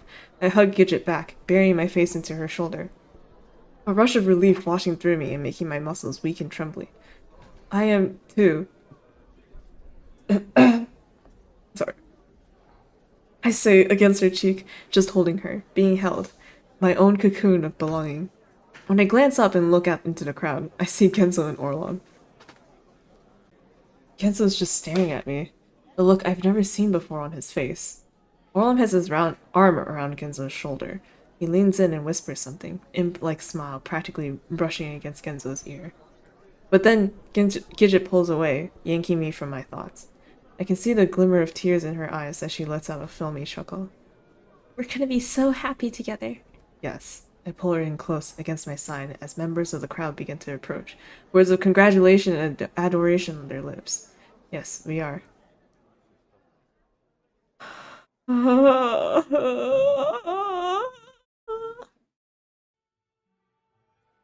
This is the worst timeline.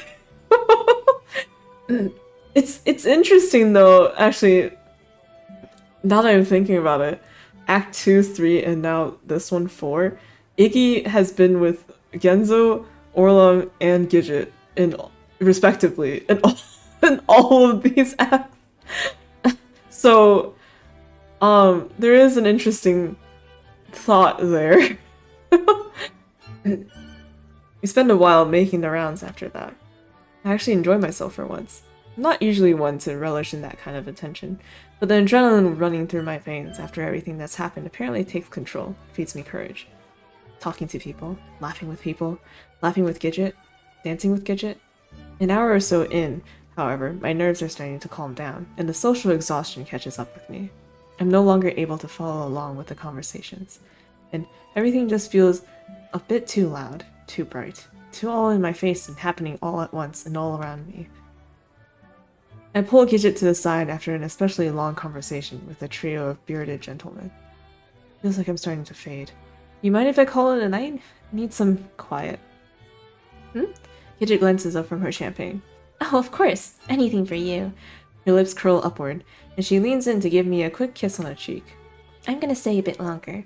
Still some people I want to talk to. Stop it! Stop this! No! This is... Oh god, I have a horrible feeling about how this is gonna end.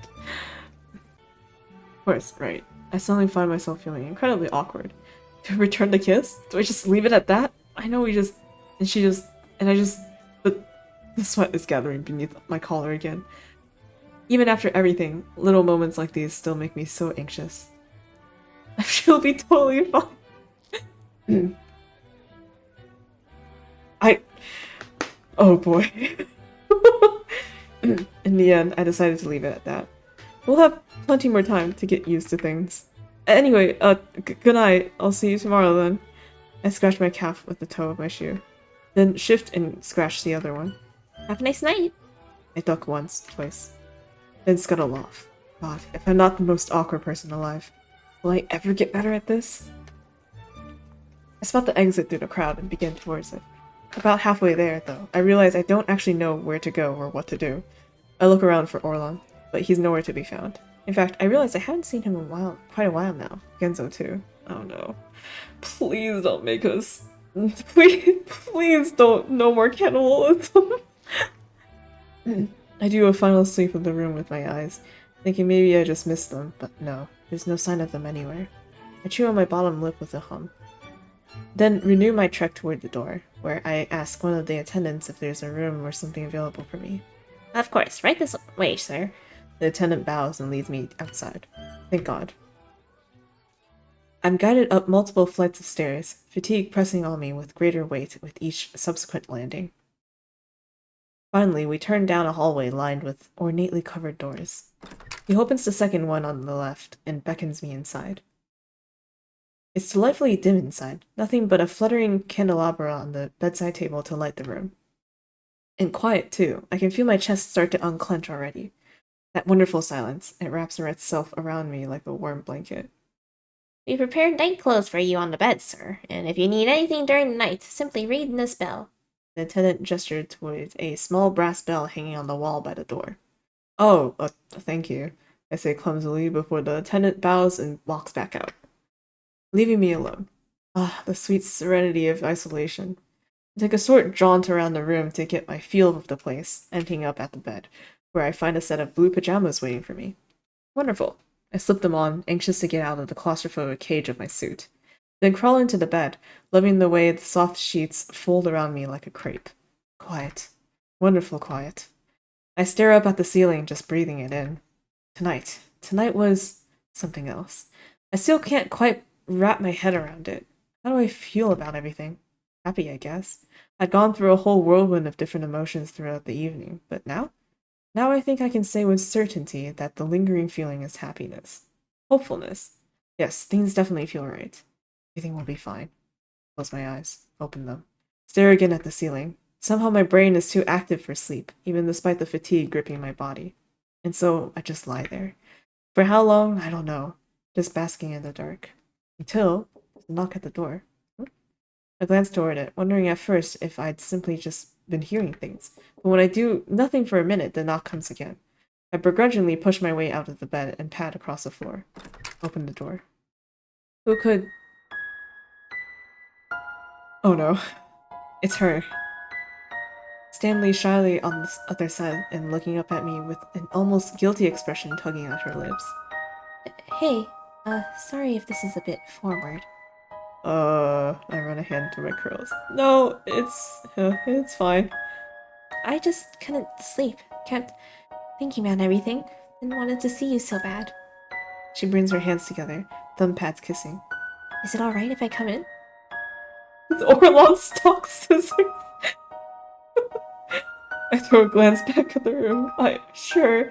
Hang on, just give me a moment. I run to like the bedside table, looking in the drawer. It's like, oh god, I gotta make sure it's totally safe. Then step aside to let her pass. She takes one look around, almost as though feigning hesitation, then promptly lets out a giggle and runs toward the bed. With a bounce, she rolls on top, bringing all the sheets around her like a cocoon. Oh, Iggy, I'm so happy. The sight of her wriggling around like a little caterpillar beneath the sheets makes me smile in spite of myself, and I wander over. I am too. Still reeling a bit from everything, but I'm happy. Really happy. She pops back up, her head poking out of the sheets. I know, same. Honestly, I don't really know what came over me. It just felt so right. So, like, I had to do it. And when you said yes, I was just, can't even contain myself. Everything just feels like it's falling into place. I know. Perfect. It was perfect. She laughs and throws her arms out to the side, sending the sheets around her billowing. I sit down on the edge of the bed, just watching her with a little smile on my face. Though after a moment, my smile twitches, just ever so slightly. Perfect. Is this really perfect? I once again find my thoughts returning to Gidget's words in the car. The words I directed at her those many years ago. The junior high Gidget crouched beneath the trees, mud painting her cheeks and knees. Even as recent as tonight. Genzo's words back in the ballroom. Gidget, I say with a shudder in my voice. Gidget, there's something I wanted to talk to you about. A pause. About something I said a long time ago. Gidget turns and looks at me. Tilts her head. Smiles. What is it, Iggy? She begins crawling towards me.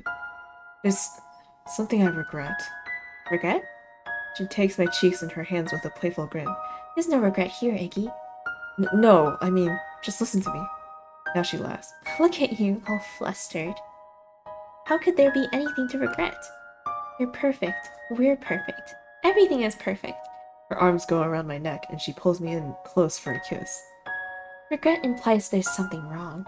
She smiles against my lips. And there's nothing wrong with us. Nothing could ever be wrong with us. Everything's happened exactly as it should. A dream come true, like a fairy tale. She squeezes me tighter, to the point that tiny pinpricks of sweat begin rising up along the back of my neck, to the point that I lose track of what I've been trying to say. What was it again? I can't seem to remember. I'm lost in her. That's right. How can anything be wrong about this? No, Iggy! About us. She pulls back with a sigh, just gazing down at my face, running her hands through my hair again and again. You're so cute. Her hands go to my cheeks. My own little Iggy. Something pings in the back of my head. My jaw goes tight on instinct. Cold snips and snaps across my arms, but Gidget doesn't seem to notice. Come here. She tugs at my collar, pulling me toward the top of the bed. I just want to lie with you, my adorable groom-to-be. I swallow my misgivings and do as I'm told, falling down on the pillow beside her and just gazing into her eyes. She murmurs, bringing a thumb to my cheek, tracing it gently, lovingly. It admittedly feels good, the soft touch of her fingers brushing across my cheek and chin, combing through my hair, scorching at my scalp. I close my eyes and just focus on the soothing touch, willing myself to get lost in it, get lost in her. I love you, Iggy. My eyes pop back open, her cheeks are flushed pink, her pupils trembling. Stop this! That! Okay.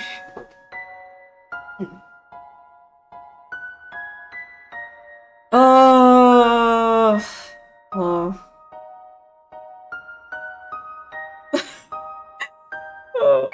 Okay, we ball. Decisions. Do I? Stop it, Iggy! Of course I do. Of course, how can I not? This is the path I'm on, quite literally. This is what will make her happy, isn't it? My lips part. I love you too. Just saying the words brings a heat to my neck and face, but it feels good. A good heat. A comforting heat. Gidget's face softens, and I swear I can see the glimmer of tears in her eyes. Way less bloody. I wonder if we can stick the landing. Oh god. That's the question. Though, I mean, Genzo and Orlam disappeared, so who knows? Maybe tomato soup is being made somewhere. I've wanted to hear you say that for so long. She leans in toward me. Her nose is practically touching. I'll do everything to make you happy, Iggy. Then she kisses me again. But from the start, I can tell that this one is different. A strange sense of forcefulness to it. As though searching for something, needing something, craving something. I fight back against the alarm bells that start ringing in my head. No, this is fine. It's fine. You're fine. You're fine. But this last one is more of an order to myself than an observation. Her lips feed on me, deeper, moving and sliding. And I can feel her tongue. It slips inside before I even realize it's there, seeking me out, laughing at my insides. Then her hands find mine. They pull me toward her chest. And with a start, I realize she already has her nightgown undone. She clutches my hands to her breasts, and my fingers sink into the skin. It all happens so fast. So fast I can't keep up. My head beating. Cold, sticky tendrils racing up my spine. I want you to touch me, Iggy. I want you to feel me. I These parts that are just for you. can barely hear over the sound of my racing heart. Always hated them, but I need to, for her, I know that you like them. I need to be what she needs. They're yours, Iggy. I clench my eyes shut, then begin kneading the skin with my fingers. She moans against my lips, gasps. The sounds, her words, all they do is send more and more chills up and down my arms. Or fuck, I don't know what was, yes, it's the arms. Her eyes narrow impishly. The things I love to do to you. She grins as she bites down on my lip. My cute little rabbit. Twitch, it's just a massage. That's right. Completely professional here. Her hands are roving across my chest now. But we have plenty of time. All the time in the world. And tonight is just for you. She follows with her mouth, letting her lips trace down my neck, tickling my collarbone. She pushes up my shirt so she can run her tongue down my chest, picking and pecking with her mouth. Fuck. I grip my teeth together. Keep it together, Iggy. Keep it together, Iggy. This is what you signed up for. The moment you said yes. Now you have a duty to fulfill. She wanders lower. Now her fingers are on the elastic of my pajama bottoms. I can feel her tug them down. Feel the cool hair hit my skin. I bring my hands to my face, clutching at my eyes. I can't look. Won't look. My chest is so tight I can't breathe. And my whole body is starting to shake. It starts as a light tremor, then grows and morphs into a quake that makes my teeth rattle against each other, also spasming out of control. I hate it here. Ugh. Looks like someone needs to wake up. Your gidget giggled to herself.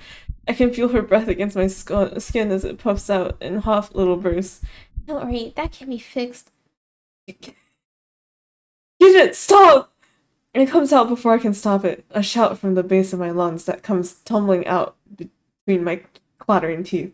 It's quiet a moment. Then, I feel her pull back, which is enough for me. I grab the sides of my pants and pull them back up in a half-frenzied tug, curling in on myself in the process. What's wrong? Did I do something wrong? I don't miss the tiny tremble in her voice. No, it's not you, it's me. It's not you at all, it's me. What do you mean? She pulls herself up onto her elbow, looking at me curiously. I sigh, lick my lips. My throat feels unbelievably tight, and I can't look at her, can't face her. I keep my head ducked, gaze pointed at my curled toes.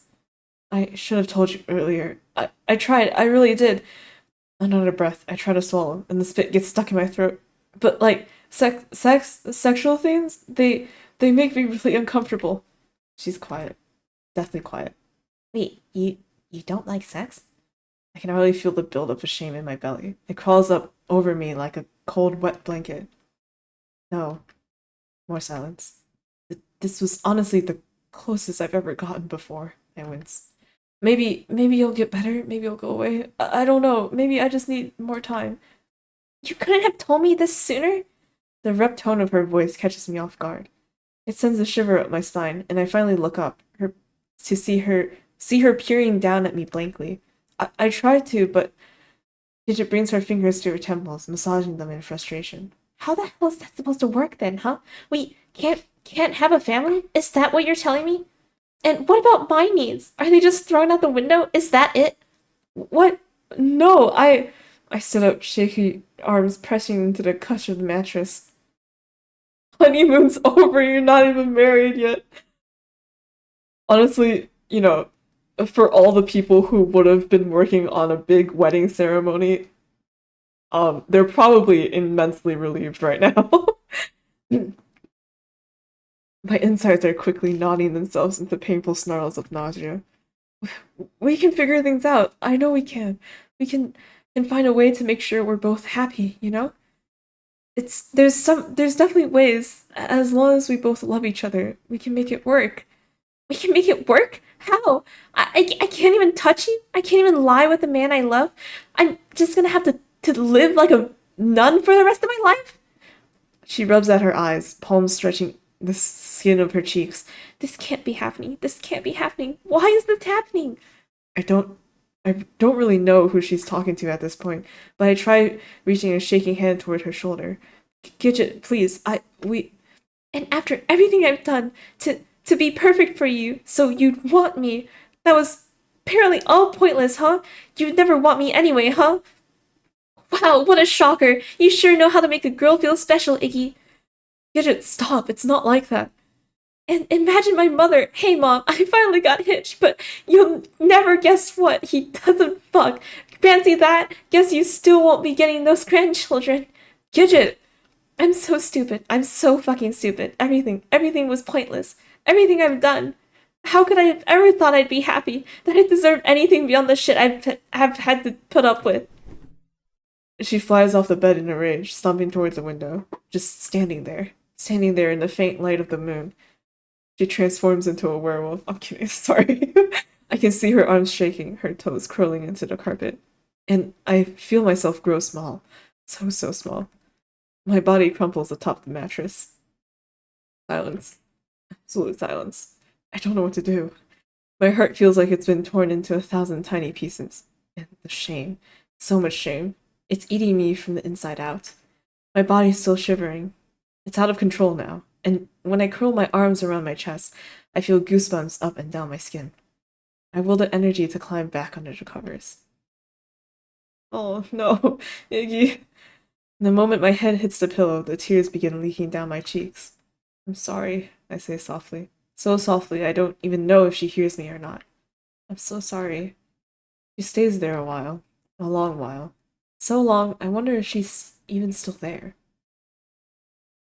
Then finally, I hear her footsteps nearing the bed, a creak as she climbs on, approaches. Her hand goes to my head, her fingers running through my hair, softly, gently. Then she's lying down next to me, arms encircling me as she curls herself around my back. I can feel her face against my neck, feel her breath against my skin. It's okay, she says softly, her voice like a flickering candle in the dark. We'll make it work. I feel her sigh into my hair. Everything's gonna be just fine. I feel her arms give me a possessive squeeze. I'll fix this.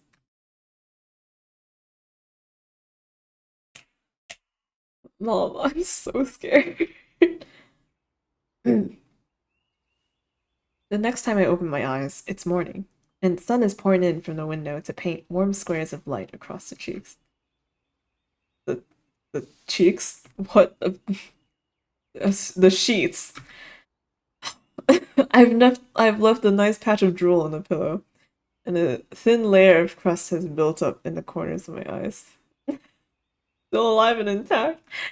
Yeah, so far.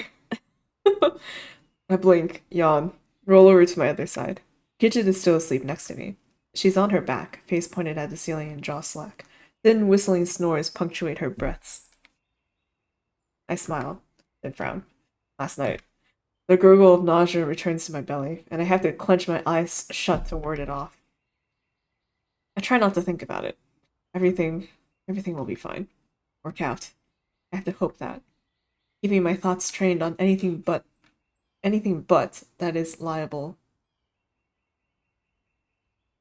to send my but that is liable to send my mind down a dark path I won't soon return from.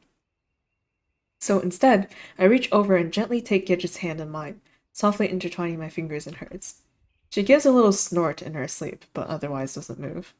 I smile and let my eyes flutter closed. Maybe I'll sleep just a little bit more. I've given all of 2 minutes before the sound of approaching footsteps catches my attention. And not just any footsteps, fast footsteps. And strangely crisp, like someone is slapping the floor, or running barefoot. The door slams open. I sit up with a start, my heart leaping up somewhere near my voice box. And next to me, Gidget groans with a wince of her brows. It's... Cecile. Hi. And looking altogether nothing like the smoothly pressed, unflappable Cecil I've become too familiar with over the past 48 hours or so. He's wearing nothing but his boxers, and his normally slicked down hair is a flurried mess of curls. Cecile? Gidget pushes herself up on her elbows, brows raised in confusion. There you are. There you are. Cecil wipes at his forehead. I woke up late and ran to your room, but you weren't there, and I admit I may have panicked slightly. When he sees the two of us just staring at him, it seems to finally register what he must look like, because his gaze drops to his appearance and he instantly straightens. Apologies, madam. I appear to be a bit out of sorts. Gidget rests her chin in her hand with a little wink. It's okay, Cecil. It looks like you had fun. This seems to only increase his discomfort, and he promptly drops his gaze. I'm to inform you that breakfast is served in the kitchen whenever you're ready. That sounds great. Thank you so much. It'll take us a bit to get ready, though, so feel free to make yourself presentable. Gidget is having a hard time holding in her laughter. Thank you, ma'am. Cecil gives one bow, then another, then ducks out the door.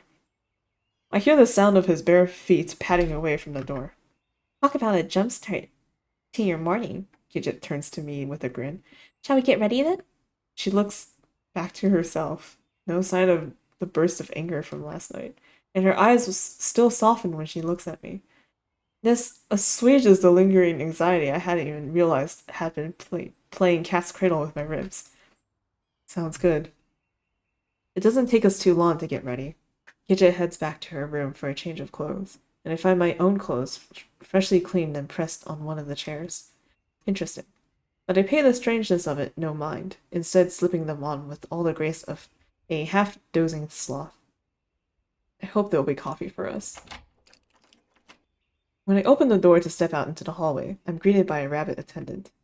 Shall I take you to breakfast, sir? He asks with a bow. Oh, sure. That sounds good, yeah. Another bow. Then we're on our way, through the corridors and down the grand staircase, past other attendants cleaning, dusting, and polishing the castle trimmings. I'm reunited with Gidget and Cecile in front of a large set of double doors. Gidget gives me a little once-over before her eyes stop halfway up my frame. She lets out a giggle, and I look down to see my fly wide open. For fuck's sake! Cheeks burning, I quickly zip up my front. This is already shaping up to be a great day. This way, please. The nearest attendant ushers us along, then opens the doors to reveal a grand dining hall with a long table stretched across its center. The table is already piled high with food: eggs, toast, meats and cheeses, bowls and bowls of fruit. My eyes practically bug out of my head as my stomach gives an unsightly growl. We're headed to the far end of the table, where we're seated to the right of the grand throne at its head. This looks amazing. Gidget has her hands to her cheeks as she takes in the sight of the feast. She's not wrong, though admittedly the sight of it sends a little curlicue of anxiety up through my belly. I shake it away. Right as the far door bursts open, sending me half out of my chair in surprise. My dear friends, so good to see you alive and well on this fine morn. Unlike some people, what? Orlum waltzes in, arms outstretched as though about to make some sort of proclamation. I trust you both slept well? Oh yes, very well, thank you. Gidget is all smiles. Everything was just lovely. Orlum sidles over, hands clasped behind his back, and shit-eating grin practically engulfing his face. He passes by Cecile, standing, who seems like a bit larger than I remember, standing against the back wall, and I don't miss the little smirk he shoots him. Cecile straightens up with a cough. Wonderful, yes. Orlum slides into the throne, lounging back into the pillows, then grabs a glass from the table and raises it in the air. One of the attendants rushes over to fill it up with juice. I like to make sure my guests are well taken care of. Well, you've certainly outdone yourself with this feast. Gidget reaches forward to grab a muffin from a nearby basket of pastries. Like a certain guy starting with G. Yeah, right? I'm just like, oh, horrible feeling. Yes, the benefits of staying the night, This would be a new experience for you. Orlum swirls the juice in his glass. Perhaps the invitation has never been enticing enough. Gidget bites down into the muffin in disinterest. And I don't miss the way Orlum's eyes follow her every movement, until they suddenly shift to me. You're being awfully quiet there, Iggy. I straighten up with a start. Me? Orlum tilts his head with an amused grin. Tired from the night's activities? I cough, reach for my glass, and promptly down half of my glass of juice. Fortunately, a door in the back opens at this moment, and a rabbit dressed in kitchen attire wheels in a large cart with more trays of food, their silver lids gleaming in the chandeliers. Ah, perfect. The main course. Fuck. No! No! No! Orlum scratches idly at the underside of his throat, simply watching as the attendant approaches the table. We're each given a steaming plate of food, a gorgeous arrangement of potatoes, eggs, and greens. Okay, with a sizzling sausage steak at its center. Oh, never mind. So my stomach growls for the second time, and I quickly dig in, taking to it as though I haven't eaten in days. It smells amazing, Gidget sighs next to me before doing the same. I see her cut a piece of the steak and bring it to her lips, her cheeks flush pink with joy. I may get 3 or 4 bites in before I notice that Orlum is watching us. He has his chin in his hand, just sitting there, a little smile playing on his face. I pause, blink. What is it? Orlum just laughs. Oh, nothing. Just happy you're enjoying your meals is all. I hate it here. No! I don't want to be here. I raise a brow as I bring another bite to my tongue, chewing on it slowly. As I swallow it, I come to realization. I look out across the table, at the empty chairs, at the far door, back at Orlum. Where's Genzo? I finally ask. Gidget's head pops up at this. Oh, true, I haven't seen him since last night. Now both of us are looking at Orlum. His face hasn't changed. Still just staring at us. Still just smiling. Then, his eyes widen ever so slightly, pupils dilating, and his smile, it spreads and spreads, curling upwards, taking over his whole face. I see him start to shake before I hear the chuckle. It begins as a nasally twitter, then grows into a throaty warble that makes the tips of his bangs shudder. Finally, his head cocks backwards, the guafs racking his entire body, as he falls back onto the pillows of his throne, hand to his forehead. He laughs and he laughs and he laughs. He laughs as though he can't even control himself, a high-pitched chipmunk-like series of shrieks that bubbles up from his lungs and echoes through the entire hall. His legs come up, kicking out in fits of delirious ecstasy, his feet slapping against the arm of his throne. He can't seem to finish his thought. Tears glimmering in the corners of his eyes as the laughter continues to monopolize his larynx. Then, in a shrill squawk that robs the air from my lungs. You're eating him! Muscles freeze, and for a moment it feels like my heart itself has stopped. I glance down at my plate, at the steak, half eaten, just lying there in its pool of juices. My fork falls from my fingers, and I bring my hands to my mouth, eyes bulging. No. He couldn't be, it happens before I can stop it, like an eruption from my stomach. Bile and stomach acid rising. What? My shoulders heave and I vomit everything I've eaten straight onto the table. It lands with a sickening splatter all over my plate and silverware. This just makes Orlum cackle even louder. He pounds his fists into the pillow on his throne, tears streaming down his face. I can't seem to move. Can't seem to comprehend. Next to me, Gidget is looking similarly horrified, her face a sickly gray, and her hands to her throat.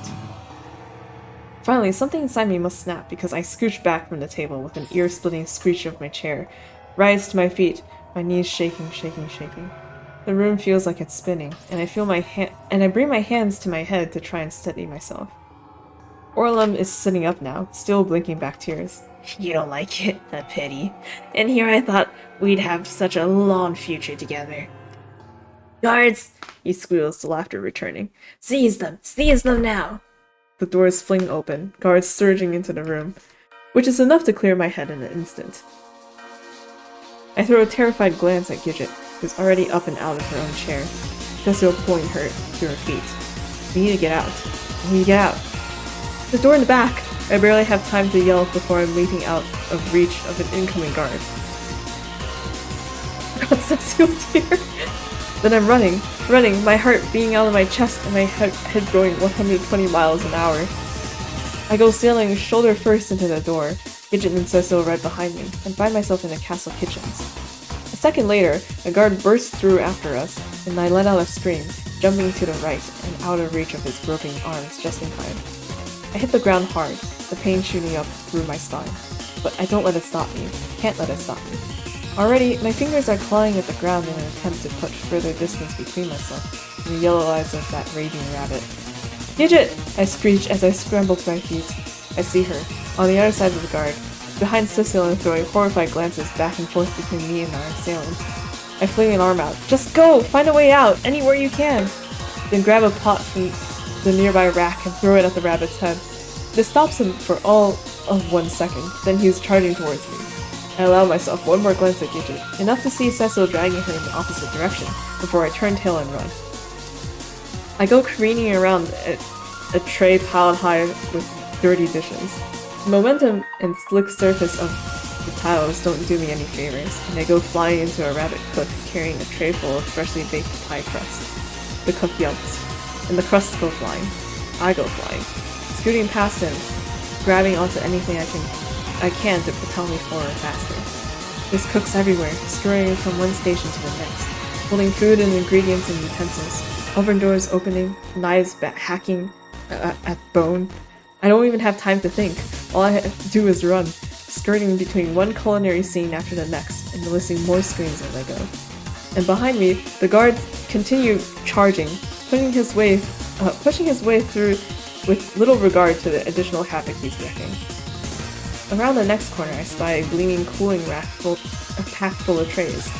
I fling it towards me, giving it a hairy, desperate shake, and sending the trays toppling out all over the floor in a cacophony of tiny crashes. This draws the attention of the nearby cook armed with a set of tongs. He shouts something I can't make out before charging forward, and I let out a yelp as I roll out of the way.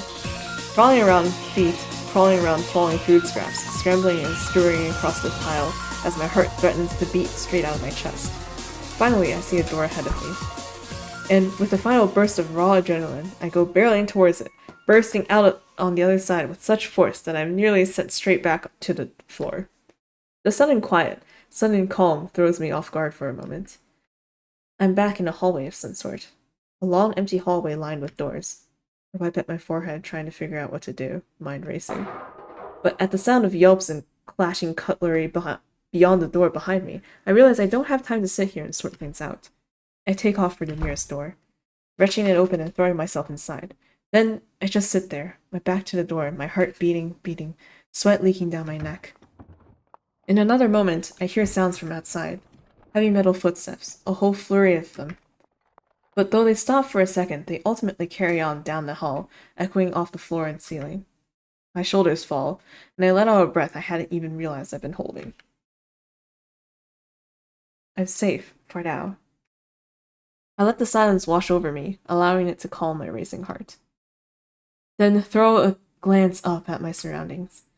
Where am I? I feel like something bad's happened here before. It's dim, but not so dim I can't see. When I step forward, the ground crunches beneath my feet. I look down with a start. Raw? This whole floor is covered with it. And the sight sends an uncomfortable gurgle through my belly. Oh, wait! What? Wait, he's still here! Huh? What?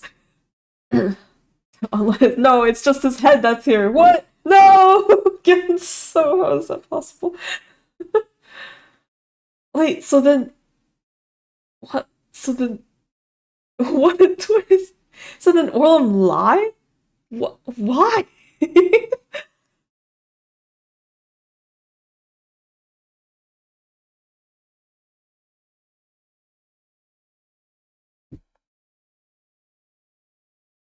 Yeah, he was just messing with us?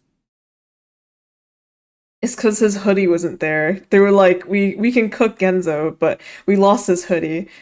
Not his hoodie, sorry, his beanie. His beanie is the garnish. It's what makes everything right. Who's there? The voice makes me jump. It's low and filmy and small, so lost in all that darkness. And with a pain that threatens to rend my heart in half, I realize I already know who it is. I take a step forward, and another, until I'm close enough to see him. I drop to my knees, my whole body is shaking. Genzo, my voice catches. Oh, nuts. Uh, uh, his arms are chained to a wall, his upper half slumped forward and heavy against the restraints. There's a white cloth wrapped around his eyes, only it's no longer white. It's red, practically black with blood. Dried and caked, layers and layers of it, and staining his cheeks in heavy streaks that wind their way all the way down past his chin and throat. Thick, crusty liaisons adorn his body in haphazard patterns, skin pulling and curling away from the muscle beneath the melted fabric of his clothes. And Oh, well, that explains what. Okay, so, um. I bring a hand to my mouth, my fingers trembling. His legs are gone, cut off mid-thigh, thumbs capped with bloody bandages, two fleshy lumps sinking into the straw. Is that you, Iggs? Something about the way he says it sends tears to my eyes, and I have to clutch my hand to my mouth to stop the wail from leaving my throat. It's me, I say softly once I regain control of my voice. It's me. I bring my hands to his cheeks, thumbs trembling against the skin. Sorry, I never got to congratulate you last night. Bro, that's the least of my worries right now. I clench my teeth together so hard I'm surprised my teeth don't crack. White hot heat sears the back of my throat. Probably won't be able to throw that bachelor party for you either. And so, Oh my, what a tearjerker. so he wasn't lying, yeah. He just was not. I see, okay. I jerk back, heart thrumming against the sides of my chest. I can already taste the bile rising to the back of my throat. He's there. He's watching us from the other side of the room. So quiet, I hadn't even heard him come in. Orlam. Oh no. Orlam oozes forward like a shadow in the night, Baines casting his face in lurid contrast. His bony fingers are wrapped around the handle of a butcher knife, and he's twisting it back and forth in casual inspection, almost as though bored. Unfortunately, I'm more partial to comedies. Already too much tragedy in my life. Why not fill it with laughter instead? I was laughing quite a lot last night, wasn't I, Genzo dear? Genzo winces, drops his gaze. Orlam comes draws closer, and I instinctively scurry backwards, pushing myself up to my feet with a swallowed gasp. But Orlam isn't interested in me. He wanders towards Genzo with a little shake of his head, tut-tutting beneath his breath. It was show-stopping, wouldn't you agree? A grand spectacle worthy of the stage. And all of it orchestrated so perfectly. He descends with almost graceful fluidity, mounting Genzo's lap and cradling the other man's chin in his hands. We reprised our roles so well. The heartbroken drunk, the hopeless hopeful, both of us desperately clawing and scrapping for something just out of reach. He traces his face up the side of Genzo's cheek, up into his hair, eyes closing as he breathes it in. For a second, he doesn't move. Then, a smile. It grows and grows, stretching across his face like a snail uncoiling itself. This time, A laugh, shuddering at the base of his throat. This time I made sure you couldn't leave afterwards. Now his whole shoulders are shaking with it, laughter spilling off his tongue as his fingers wrap themselves around a handful of Genzo's hair. Let's see you run away on those little legs of yours now. His eyes go wild, teeth grinding together as he pulls Genzo's head backwards. Only for him to abruptly stop, face going blank. He turns around, looks at me. His eyes dilate, and he smiles. Iggy. He sings as he rises to his feet. You really have gotten in over your head this time, haven't you, huh? Oblivious little Iggy, who only wants to make everyone happy. But you can't. That's the problem, see? Because our Wonderland— Oh shit! What? The title? it doesn't actually exist. There isn't a place where all of us can be happy. He spreads his arms in a grand show of pageantry. So you can try all you like, but the ending will always be the same. Oh shit. He drops his arms, shakes his head. Just what am I gonna do with you? Then starts towards me. With a panic twist in my heart, I jerk backwards. Back, across the straw. So fast my feet slip out from under me and I go down, hard. But still, I keep crawling away until my back hits the wall and my hands dig into the straw, breath hot and fast on my lips. All I can do is look up at him as he walks over, the stone wall cold against my back, straw poking against my palms. My arms, my legs, my lips, everything is shaking. A guttural sense of hopelessness running through my veins.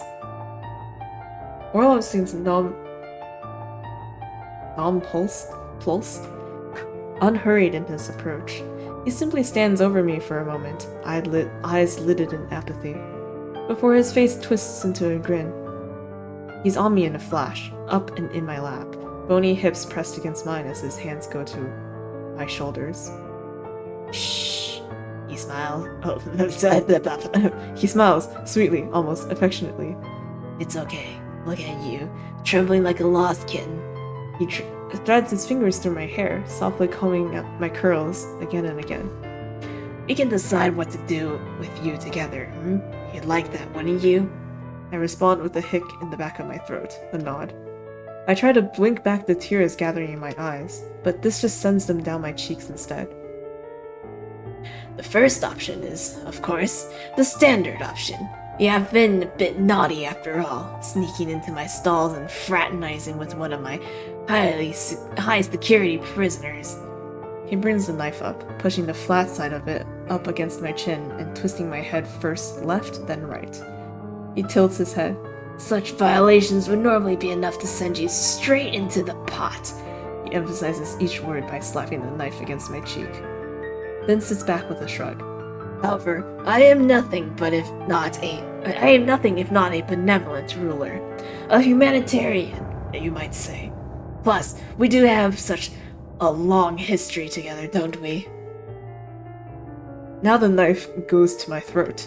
He traces the tip of it down to the collar of my shirt, tugging it against the fabric. There are other roles you might fill around the castle, places where you could be useful. Then lower, across my chest, and carving a shallow groove into the skin that quickly becomes dotted with pinpricks of blood. Of course, I can't let you off that easily, so you'll still need to allow me a taste. But from where? Lower, across my belly, where the skin is softer and the knife digs in deeper. Perhaps something you won't miss? Lower, cutting a straight line down from my belly button, my breath coming out faster and faster, hyperventilating. That would certainly make our mutual friend jealous, wouldn't it? But that's okay. I've taken over for him. He's a part of me now. Now I'm the one with the irreverent witticisms, the crowd-pleasing antics, the dashing sense of disregard for society's rules. Lower. The entire tip of the knife is sunk inside the skin now, blood welling up around it like a font. Scissors needed? If I had a nickel for every single time I almost got neutered in this game, I'd have 2 nickels, which isn't a lot, but it's weird that it's happened twice. My vision is warping, twisting in and out, dots dancing across my eyes. About you, Iggy? What will I get after devouring you, huh? I can just barely make out the shape of his head dropping, the feel of his tongue against my skin, warm and soft as it laps up the growing puddle of blood. Will everyone love me, Iggy? Fuck, I can't. I feel my eyes start rolling back. And that's when I see it. Something dark behind him. Hazy and contorted, a shadow rising up like a beast out of the gloom. I only have a split second to question my eyesight before. Leave my fiancé the fuck alone!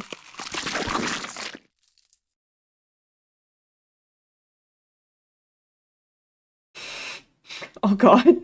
Gidget screams a deep guttural cry and sinks a pair of kitchen shears straight into the back of Orlov's neck. Orlov's body goes completely rigid against mine, his eyes stretched wide in surprise. Oh, the juice. Yeah, right. The sound effect was really there. It sounded like a fruit. Extra large scissors. I look at him. He looks at me. The tip of the scissors has pierced its way all the way through the front of his windpipe. Then both of us watch as a bubble of blood forms between his lips, larger and larger before popping across his chin. It forms a gooey waddle of red saliva from his bottom lip that drips down onto my shirt. Gidget... Okay. Gidget yanks the scissors back out. The gush of blood that follows splashes up and onto her hands, face, dress, a brilliant wash of splattered, speckled crimson. It colors the very air red, the smell of it filling my nose and lungs. Orlum shudders, then crumples, limp on top of me, almost as if he's fallen asleep curled on top of my chest. Blood oozes across his back, staining his shirt and hair and seeping into the fabric of my clothes. I can only stare at him, pupils trembling. I blink again. My whole body feels eerily cold, and the world around me strangely unreal. And it remains that way, even as Gidget tosses aside the scissors and holds out her hand, fingers red and shiny in front of my face. Come on. Only it's not a show of assistance, it's an order. So I take it, our fingers slick as they intertwine, and let her pull me to my feet. Orlum slides off in the process, going belly up in the straw. He looks so tiny now, like he could get lost in all those dried up stalks. While just a moment before, he'd seemed to tower over me like an insurmountable behemoth. I wipe at my face, still shaky and dizzy. My clothes are a mess. A mixture of my and Orlum's blood coloring it with thick, heavy splotches that glisten even in the dim light. We don't say anything, just breathing. Breathing in the weighted silence. Until the door opens with a slam that nearly sends me into shock. Hi, man. Cecil rushes in, his face tense. His normally pressed clothes are a twisted, rumpled mess, decorated with red splotches of their own, and I see what looks like a kitchen knife in his hand. He takes one look at Gidget, at me, then at Orlum on the ground. Come on, we need to get out of here. The whole castle is looking for us.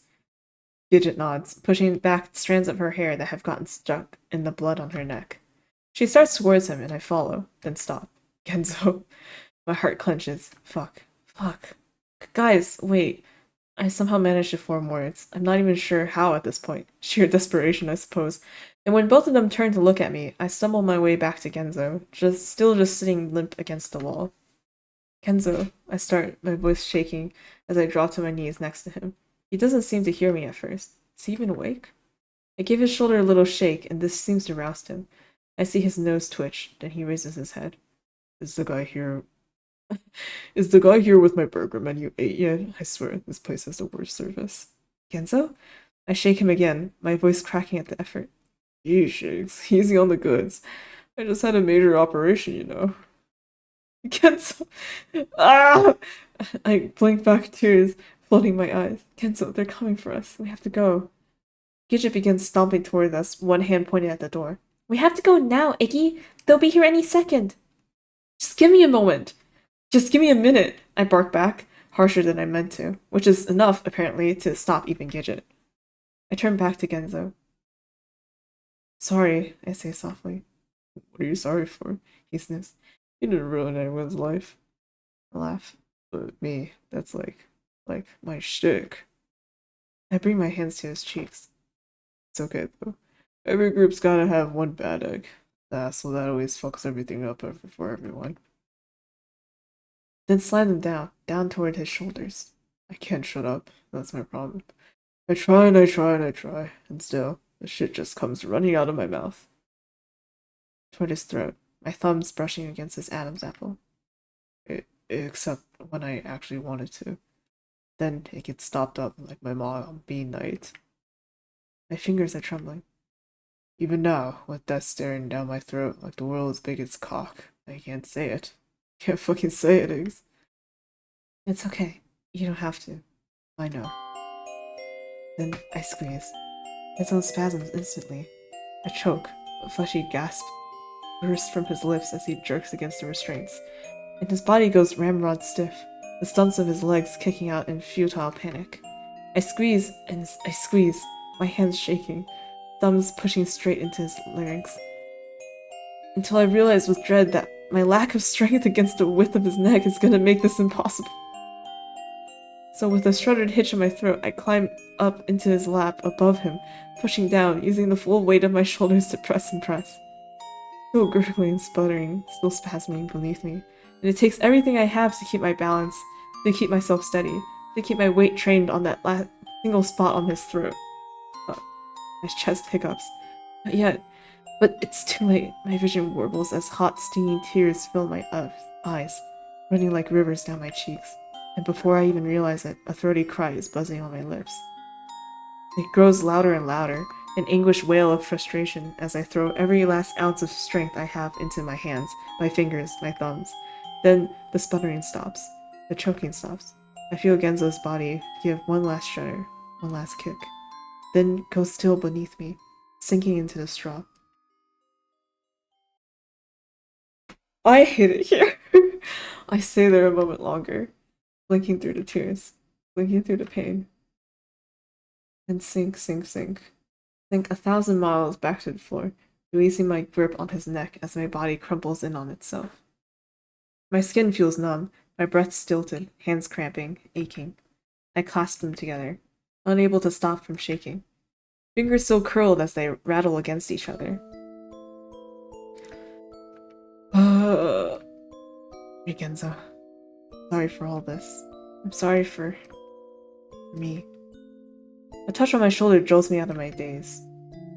And I look up, at first not even comprehending what I'm looking at, then realize it's Gidget. That's right. We need to get out of here. We're in danger. We need to leave. She holds her hand out, and I take it, stumbling over my feet, but moving. Out of the stall. Back into the hallway. Running. Racing. Everything is passing by so quickly. Flashes of gold and red. I try to stay focused on Gidget's feet as I run, mimicking her hurried steps. The only thing I can latch onto to keep myself pressing forward as everything else bends and twists around me. A flurry of movements to the left. Guards. A whole battalion of them. Cecil shouts something and leads us to the right, down another hallway, past window after window, in and out of the cascading sunlight. It's so loud now, a thunderous cacophony in my head, impeding footsteps echoing off the walls. Just as we're rounding another corner, a door to our left flings wide open, and a guard comes charging at us. Oh. He grabs Gidget by the throat and slams her against the wall. Oh no. I find myself rooted to the spot, frozen, unable to do so much as scream. While across from me, Cecil has already has his knife raised and is flying at the rabbit. Mistress! He leaps straight onto the rabbit's back, yanking back on his ears and stabbing the knife again and again into the exposed area of the rabbit's neck. What? Okay. The rabbit screeches and releases Gidget, who stumbles away with her hand to her throat. Run, mistress! Cecil shouts right before the rabbit grabs him by his hair and flings him to the floor with a horrific crack. Cecil! Gidget shrieks, but somehow this spurs me into action. And finally, I'm moving forward, grabbing her wrist, pulling her after me as I run, pummel down the hall, shrieking across the carpet. There's a door. A door! Just up ahead. I throw a quick glance backwards just in time to see the rabbit bring his giant iron boot down on Cecil's head. Gidget lets out a wail, and I wrench my head forward. Keep moving. I go flying into the door, shoving it open, lurching out, pulling my sluggish legs, out into the open air of the castle gardens. We're out, but we can't stop here. I keep sprinting, past the bushes and trees and fountains, past the towering castle walls, past the bridge and the moat, and the path curling back towards the village. I shift left and start towards the distant trees, away from the castle, away from civilization, away from any chance of running into more guards. I can hear Gidget's breath behind me, coming out in short, ragged bursts as her feet pound against the ground. Once we're near the trees, and there's still no sign of any guards behind us, I begin to slow down. Slower, easing off into the trees, until we're walking, stumbling, tripping over rocks, branches, each other as we clutch at the tree bark for balance. Finally, we stop completely, hands to our knees, coughing and wheezing and gasping. I can taste blood in the back of my throat, on my tongue, and my lungs. My lungs feel like they're on fire, like I'm breathing through a straw. I lean against an overhead bush, clenching my eyes shut as I focus simply on sucking oxygen up into my lungs in great, greedy gobfuls. Once my body starts to calm back down, and my head is no longer spinning, I throw a glance at Gidget. She's just standing there, her gaze pointed at the ground, one hand clenched to her chest, her face dark. But when she sees me looking at her, she smiles. A sad smile, but a smile nonetheless. We don't say anything, simply grabbing each other's hands and renewing our forward trek. Onward through the trees. Past trunk after trunk. Swirling brush.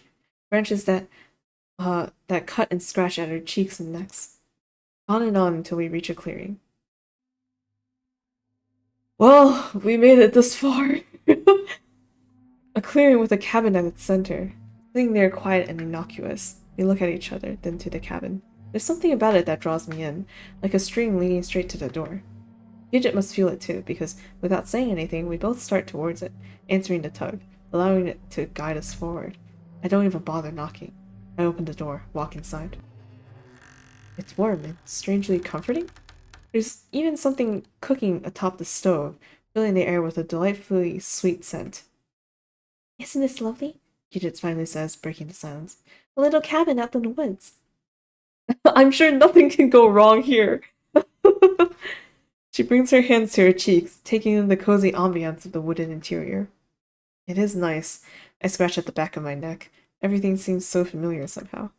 I look around, my gaze jumping from the stove to the table to the bed. Something about the bed sends my insides into a twist, and I shake my head to clear my thoughts, jerking away. Gidget turns her gaze back to me, and she seems to notice my current state for the first time. Oh, Iggy. Her eyes cloud. Let me get you cleaned up, okay? I don't know if we have time for that. She takes my hand slowly. She takes my hand softly, gently, leading me to one of the chairs at the table. Once she has me seated, she wanders over to the little kitchen area.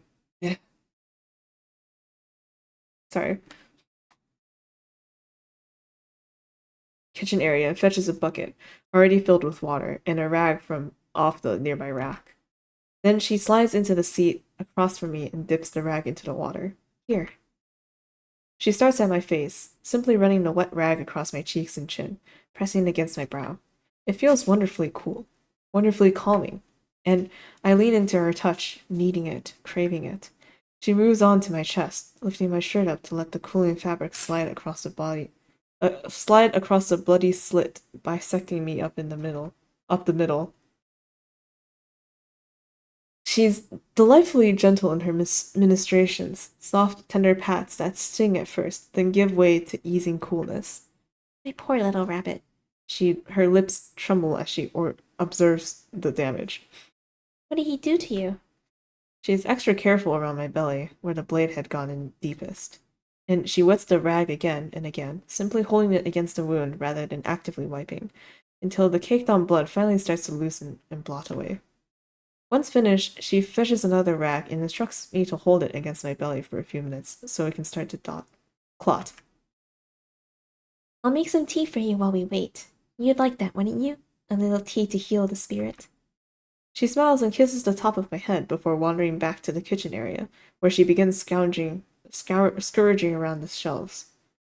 I like how we both just randomly came in this cabin, and how we've observed, oh, there's something cooking in the kitchen, which would indicate someone lives here, but none of us has made that connection, and we're just like, well, our stuff now.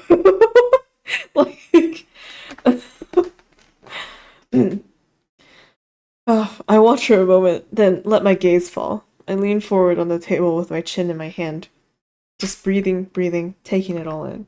At this point, I'm still trying to keep my mind clear. Yes, don't think about it yet.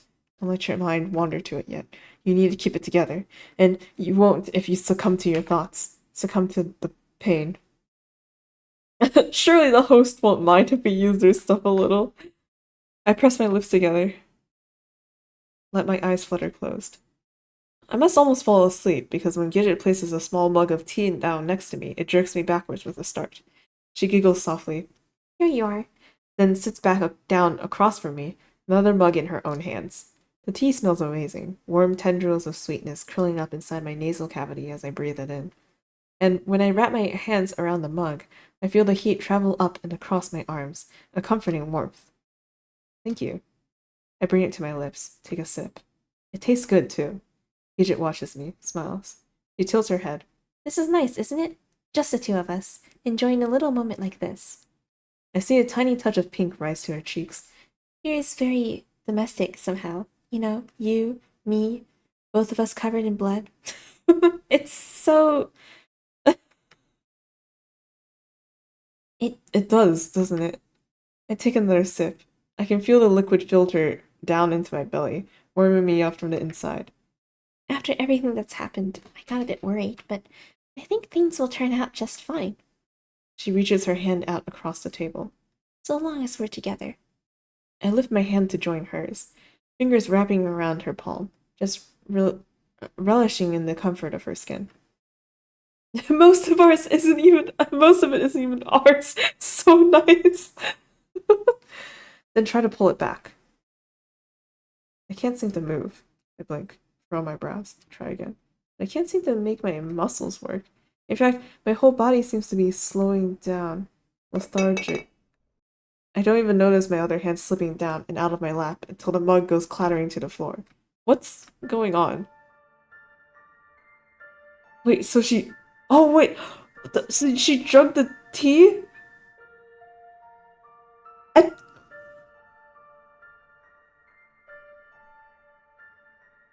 Really, Kitchen? Also, I don't know, just like the timing, you know? You can't wait like a day, you know, just be like, yeah, you know, today was a lot. 2 of our friends died, but it's cool. And we... It's suddenly here. 2 of our friends died at our own hands. You know, it's been a lot, so we should probably just rest. But no. Gidge is just like, no, I need to execute my plan to, harass Iggy.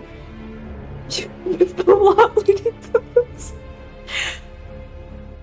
Gidget is still smiling at me. I see her stand up, place my hands gently back in my lap.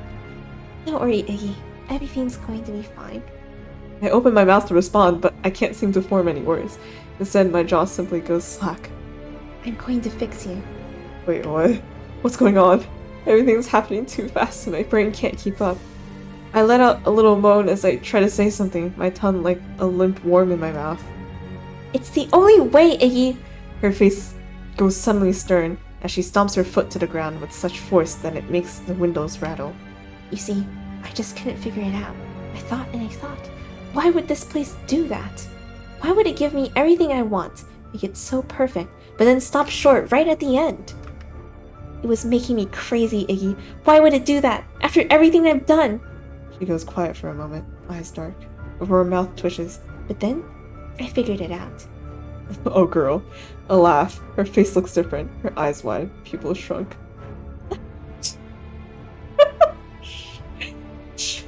Virgin ate a friend's legs, killed the guy who butchered friend 1. She stabbed friend 2, then we mercy killed friend 1 with our bare hands.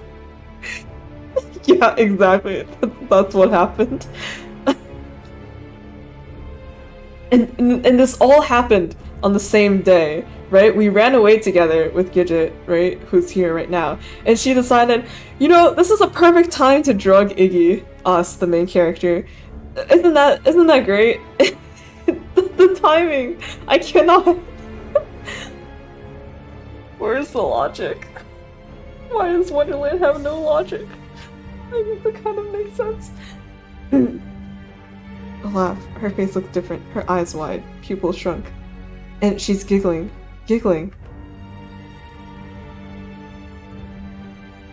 Well, today's not over, yeah.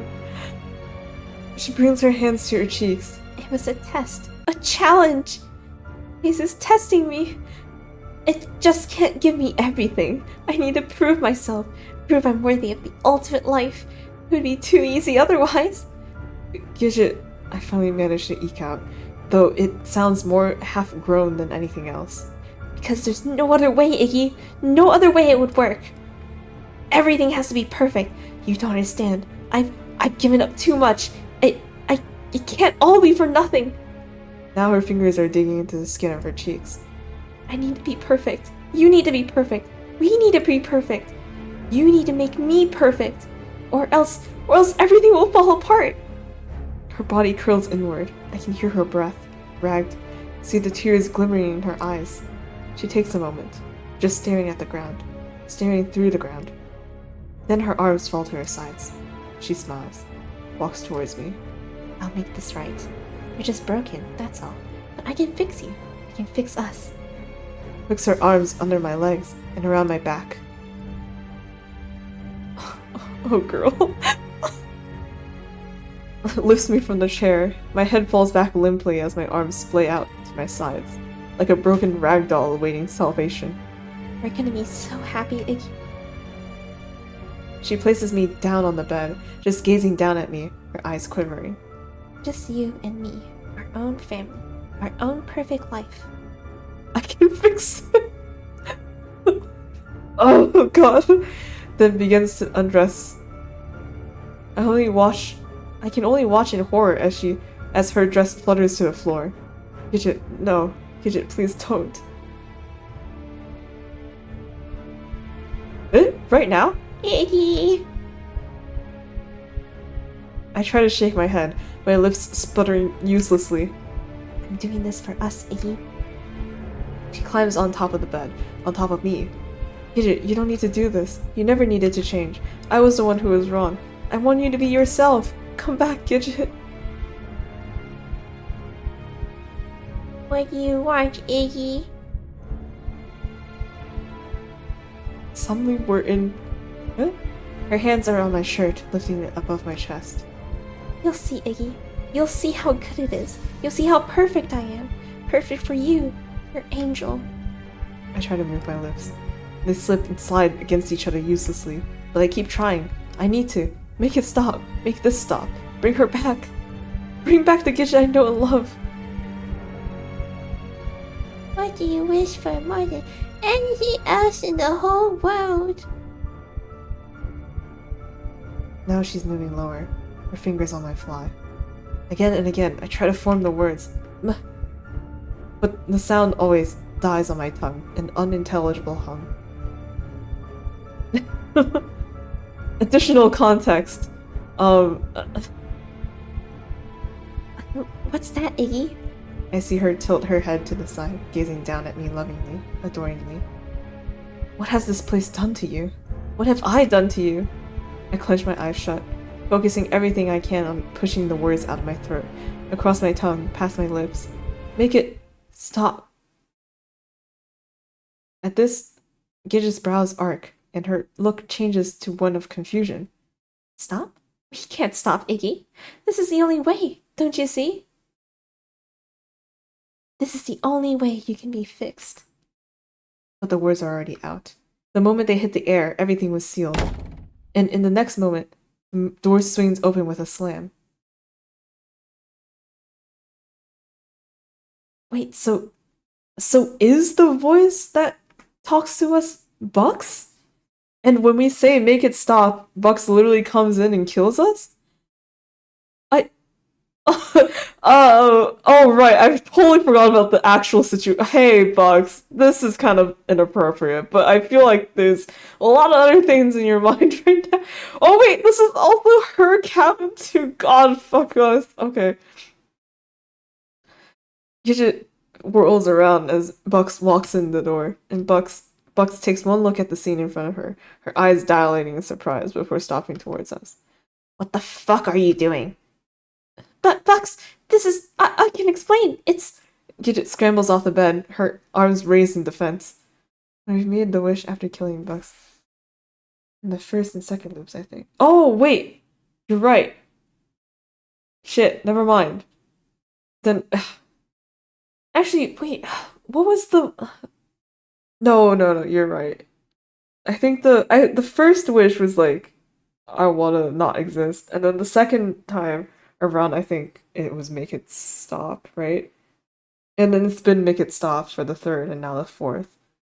But yeah. Just a dab of spice. Yeah, they've known each other since fetuses. Okay. Bugs, I can explain. It's Gidget scrambles off the bed, her arms raised in defense, but Bucks just grabs her around the neck and throws her against the far wall. There's a gut-wrenching snap as she collides with the wood before tumbling to the ground. Oops. Then she's shaking, groaning, trying to crawl away. Bugs, stop! Bugs, please! I can see a tendril of blood work its way down her forehead, tracing the curve of her nose. This isn't what you think. We were just... Just what? Breaking into my house? Stealing my stuff? Bucks stomps over, standing over her, just watching, then picks Gidget back up as though she were nothing more than a twig, and flings her into the kitchen. Gidget goes flying into the shelves with a crack, dishes and pots and foodstuffs falling in flurried series of clatters. She's wailing now, scream after scream, her shoulders heaving with every throat-wrenching cry. Shut up! Shut up! Shut up! Bucks brings her hands to the side of her head, clutching at her hair. But Gidget doesn't stop. She only shrieks louder, and I see Bucks's eyes go positively livid. You never shut up! You never shut up! You never shut up! Oh, uh-oh. Her head snaps to the side as she surveys the room. Then she walks over to the stove and snatches up the still hot kettle. Make you shut up. I watch her approach Gidget, raise the kettle over her head, and bring it down. There's a horrendous thud, dull and heavy. Gidget chokes, sputters. Then again, one meaty thwack after the next, again and again, until all I can hear are fleshy smacks interspersed with Buck's rag breathing. A puddle of deep red is forming across the floor, seeping out from the kitchen, toward the table and the bed. I feel like it goes on forever. Gidget's head and face are near unrecognizable. But still, Bucks keeps swinging and slamming the kettle. With a final squelch, the edge of the kettle snaps straight through her skull.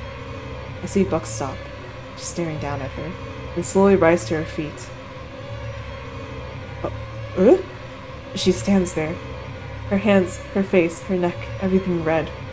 Her shoulders are still heaving with every breath, and sending the blood on her hands back to the floor in scattered drops. They paint the wood in arrhythmic staccato.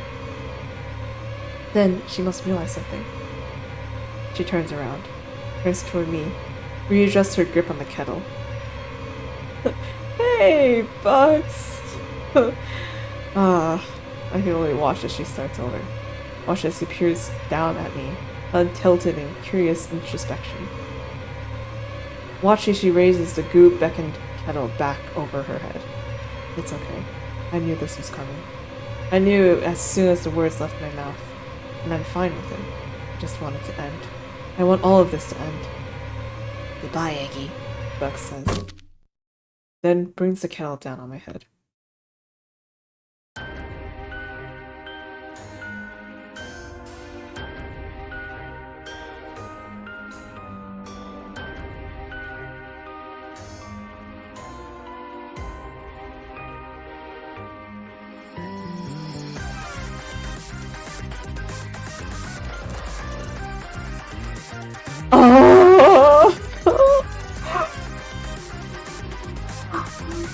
Oh my god. GG. GG part 4. You have no idea how many questions are unanswered. Loop 4 out of 5.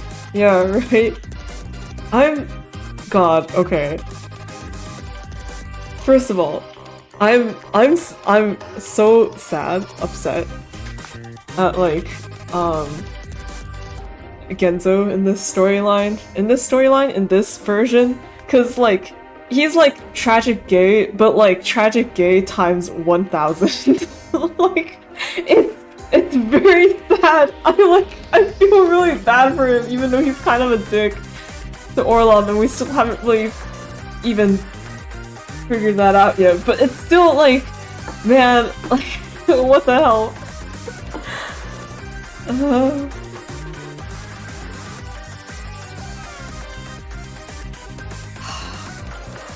I don't know. I don't know anymore. Um, I had thoughts, but a lot of them are leaving my head. Oh, right. Okay, so like Orlum kind of mentioned it, and it seems Gidget is also not completely unaware, but she seems a bit less aware. How they pull out the ending of this, dude? Like, I'm just like shaking all of them. Like, god damn it! All you guys need to do is just talk. Like, just be honest with each other, and fucking everything will figure itself out. I cannot. Okay, but like, there's the thing that Orlum was yelling about, where he was like, like when he did the title drop, right? And it's something that I kind of touched on before too, where it's like it feels like the reason why things end in shit and everything's so, tomato juice is because it's cause like it's Wonderland where everything you want comes true, but it's like you can't control like another person. You know what I mean? Like how Gidget was also crying at the end. How she's like, I have everything, like her modeling career and everything, everyone loves her, etc. She's all praised for everything. But what she really wants is Iggy to love her the way that she wants him to. But Iggy can't do that, you know? Which frustrates her and makes her go crazy. And like, yeah. And like that's the thing, that's the issue with the Wonderland, with our Wonderland. Where Orlon was saying like we can't live together in a Wonderland peacefully because we're gonna want like different things. It's like how you can't really have a utopia because people are gonna want different things. Where people have like different definitions of what is perfect for them. You know what I mean?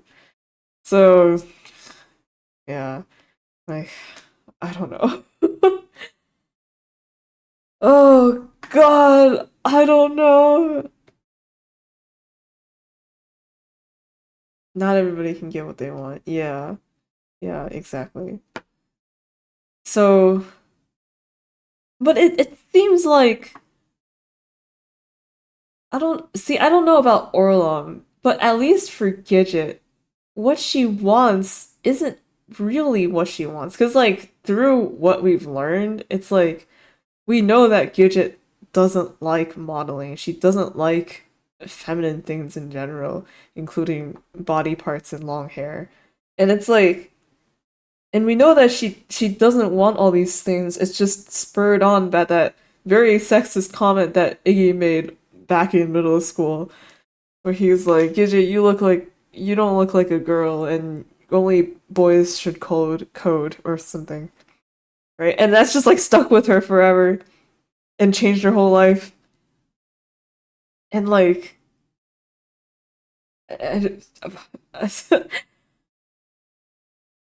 yeah, and also mom was totally not helping in that regard.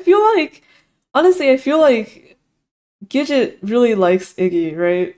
And but like Iggy saying that on top of all the stuff that her mom was saying to her too, it was like it just like kind of made her cave in, I guess. And dad is so emotionally AFK. Yeah. Oh man.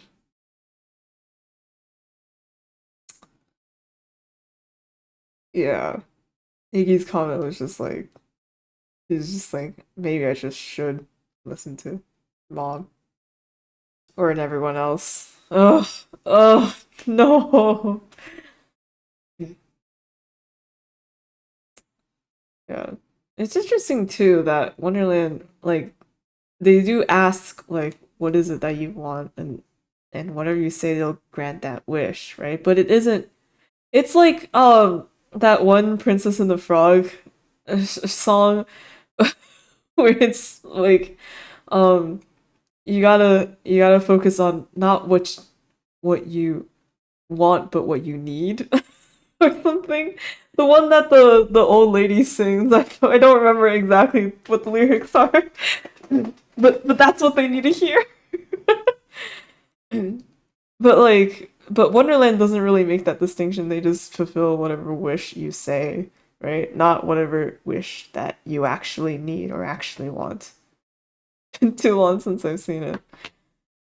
I've got time. I'll go look it up. I do want to know what it is. What is it called? A Princess and the Frog. It's called Dig a Little Deeper. Yes. You gotta dig a little deeper. Find out who you are. You gotta dig a little deeper. You really ain't that far.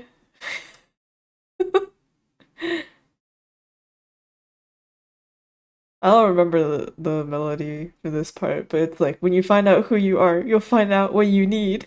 Blue skies and sunshine, guaranteed. Like, god damn it, y'all, you just gotta dig a little deeper. uh,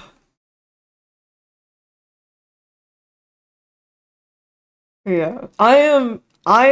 God damn it. I know like Act 5 is really long, or it's the longest out of all of them. Who knows? Maybe it'll still end up being kind of the same length as all the other. So far, all the acts arcs have been like kind of the same length since I've been reading everything out loud. A couple scenes are relatively tame compared to what's happened. Oh yeah, usually there's way more tomato juice.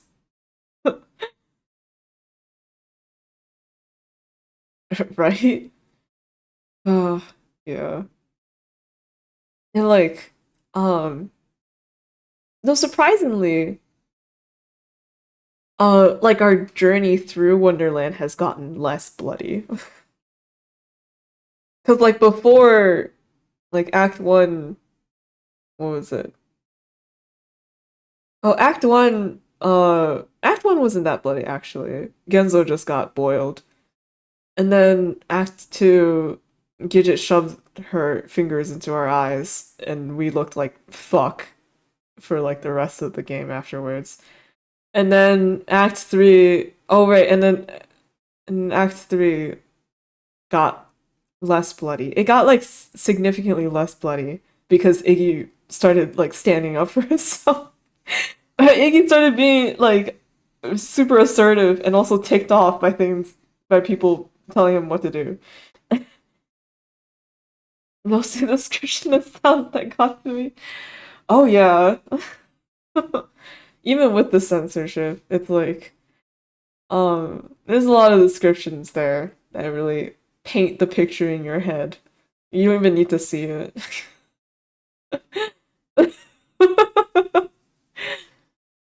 The descriptions, man. But yeah, this time around, like, well, it's probably half because of Gidget, like, facilitating everything too. You know, like, bringing us places and, like, not murdering us in the first night. Yeah. Though I have to wonder, like, I, I don't quite understand the point of Cecile.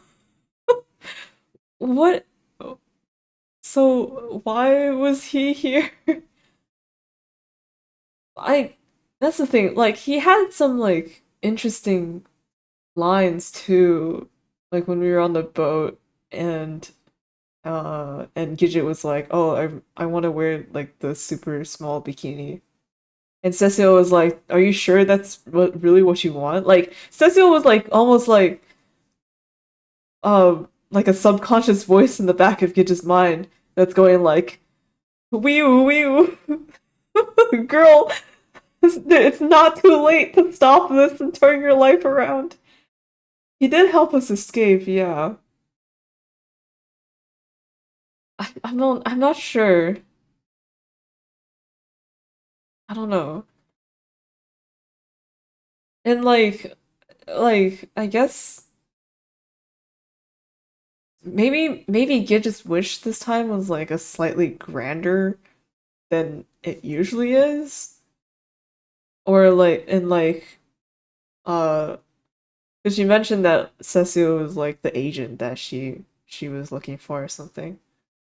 Mm. Condensing the idea of her town flows into a manageable travel size. I mean, could be, but Cecile doesn't like I don't know. Cecile doesn't really praise her or fawn over her. He's just there to attend to her, like help her carry stuff and and whatnot, like her manager or something, her agent. I don't know. Hmm. But like he's also hand of the queen, the right hand man. He's also like and I have to wonder too, Cecile plus not really the rabbits, but I guess the random NPCs that show up in Orlon's balls too. It's like they're people, but they're also just like part of Wonderland. Like they're not real people. I don't think. Although I don't know. I don't know. Did Cecile just materialize? Did Gidget give birth to Cecile? What? Ah, but yeah.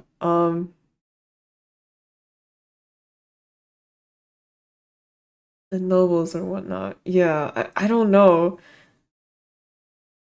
Uh, Orlum did mention like when somewhere he was saying like when he first got down here, the whole Wonderland was like a mess, and he was the one that started that like brought everyone together and put some order into the place or whatever.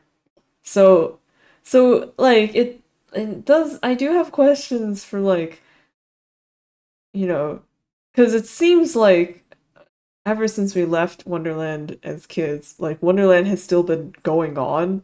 Like stuff has still been happening in it, just like without us there for like what, like 20 something years.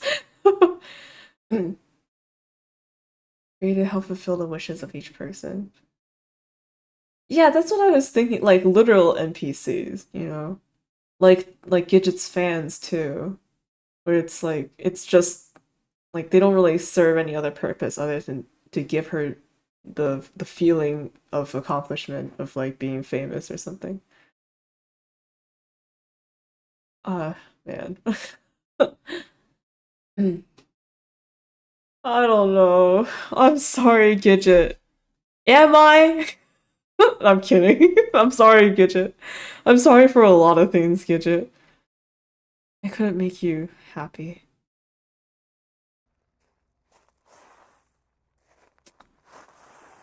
And we're back.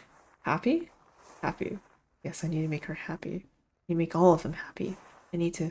For a single moment, I remain peaceful, blissfully calm with the darkness of my eyelids. Then, with a jerk that nearby bends my spine in half, I sit up, straight up. Every joint, every muscle, every fiber of my body is ramrod straight. Why aren't we talking about the garbage can? I'm waiting for them to talk about the garbage can. In my heart, my fucking heart. I can feel it in my fingers, my ears, my head, my eyes. Then comes the nausea. Bubbling, frothing, rising up, erupting. So fast I almost don't catch it.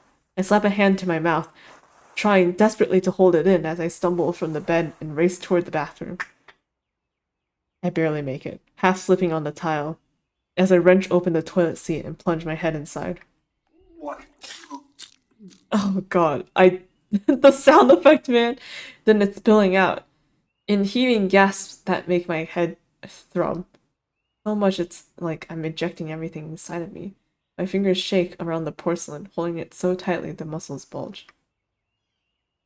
And tears and snot dribble down my chin to join the goopy, saliva-ridden muck. It's a new start. Yeah. Once the convulsions finally die down, I let myself fall back. My tailbone collides angrily with the ground. I'm shivering now. I can feel things. My arm is gone. My leg. Numbing shocks all over my body, red filling up my eyes. Sensations come all at once and all over, to the point that I have to curl in on myself, face buried in my knees, to keep from screaming. But the noise still does escape, like a throaty, desperate hum on my lips. My heart feels like it's being ripped in two again and again and again. A deep, guttural sense of hopelessness. I see them. I see all of them. Every horrific detail. In pain, agony, dying again and again and again. I bring my hands to my face, to my eyes, trying to block out the images, but nothing stops them. Nothing stops the visceral sensations of despair digging into my skin like scalpels threatening to rip me open. I I remember. I remember. Ah! Fuck, I remember everything!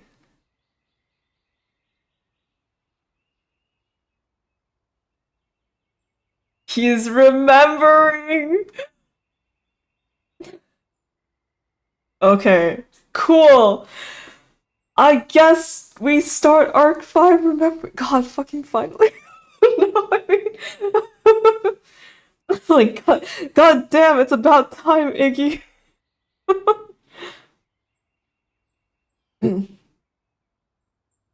If you'd like to know what everything is, it's death. Lots and lots of death. Lots and lots of tomato juice. Oh my god. Okay. Alright, cool. Honestly, I was afraid Act 4 was gonna be kind of long, but it's shaping up to be around the same as Act 1, which means Act 5 will kill me. So, yep. So that means I'll be back tomorrow. Act 5 will be a trip.